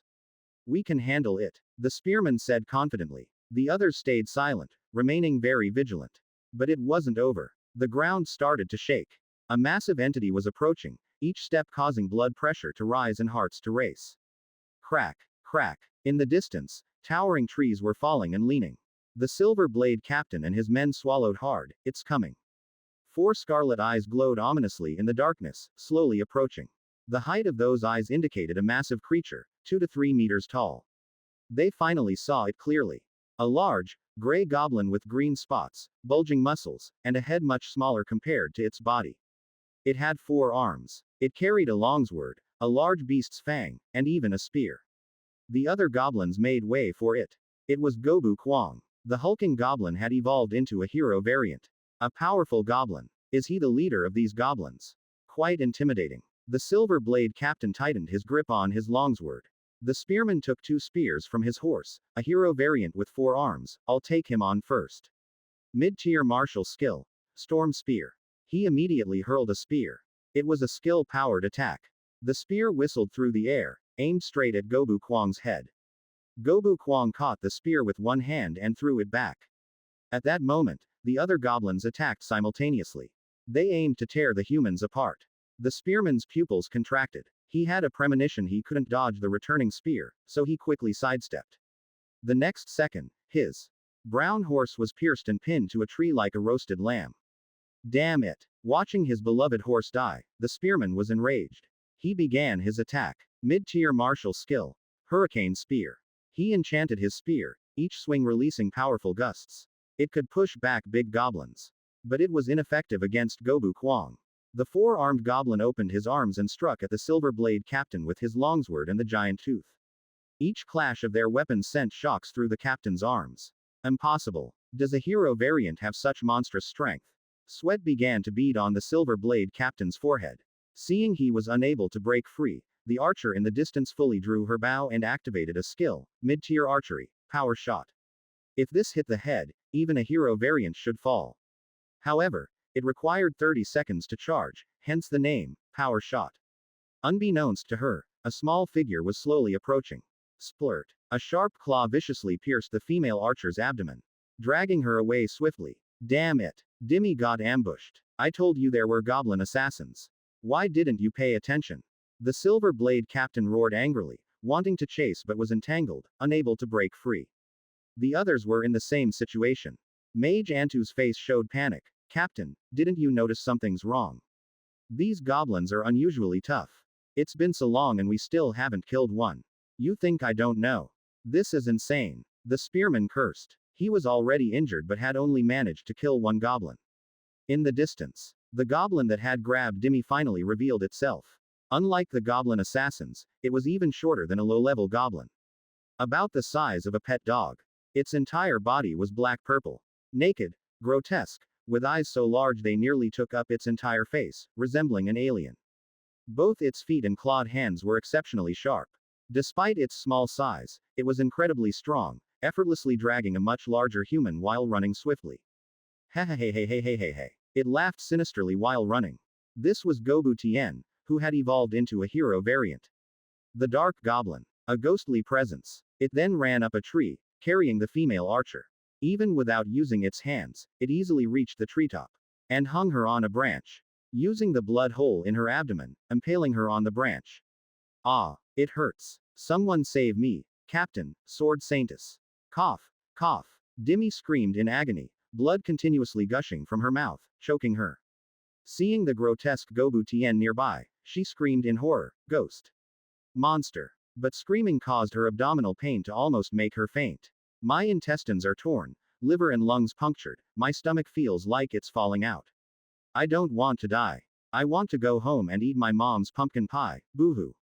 Despair and terror overwhelmed her mind. Everything happened so suddenly, as if she had fallen into hell instantly. The memory of her mom's pumpkin pie was the only thing she could think of that gave her a sense of security. But, it was merely a deathbed hallucination.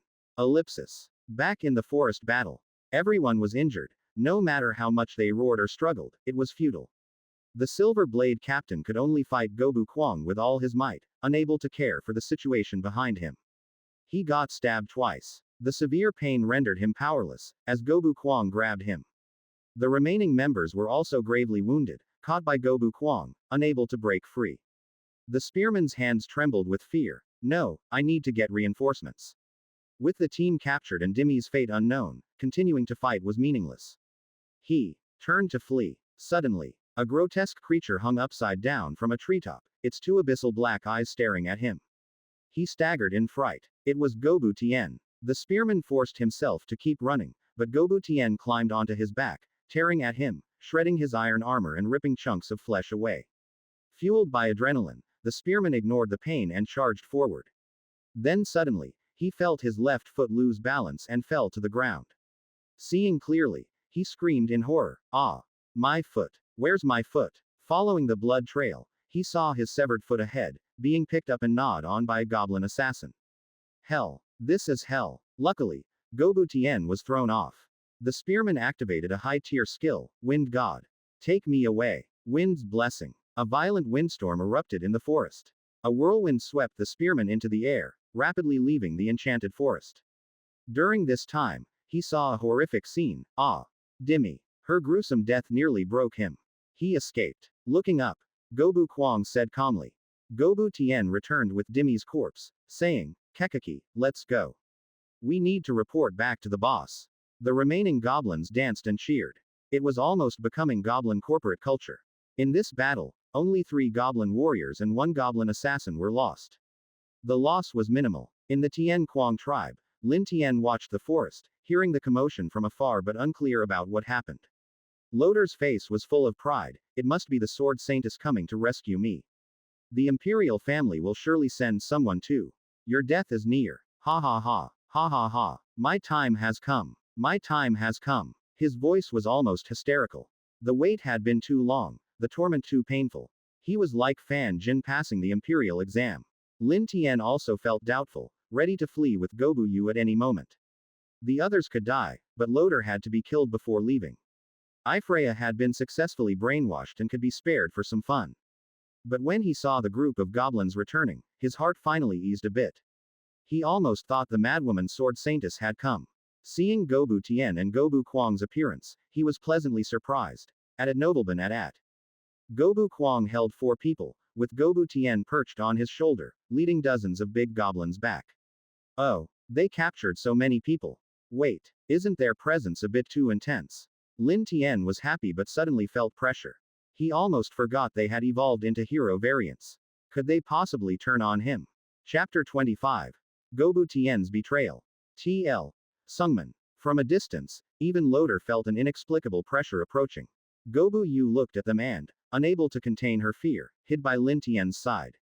Goblin heroes. Lin Tian, are you still confident in being their leader? Seeing this, Leah spoke fearfully.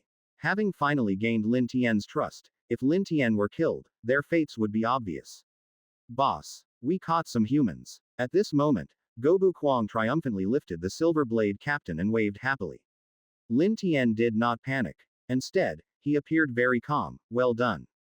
I'll reward you later. Ha ha ha. Gobu Kwang laughed heartily. However, Gobu Tian, with his deep, hollow, pitch-black eyes, stared intently at Lin Tian without speaking. It seemed as if he was contemplating something. Impossible. Silver Blade Captain. Antu. How did you get caught too? Seeing the captured individuals, Loder felt his heart sink. The Silver Blade Captain showed a slight tremor. Loder.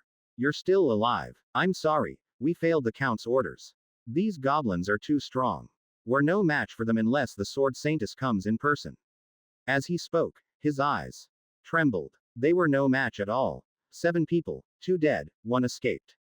The rest were severely injured. You couldn't even defeat 2 hero variants. Antu is dead. And Kane too. What about Dimi? Loder saw the bodies being dragged by the goblins and felt on the verge of collapse.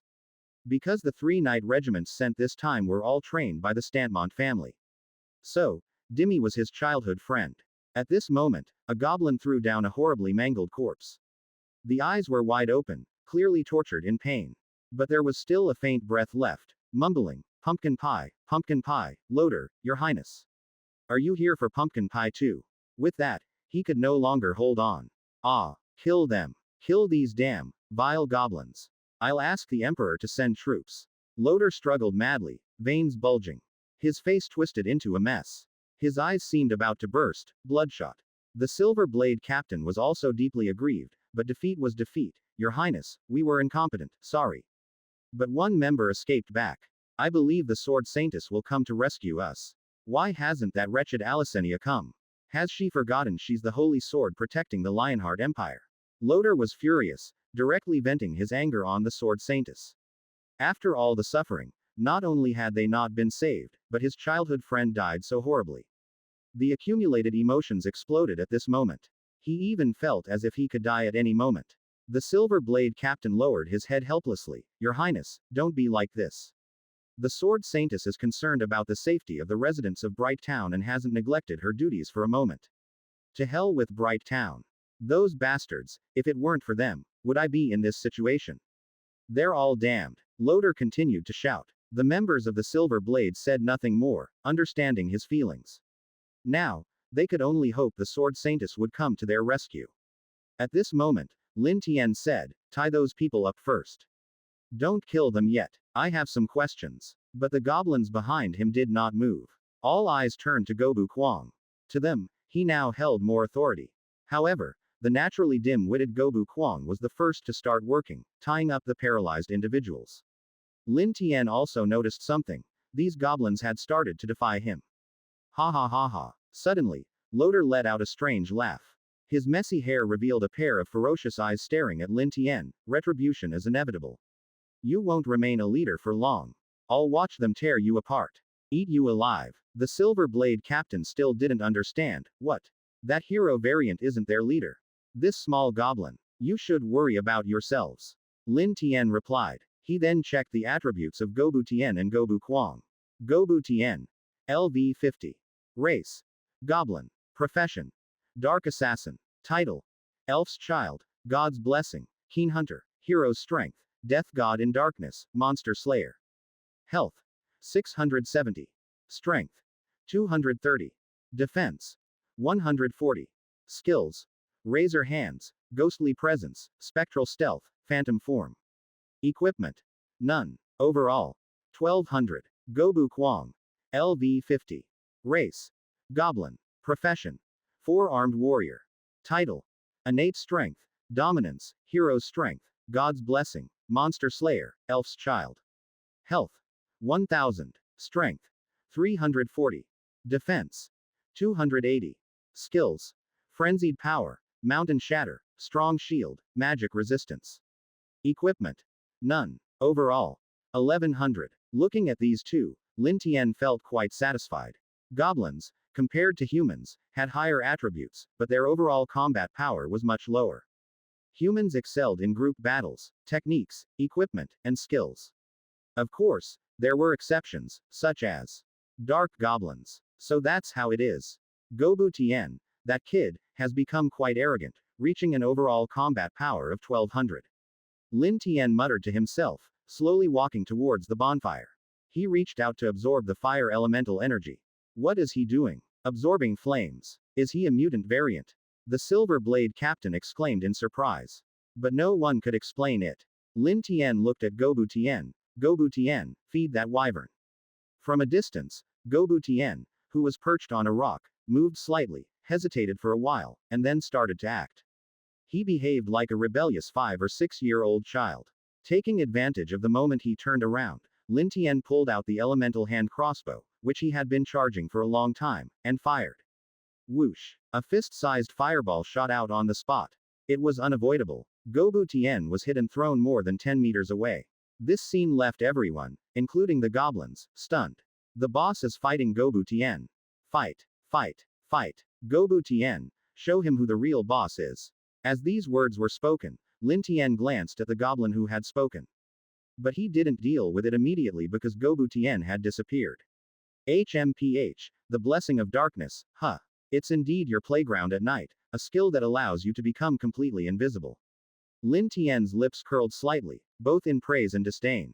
At this moment, Gobu Tian, like a lizard, quickly crawled on the ground, leaping onto the shed and then onto a tree trunk outside. His eyes were fixed on Lin Tian, waiting for an opportunity to strike. When he reached Lin Tian's back, he pounced suddenly.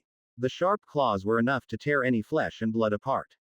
Got you, Lin Tian said unexpectedly, turning around and launching an attack.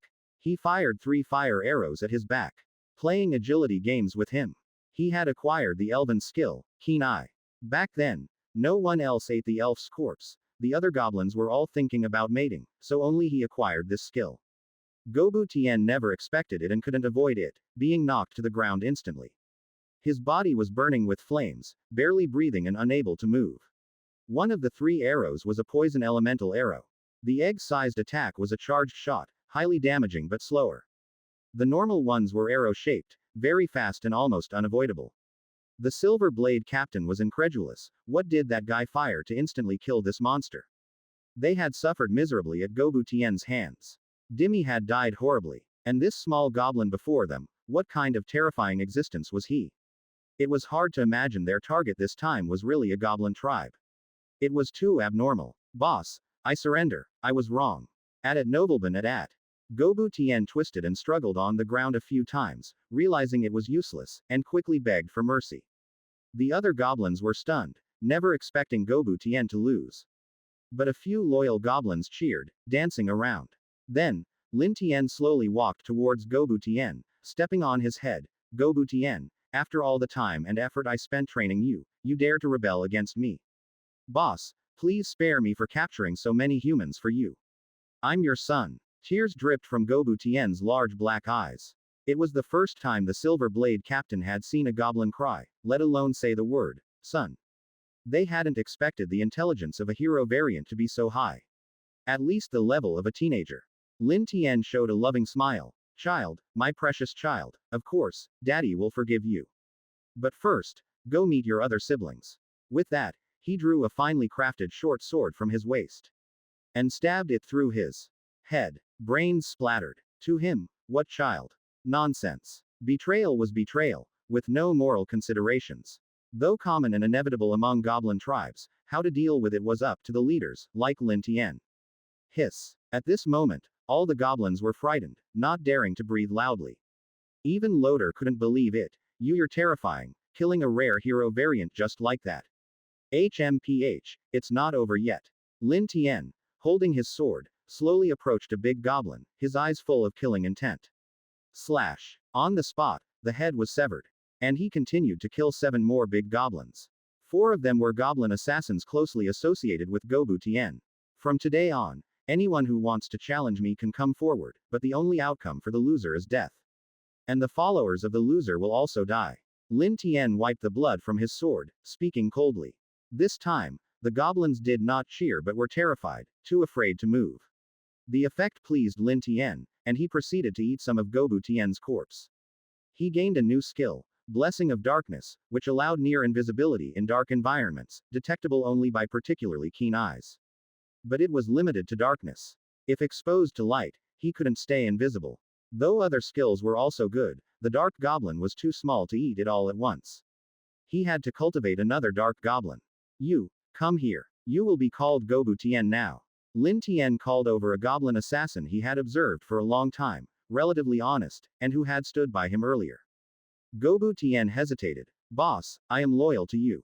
Please don't kill me. Who said I would kill you? Eat him, and those others too. Lin Tian commanded. Gobu Tian hesitated but then understood, starting to devour the former Gobu Tian's corpse. A level 50 corpse. Consuming it increased his experience significantly. And Gobu Tian gained all the skills. Then he ate the other big goblins' bodies, but he was still only level 47. Lin Tian glanced. Eat those 2 human corpses as well. Don't you dare. Loader shouted again. But it was futile rage, as he could only watch Gobu Tian eat the corpses. Finally, the goblin assassin began to evolve. Shedding layers of skin, he evolved into a form similar to the former Gobu Tian. Boss, I've evolved. Gobu Tian, overjoyed, knelt before Lin Tian, waiting for him to touch his head. This was a gesture of submission among goblins. Lin Tian patted his head. Go now, scout the surroundings and ensure no one sneaks in. Your Highness Loader, what kind of monster have you provoked? He feels more like a cunning strategist than Gobu Kwang. A monster that even an empire would fear. The Silver Blade captain said in terror. This time, they were truly doomed. Lin Tian looked at them. These so-called Imperial Knights seemed quite weak. Chapter 26. Death God Kasimov. T.L. Sungman. Andersis. LV 53. Race. Human. Profession. Imperial Knight. Title. Defender of the Homeland. Honor Knight. Charismatic Leader. Health. 930. Strength. 240. Defense. 287. Skills. Silver Light Slash. Sword Resonance. Sword Dance. Power of Glory. Equipment. Fine Silver Armor. Fine Alloy Longsword. Cloak. Overall. 1000. Although his attributes were not bad. Overall, he was only slightly stronger than Loader at level 40-something. After all, Loader was of Imperial blood and a disciple of the sword Saintess. His skills were quite ordinary, indicating he was just an ordinary knight commander. Lin Tian thought he was a formidable enemy.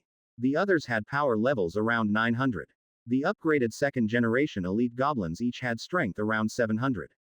Being surrounded by them, it was already impressive to last 3 minutes. Currently, Lin Tian's power level was at 1500. He had perfectly mastered the skills of the elemental hand crossbow and no blade capture. His strength had surged quickly. HMPH, relying on these useless people to save you. Loader, it seems you are too naive. Lin Tian couldn't help but mock. The silver blade captain lowered his head, sighed, and said, indeed, we were too naive. From our brief encounter, I realized you are an extremely terrifying opponent. If left unchecked, you will be a disaster for the Empire. But fortunately, the sword Saintess will definitely come to deal with you. She is the Empire's holy sword of protection, and she will cut down you monsters. The other team members also said, that's right, the sword Saintess will soon come to sweep you away. Still a little fanboy of hers. Lin Tian found it somewhat amusing and glanced at the remaining few people. He drew the short sword from his waist. The silver blade captain tensed up. You, what are you going to do? Wait, stop, swish. On the spot, Lin Tian started bleeding one of the humans. The moment the neck artery ruptured, blood spurted 10 meters away. He marveled at the heart, this miraculous pump. Ah, Captain, save me, I can't breathe. The human spoke in pain, soon falling into shock from blood loss. Lin Tian then called over the highest level elite goblin, also a goblin assassin, and had him devour the human's flesh and blood to level up quickly. After devouring it all, the goblin reached level 48. Still 2 levels short. Lin Tian continued, killing 2 more people as if slaughtering chickens and dogs. Unfortunately, he didn't even gain 1 level. The experience requirement was getting higher and higher. He estimated he would need to devour 7 or 8 level 40 to 50 people to evolve into an elite. Goblins, as long as they had sufficient aptitude, evolved at levels 30, 50, 70, 90, and 100. But there were also cases of evolution failure. Watching his team members die one by one, the gap between the silver blade captain and loader became very clear. He was very calm, not yelling or screaming. After all, he had been on the Imperial battlefield, accustomed to life and death. He simply said, it's a pity, Sword Saintess, they ultimately couldn't hold on until you came to rescue. Reality differed from games and anime. Falling into enemy hands, 9 times out of 10, the result was death. Hope was just wishful thinking. This was the cruel reality. Lin Tian also admired the silver blade captain, giving him a swift end, rest in peace. Then, he let the goblin eat him too. Concentrating resources whenever possible was the best way to cultivate new hero variants.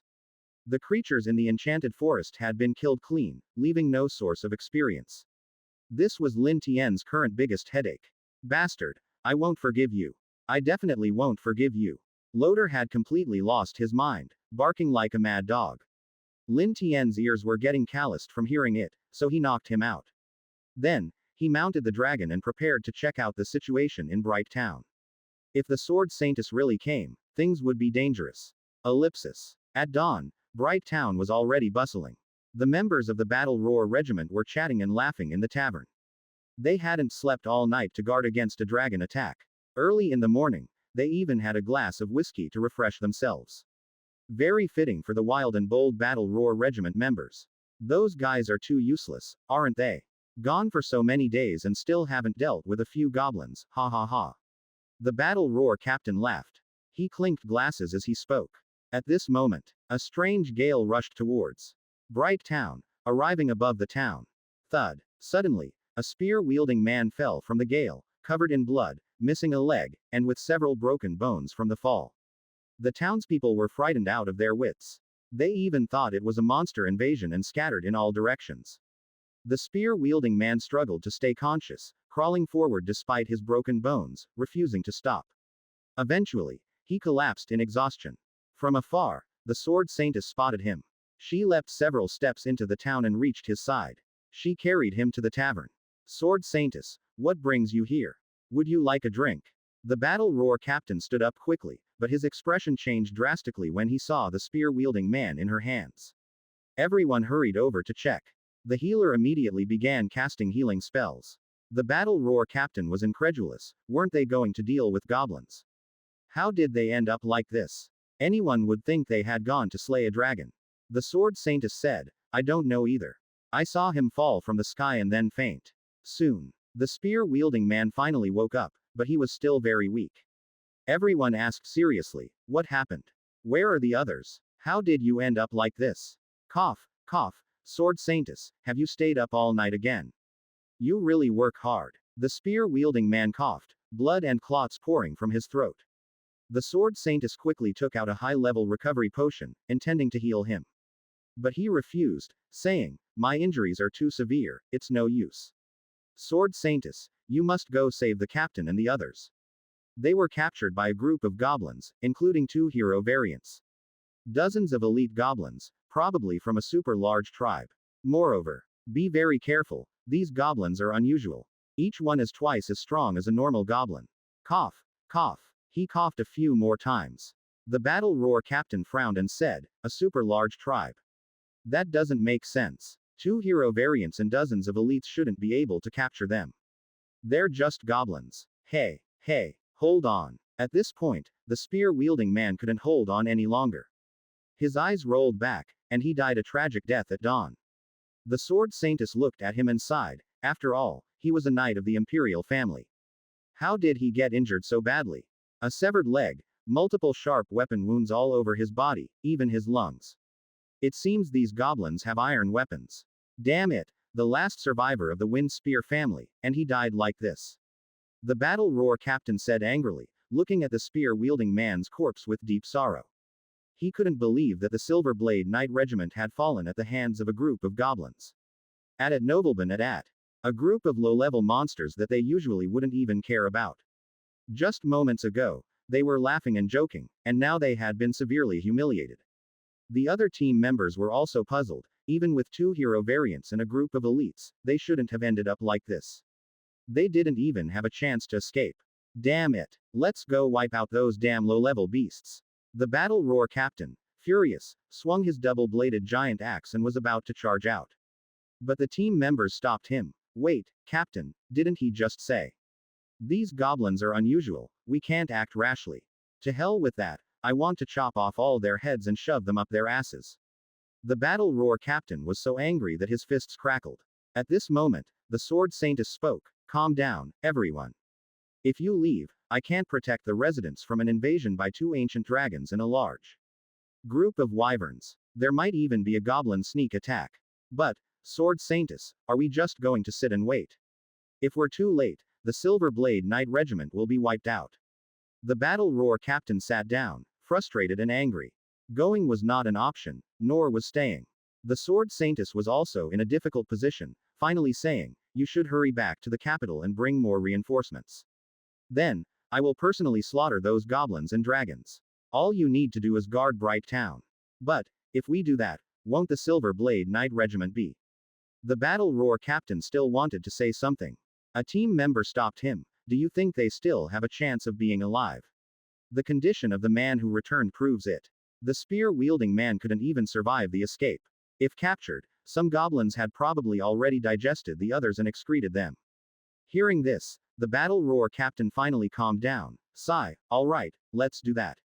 For now, leave the rescue of the Silver Blade Knight Regiment to me. Suddenly, a cold voice spoke.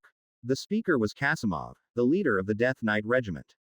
The only survivor of the Battle of Death Valley. His strength far exceeded that of the other leaders. The Sword Saintess looked at him and said, are you sure you want to go alone? An entire knight regiment was defeated. In Death Valley, I faced 4 Titan warriors alone and survived. A group of goblins, even if I can't defeat them, they can't harm me.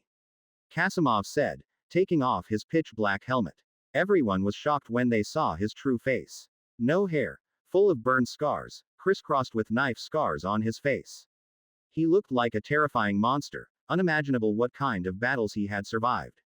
The battle roar captain laughed, ha ha ha. I knew you wouldn't let us down. But to boast in front of the Sword Saintess, you're too arrogant. I wouldn't dare compare myself to the Sword Saintess, but dealing with trash like you is easy. Kasimov said disdainfully. The battle roar captain was so angry he wanted to rush over and punch him. But his team members held him back. Then, without wasting time, Kasimov mounted his horse and headed deep into the enchanted forest. Not far outside Bright Town, on a high mountain, Lin Tian was observing while riding a bipedal dragon. Kasimov. LV60. Race. Human. Profession. Desperate Knight, gains a 30% attribute buff when alone. Title. Survivor of Desperation. Kingdom Protector, Honor Knight, Bearer of Mission. Health, 800. Strength, 310. Defense, 303. Skills, Death Roar, Grim Reaper's Harvest, Knight's Glory. Equipment, Black Iron Armor, Black Iron Longsword, Black Cloak. Overall, 1300. From a distance, Lin Tian understood, HMPH, this strength is not bad, but thinking he can wipe us out alone. Isn't that too naive? Chapter 27. Naming, Gobu Shan. TL. Sungman. Then, he rode the dragon and returned first. Kasimov looked up into the distance, sensing something pass by, but saw nothing.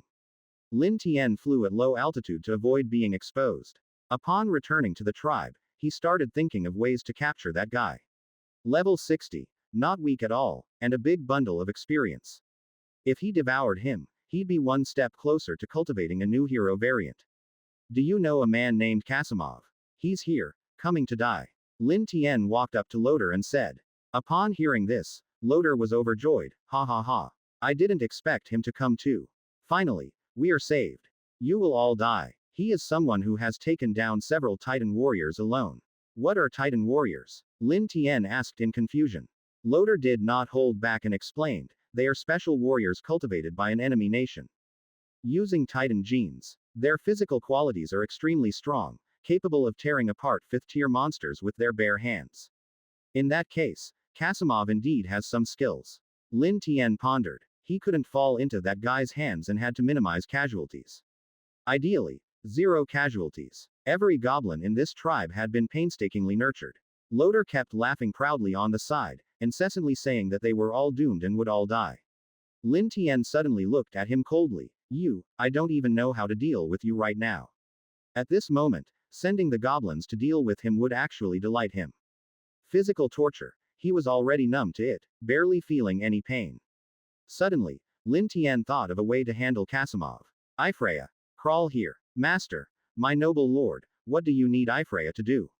Ifreya quickly ran over like a dog, sticking out her pink tongue. Loder's voice abruptly stopped. Lin Tian commanded. Later, I need you to. You dare. Ifreya, don't listen to that beast. You are one of us humans, you are the saintess of the Holy Order. Don't associate with those damn goblins. Loder shouted in despair, defeated again. His hopes were repeatedly crushed by Lin Tian. Then, Ifreya stood up, put on tattered clothes, and made herself filthy. If she still looked like a normal person, it would definitely arouse suspicion. Then she was sent to walk towards the enchanted forest. Lin Tian called Gobu Tian, come with me, there's something to do. Ellipsis. It seems true, the entire enchanted forest is devoid of monsters, very unusual.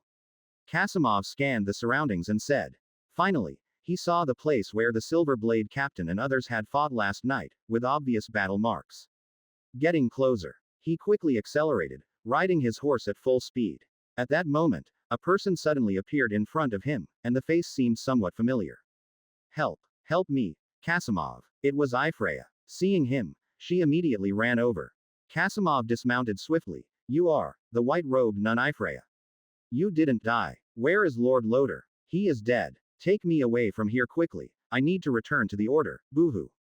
Ifreya threw herself into Kasimov's arms, crying. Seeing her appearance and reaction, he couldn't imagine what horrific things she had endured with the goblins. Especially since she was a sacred nun, chosen as a servant of God, but now. Kasimov quickly comforted her. Stay here and don't move. I'll go check the situation. If I don't return for a long time, just run straight ahead. Okay. Please hurry. Ifreya pleaded. As Kasimov turned around, a holy light suddenly shone. Holy Bible cage. In an instant, he was trapped in a crucifix. Seeing this, Kasimov was shocked. Nun, what are you doing? Holy light impact. It wasn't over yet. Ifreya attacked again. Kasimov immediately reacted. Mid-tier death roar. Roar. A mournful wail like that of a hell demon echoed. It shattered the crucifix confining him. However, he couldn't avoid the holy light. He immediately drew his longsword to block it.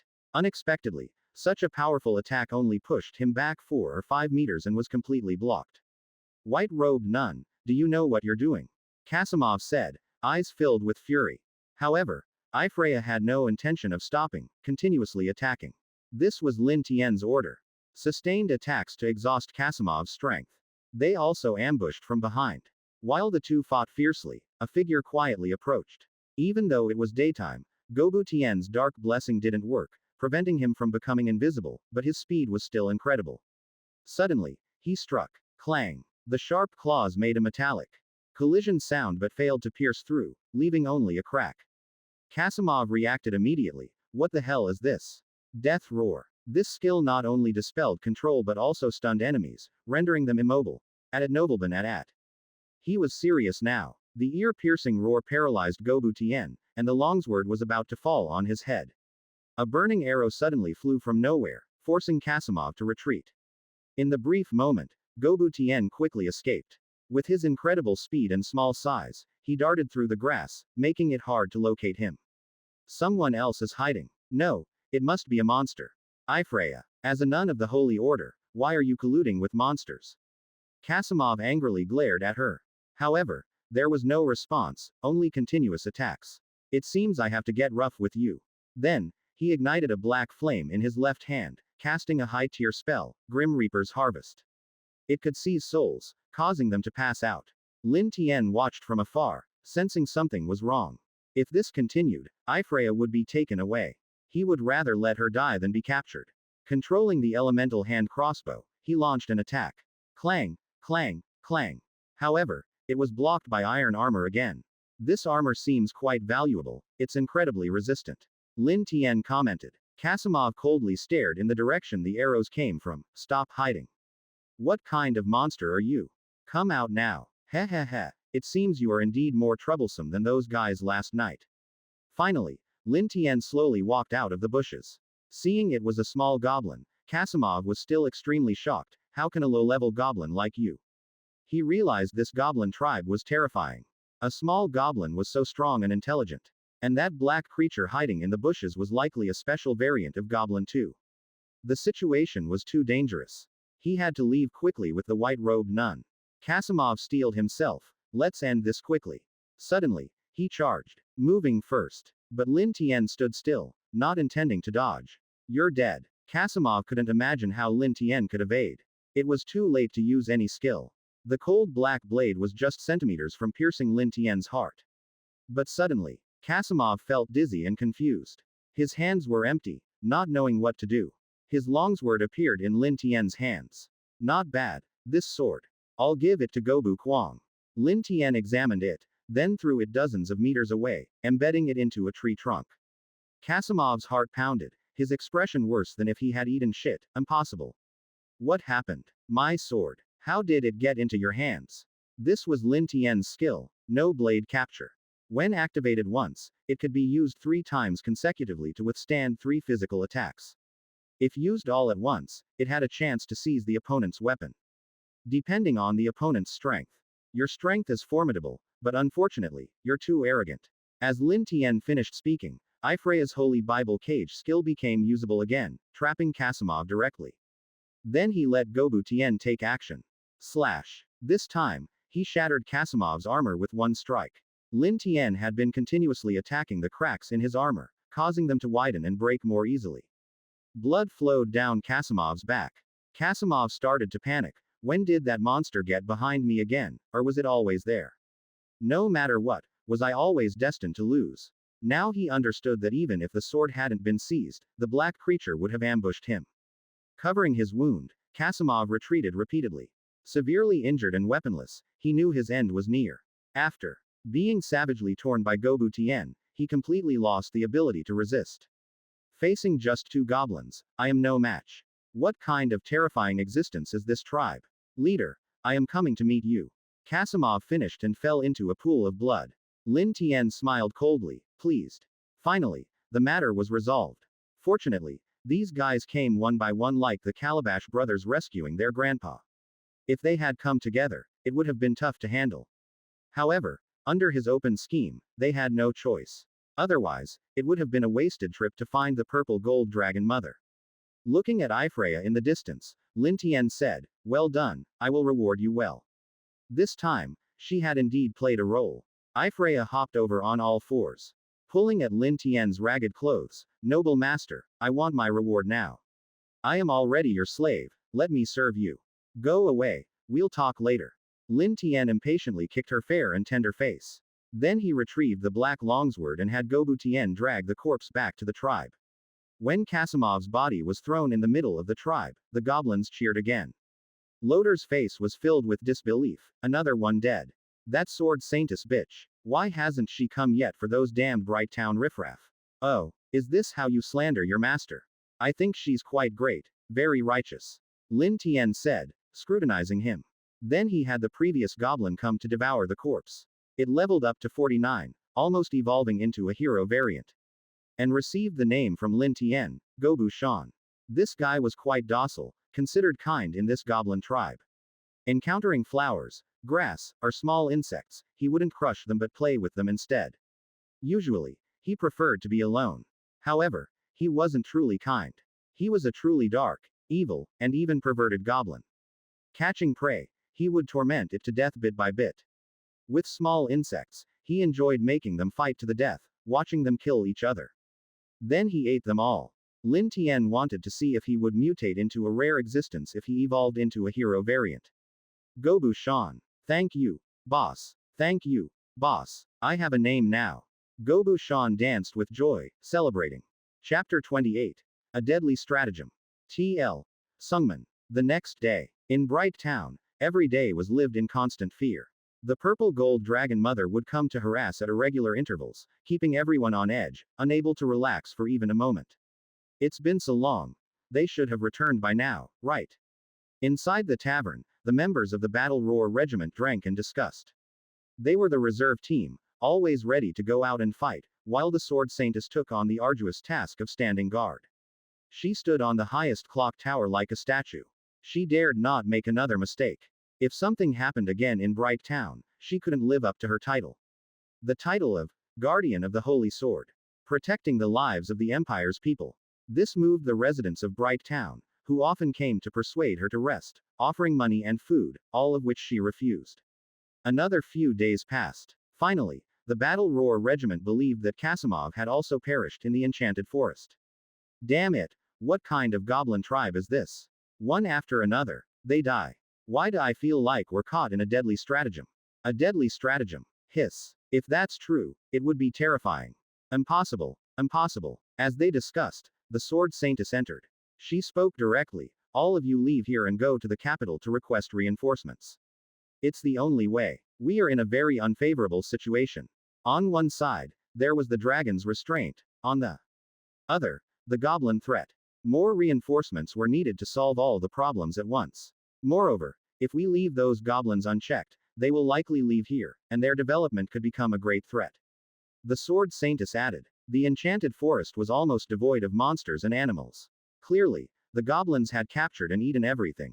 Without food, they were likely to migrate. The grudge was not yet avenged. How could they let them leave? Hearing this, the members of the Battle Roar Regiment exchanged glances, finding her words reasonable. But the leader of the Battle Roar Regiment was somewhat unwilling. If we do that, wouldn't we be deserters? We've always been at the forefront of every mission. You go for reinforcements. I'll deal with those goblins myself. I don't believe we can't beat a bunch of lowly beasts. The impression of goblins had always been that they were low-level creatures, easily killed. They didn't believe that a few hero and big variants could cause such trouble. The other leaders were speechless. This had been said too many times. Then, they all dragged him out. Let's go, Captain. Time waits for no one. We must hurry to the capital. Dragged and pulled, the Battle Roar Regiment leader finally relented. But on the way back to the capital, he still grumbled. Ellipsis. On a small mountain outside Bright Town, Lin Tian, as usual, rode his dragon, lurking in the dense forest, observing the situation. Seeing the Battle Roar Regiment come out, he couldn't help but smile smugly. HMPH, it seems these guys are stupid enough to fall into my stratagem one by one. Lin Tian sneered, preparing to leave first. But suddenly, he noticed something wrong. They were heading along the main road, not towards the enchanted forest. Immediately, he understood, trying to get reinforcements. No, I can't let them escape. Hurry, get ahead of them. Lin Tian rode his dragon, flying ahead of the Battle Roar Regiment. Soon, he saw a wooden bridge over a cliff, just what he was looking for. Cut off their path. Hovering above the bridge, he pulled out the elemental hand crossbow, choosing a flame arrow. He shot one, quickly setting the entire bridge on fire. Below was a bottomless abyss. They would surely choose to return or rebuild the bridge. Cackle, cackle, it seems heaven favors me, this opportunity is too good. Lin Tian suddenly thought of something, his mouth curling into a smile. This time, not only would he take out these guys, but he would also capture Bright Town. The opportunity was rare, so he hurried back to the Tian Kuang tribe to gather the goblins. Ellipsis. On the dirt road in the distance, the urgent sound of horse hooves echoed.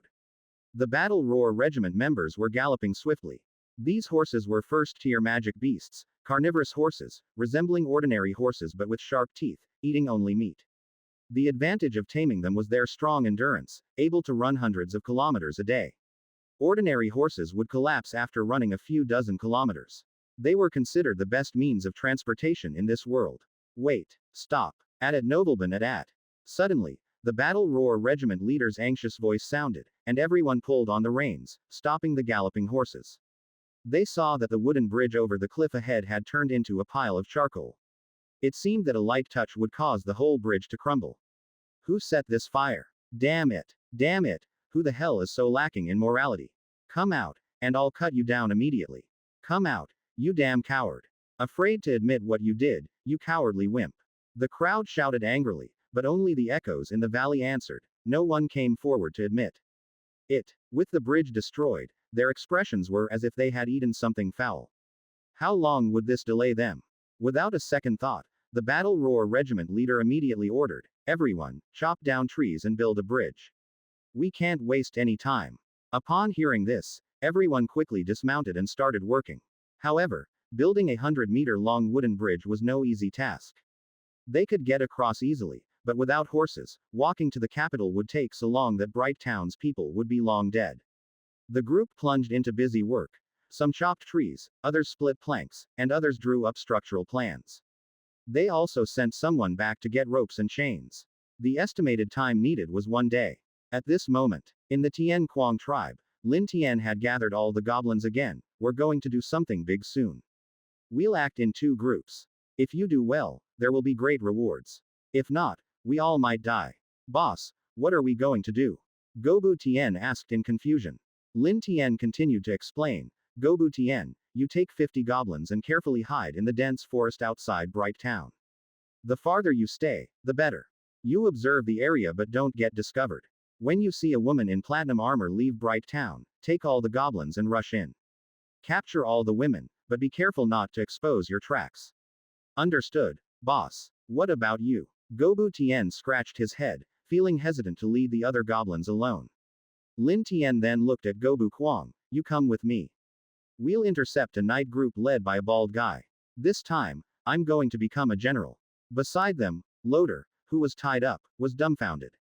However, this time he didn't get angry or shout but laughed darkly. He, good. I really admire your cleverness. You're a terrifyingly strong opponent. Go ahead, take Bright Town. That filthy mongrel should have been dead long ago. Oh, playing the misanthrope now. That's not like you. Aren't you waiting for the sword Saintess to rescue you? Lin Tian asked. Of course, he knew why. This was what Lin Tian wanted. Step by step, he tormented their spirits until they completely broke down. Only Ifreya had broken down after a short time. Loader sneered, do I need rescue? Am I dead? I don't feel pain anymore. I'm perfectly fine. Those people are the ones who really deserve to die. That filthy bitch in platinum armor should die. Die. Die. Die. Loader's expression twisted and contorted again. He kept muttering. Die. His body convulsing violently. It looked like a severe illness. It was quite creepy to watch. Lin Tian felt that Loader's condition was more serious than expected. Without saying more, he ordered, Gobu you, as usual, I'll leave the tribe in your hands when I'm gone. Understand? Yes, boss. Don't worry, I'll keep watch. Gobu Yu nodded vigorously. Then, Lin Tian mounted his dragon, and the goblins set off. The Battle Roar Regiment was racing against time, and so was Lin Tian. However, Lin Tian's pace on his dragon was slowed down a lot, as the other goblins, except for the goblin assassins and big goblins, couldn't keep up. In about half a day, they reached a dense forest about 10 kilometers from Bright Town. Lin Tian instructed, now, split into 2 groups. Gobu Tian, move quietly forward until you see Bright Town. Remember what I told you. No problem, boss. Gobu Tian said. The intelligence of the hero variant was reliable enough not to mess things up. The remaining goblins, along with Gobu Kwang and Gobu Shan, followed Lin Tian. From such a distance, flying the bipedal dragon at very low altitudes wouldn't be discovered by the sword saintus. Soon, they arrived at a small mountain. Outside the broken bridge cliff. From a distance, they saw the battle roar regiment busy at the cliff. So fast. They've already started building the bridge. Lin Tian exclaimed in disbelief. The battle roar regiment leader had thrown a rope over to a giant rock on the other side of the cliff and was tying the bridge structure to a long iron chain. They dragged the iron chain, inching across the makeshift rope bridge. Several others climbed to the opposite side. One person stayed to secure the bridge. The rest pulled the chain with all their might, their veins bulging on their foreheads, and their muscles creaking from the strain. After all, such a long bridge weighed at least thousands, if not tens of thousands of pounds. Ordinary people couldn't pull it, but they were all level 40 or 50, far stronger than normal people. Phew, if the sword saintess were here, she could probably pull it by herself, right? This is exhausting. One member sighed, wiping sweat from his forehead. The battle roar regiment leader snorted, give me 10 more years, and I won't be any worse than the sword saintess, got it? Why do you all look down on me? 10 years. By then, the sword saintess will probably be at an unimaginable level. Ha ha ha. They joked, preparing to mount their horses and leave. Let's go. Time waits for no one. As they cautiously walked onto the wooden bridge, the sky suddenly darkened as if the sun had been blocked. However, it was just a fleeting moment. Immediately, the battle roar regiment leader's expression changed. This isn't good. Looking ahead, a dragon appeared, flapping its enormous wings and stirring up a storm. It slowly landed on the other side of the bridge. It was Lin Tian. Its massive form and dragon's might left them all stunned. Chapter 29. Blocking the bridge, total annihilation. TL. Sungman. Why is there a dragon here? Wait, look quickly at the dragon's back. It's a goblin. Goblins can ride dragons. How is this possible? The leader of the battle roar regiment couldn't help but exclaim. This kind of thing was unprecedented. It was probably the first time in history that goblins had been seen riding dragons. Lin Tian looked at them coldly and couldn't help but praise. Hee hee, you guys are really quick, repairing the bridge so fast, not bad, not bad. After saying this, he even clapped his hands. The leader of the battle roar regiment immediately took out a large axe from his back. You're the goblin who captured Lord Loader, right? I'll kill. Before he could finish speaking, his words got stuck in his throat. Because that wyvern had opened its huge mouth, with a blazing fire gathering inside. Dragon flame. At Lin Tian's command, the dragon immediately spewed out a huge flame, spraying towards the battle roar regiment members. Facing the incoming sea of fire, they even abandoned their horses and ran back. Turning a horse around took too long, they would have been roasted by then. Everyone stumbled and fell, but at least they weren't turned into roast duck. When they turned and saw the newly built wooden bridge behind them, they were all furious, angrily drawing their weapons. After going through all kinds of hardships to build the bridge, it was now charred again. Damned bastard. Get him. Slay the dragon. Capture that goblin and torture him to death. Arg. Each of them was filled with extreme hatred, wanting to retaliate. Suddenly, a rhythmic rumbling sound came from behind. Everyone felt a tightness in their hearts. The battle roar captain quickly turned around, only to find that a large number of goblins had surrounded them at some point. It was Gobu Kwang and his group. There were about 30 big goblins and a few lurking goblin assassins. Everyone, prepare for battle. Here comes a big one.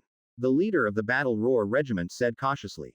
A regiment leader with a heavy expression said, Commander, it seems we've been targeted for a while now. These goblins are definitely not simple. First, the bridge was destroyed, and now they were being ambushed. Everyone understood and knew they were in dire straits. After all, even the Silver Blade Regiment was annihilated, and Kasimov was dead. They had no absolute confidence in handling this. That tall one must be the goblin hero. I'll take care of him. Bane, you're an assassin. Fast, go find the sword saintus. The battle roar captain charged with his axe, clearing a path for Bane. Wearing light armor, Bane nodded forcefully. Commander, hold on. He leapt into the trees, discarding his armor and weapons to maximize his speed. Seeing him trying to escape, several lurking goblin assassins were about to take action. Lin Tian's voice rang out, let him go. Focus on dealing with the rest. Ah! At this moment, the battle roar captain let out a powerful, shocking roar. This increased his attribute values and attack power significantly. However, Gobu Kwang was not to be outdone, roaring as well, though it had no effect. Holding a black iron longsword, he slashed forward. Clang! A piercing metallic clash erupted immediately. And a strong gust of wind. The surrounding shrubs were blown to one side, giving them a side-swept hairstyle. The battle roar captain's face changed slightly. You actually have similar strength to me. This sword, isn't it Kasimov's? It seems I was right.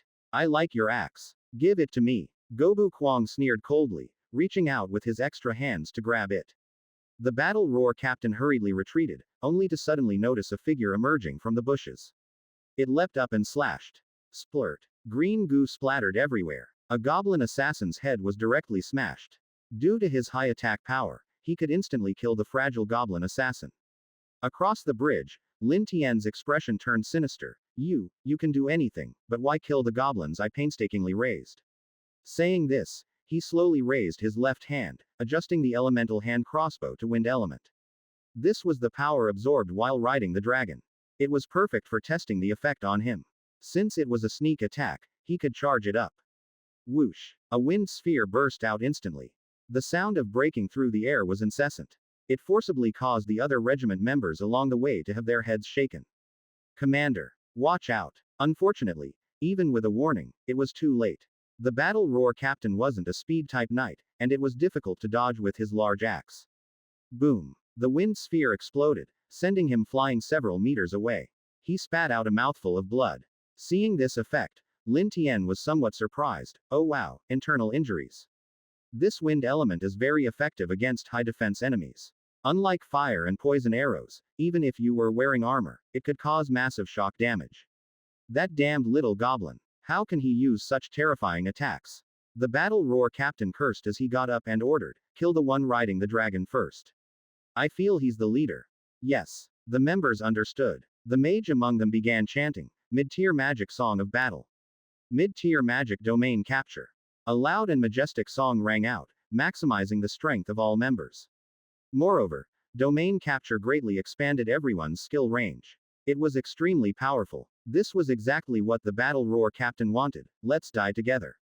High-tier skill lions. Roar. Roar. A visible red ring-shaped shockwave shot straight at Lin Tian. It immobilized him and the wyvern. It was a control-type skill, and even if one had a control immunity skill, it would take 5 seconds to break free. No matter how hard the wyvern flapped its wings, it couldn't move. HMPH, you're dead. Mid-tier martial skill deadly flying axe. The battle roar captain coldly smiled and threw his flying axe at Lin Tian's head. If that large axe hit the head, it would split it open. Lin Tian was slightly surprised. This guy's combo was brainless and violent. If he were playing a game, he would definitely choose this type. However, choosing physical attacks was their biggest mistake. Just as the flying axe was about to strike, Lin Tian activated the skill, no blade capture. The axe seemed to pass through Lin Tian's body, not cutting it but penetrating it. Impossible. The battle roar captain's eyes almost popped out. How could there be something so absurd? The other members felt like they had seen a ghost. What kind of monster is that little goblin? Commander, we've hit a hard wall this time. Damn it. No time to chat, help me. The battle roar captain's heart rate skyrocketed because Gobu Kwang was charging at him madly. Without a weapon, how could he block? But with a thought, he could still control the flying axe to return. Ouch. In the distance, Lin Tian cried out in pain as the returning axe hit his head, causing a big bump. The battle roar captain laughed triumphantly. Haha. Look at that little bastard's mess. He's got a big bump on his head. He retrieved the large axe and swung it at Gobu Kwang, and they fell into a standoff. Or rather, a test of strength. Gobu Kwang's eyes were full of disdain, frenzied power. He activated the skill, all 4 arms pressing on the weapon, muscles visibly swelling, veins popping. Damn, I can't hold on, guys. The battle roar captain's veins bulged, and large beads of sweat dripped from his forehead. The sound of muscles tearing was crackling. But he still couldn't withstand Gobu Kwang's strength and watched helplessly as the axe blade got closer to his body. At it Nobleman at. The drawback of a double-sided axe was apparent. If you couldn't outmatch in strength, the other side of the axe would cut you. As he turned his head, he He saw that the other members couldn't help because Lin Tian was constantly harassing with sneaky attacks. Some were already dead. Arg. Why is this beast so strong? Can a hero variant reach this level? The battle roar captain was about to give in, watching the axe blade cut into his shoulder. And it wasn't stopping. Bit by bit, it dug in. The pain exploded in his mind.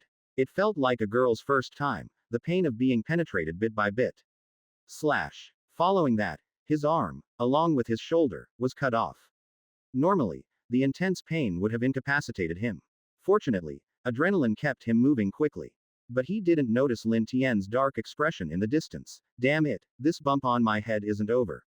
I'll give you 2 bumps. Lin Tian then charged up the wind element again. This time aiming for his head. Whoosh. The wind blast hit directly. The battle roar captain lost consciousness and fell to the ground. This was the second bump, one on his head and soon a grave on the mountain. Commander. A member's attention was drawn, filled with anxiety and despair.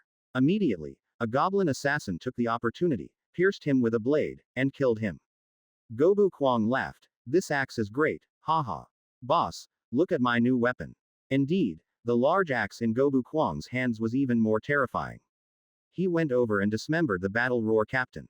He even stomped and burst his bulging eyes. The rest were mostly dealt with, though one person escaped initially, which was Lin Tian's intention. Go, lure the sword saintus here, hee. Lin Tian then instructed, don't eat yet. Gobu Shan, you go first. Thank you, boss. Thank you. The grateful Gobu Shan knelt and ran to a corpse to feast. After finishing one, he still didn't level up, so he devoured the battle roar captain's body. Finally, he reached level 50. How is it? Are you evolving? Lin Tian asked expectantly. However, Gobu Shan looked confused. Boss, I don't feel anything, I even need to poop. Damn it. Never mind, we need to leave quickly. Lin Tian rode the wyvern into the sky, surveying the surroundings to plan the best escape route. Otherwise, that crazy woman would catch up, and they wouldn't escape. Riding the wyvern was fine for him, but what about the rest? They had worked hard to train, and if she killed them with a few swords, it would be game over. Chapter 30. The Defeat of the Sword Saintess. TL. Sungman. After a thorough inspection, Lin Tian ordered, everyone jump down. What, boss, where do you want us to jump? Could it be this cliff? It's so high. A group of goblins cautiously peeked over the edge, their legs trembling. Lin Tian then forcefully commanded, below is a river, you won't die. But if you don't jump, you will surely die. Move aside, you bunch of wimps. Gobu Kwang pushed aside several big goblins, walked to the edge of the cliff, and jumped without a second thought. Plop. The splash was more than 10 meters high. Lin Tian thought this guy was a bit too straightforward. Even if he had to jump, he should have at least picked a spot. Luckily, he didn't hit any rocks. With someone leading, the rest of the goblins followed suit. However, the goblin assassins didn't need to jump. Their climbing skills were exceptional, allowing them to slide down easily and quickly. Lin Tian rode his dragon to direct the route, even though it would be a long detour, it was better than dying. Ellipsis. Bright Town. Bane was rushing towards there, but it was dozens of kilometers away. No matter how fast he was, it would take him more than an hour to reach the town. By the time he arrived, he was exhausted, foaming at the mouth. Sword Saintess. Enduring nausea, dizziness, and shortness of breath, Bane hurriedly shouted. The Sword Saintess saw him and leapt down. What's going on? Why are you back? Goblins. Goblins. Before Bane could finish speaking, he collapsed on the ground. The Sword Saintess's heart tightened. Damn it. Quickly, help him. After saying that, she sped towards the battle roar captain and the others. Even though she wore armor and carried weapons, and was not an assassin, she was still faster than Bane. She could reach there in an hour at most. Including the return trip, it would be 2 hours. During this time, Gobu Tian had to make a quick decision. After seeing the Sword Saintess disappear from sight, he gave the order, charge. Capture the women alive, kill the rest. A group of goblins sprinted swiftly. Leading the charge were a dozen goblin assassins, moving at incredible speed. After entering Bright Town, they immediately killed several residents. Kill. Ah, help. Monsters are here. Where is the Sword Saintess? They're killing people. I just saw the Sword Saintess go out. Run. Run. Ah. In an instant, the once relatively peaceful town turned into a living hell. The goblin assassins moved so fast that corpses littered the ground in no time. The fragile ordinary residents couldn't withstand a single blow. However, these people had been on alert due to the wartime conditions. The militia quickly organized themselves, forming a phalanx to drive the goblin assassins away from the crowd. Residents, seeing their saviors, quickly hid behind the militia phalanx. Bang, bang, bang. Meanwhile, the town gate was being battered by something, each impact like a blow to their hearts. Boom. Finally, the gate couldn't hold up and was broken through by a group of big goblin warriors. Seeing such a large group, dozens of burly goblins, the residents were terrified, their hearts almost stopping. Ah, monsters are here. Immediately, the residents began to flee in all directions, becoming targets for the goblin assassins. The men were killed, and the women were paralyzed with poison. The militia phalanx, facing these big goblins, was as fragile as paper, easily slaughtered. They had long anticipated that this day might come again. But they didn't expect it to come so soon. Bright Town fell into darkness, becoming a living hell. Men fell into pools of blood. Dismembered limbs were everywhere. They watched helplessly as their loved ones were eaten alive by goblins. Help! Help! This can't be real. It can't be real. A woman screamed until her voice almost broke, causing a brain hemorrhage, and she fainted on the spot. But whether dead or alive, the goblins packed them into sacks and took them away. It seemed like these were not people but objects. In just an hour, most of the women were captured, over 100 in total. Divided into 20 large sacks, each big goblin carried one, grinning from ear to ear. They began to transport them back to the tribe. The goblin assassins, bloodthirsty, slaughtered for a while longer before finally retreating at Gobu Tian's command.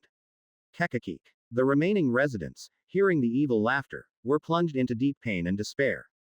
A catastrophe had struck. This world was terrifying, and death could descend at any moment. Boo-hoo. Dad, wake up. What will we do now that Mom has been taken away?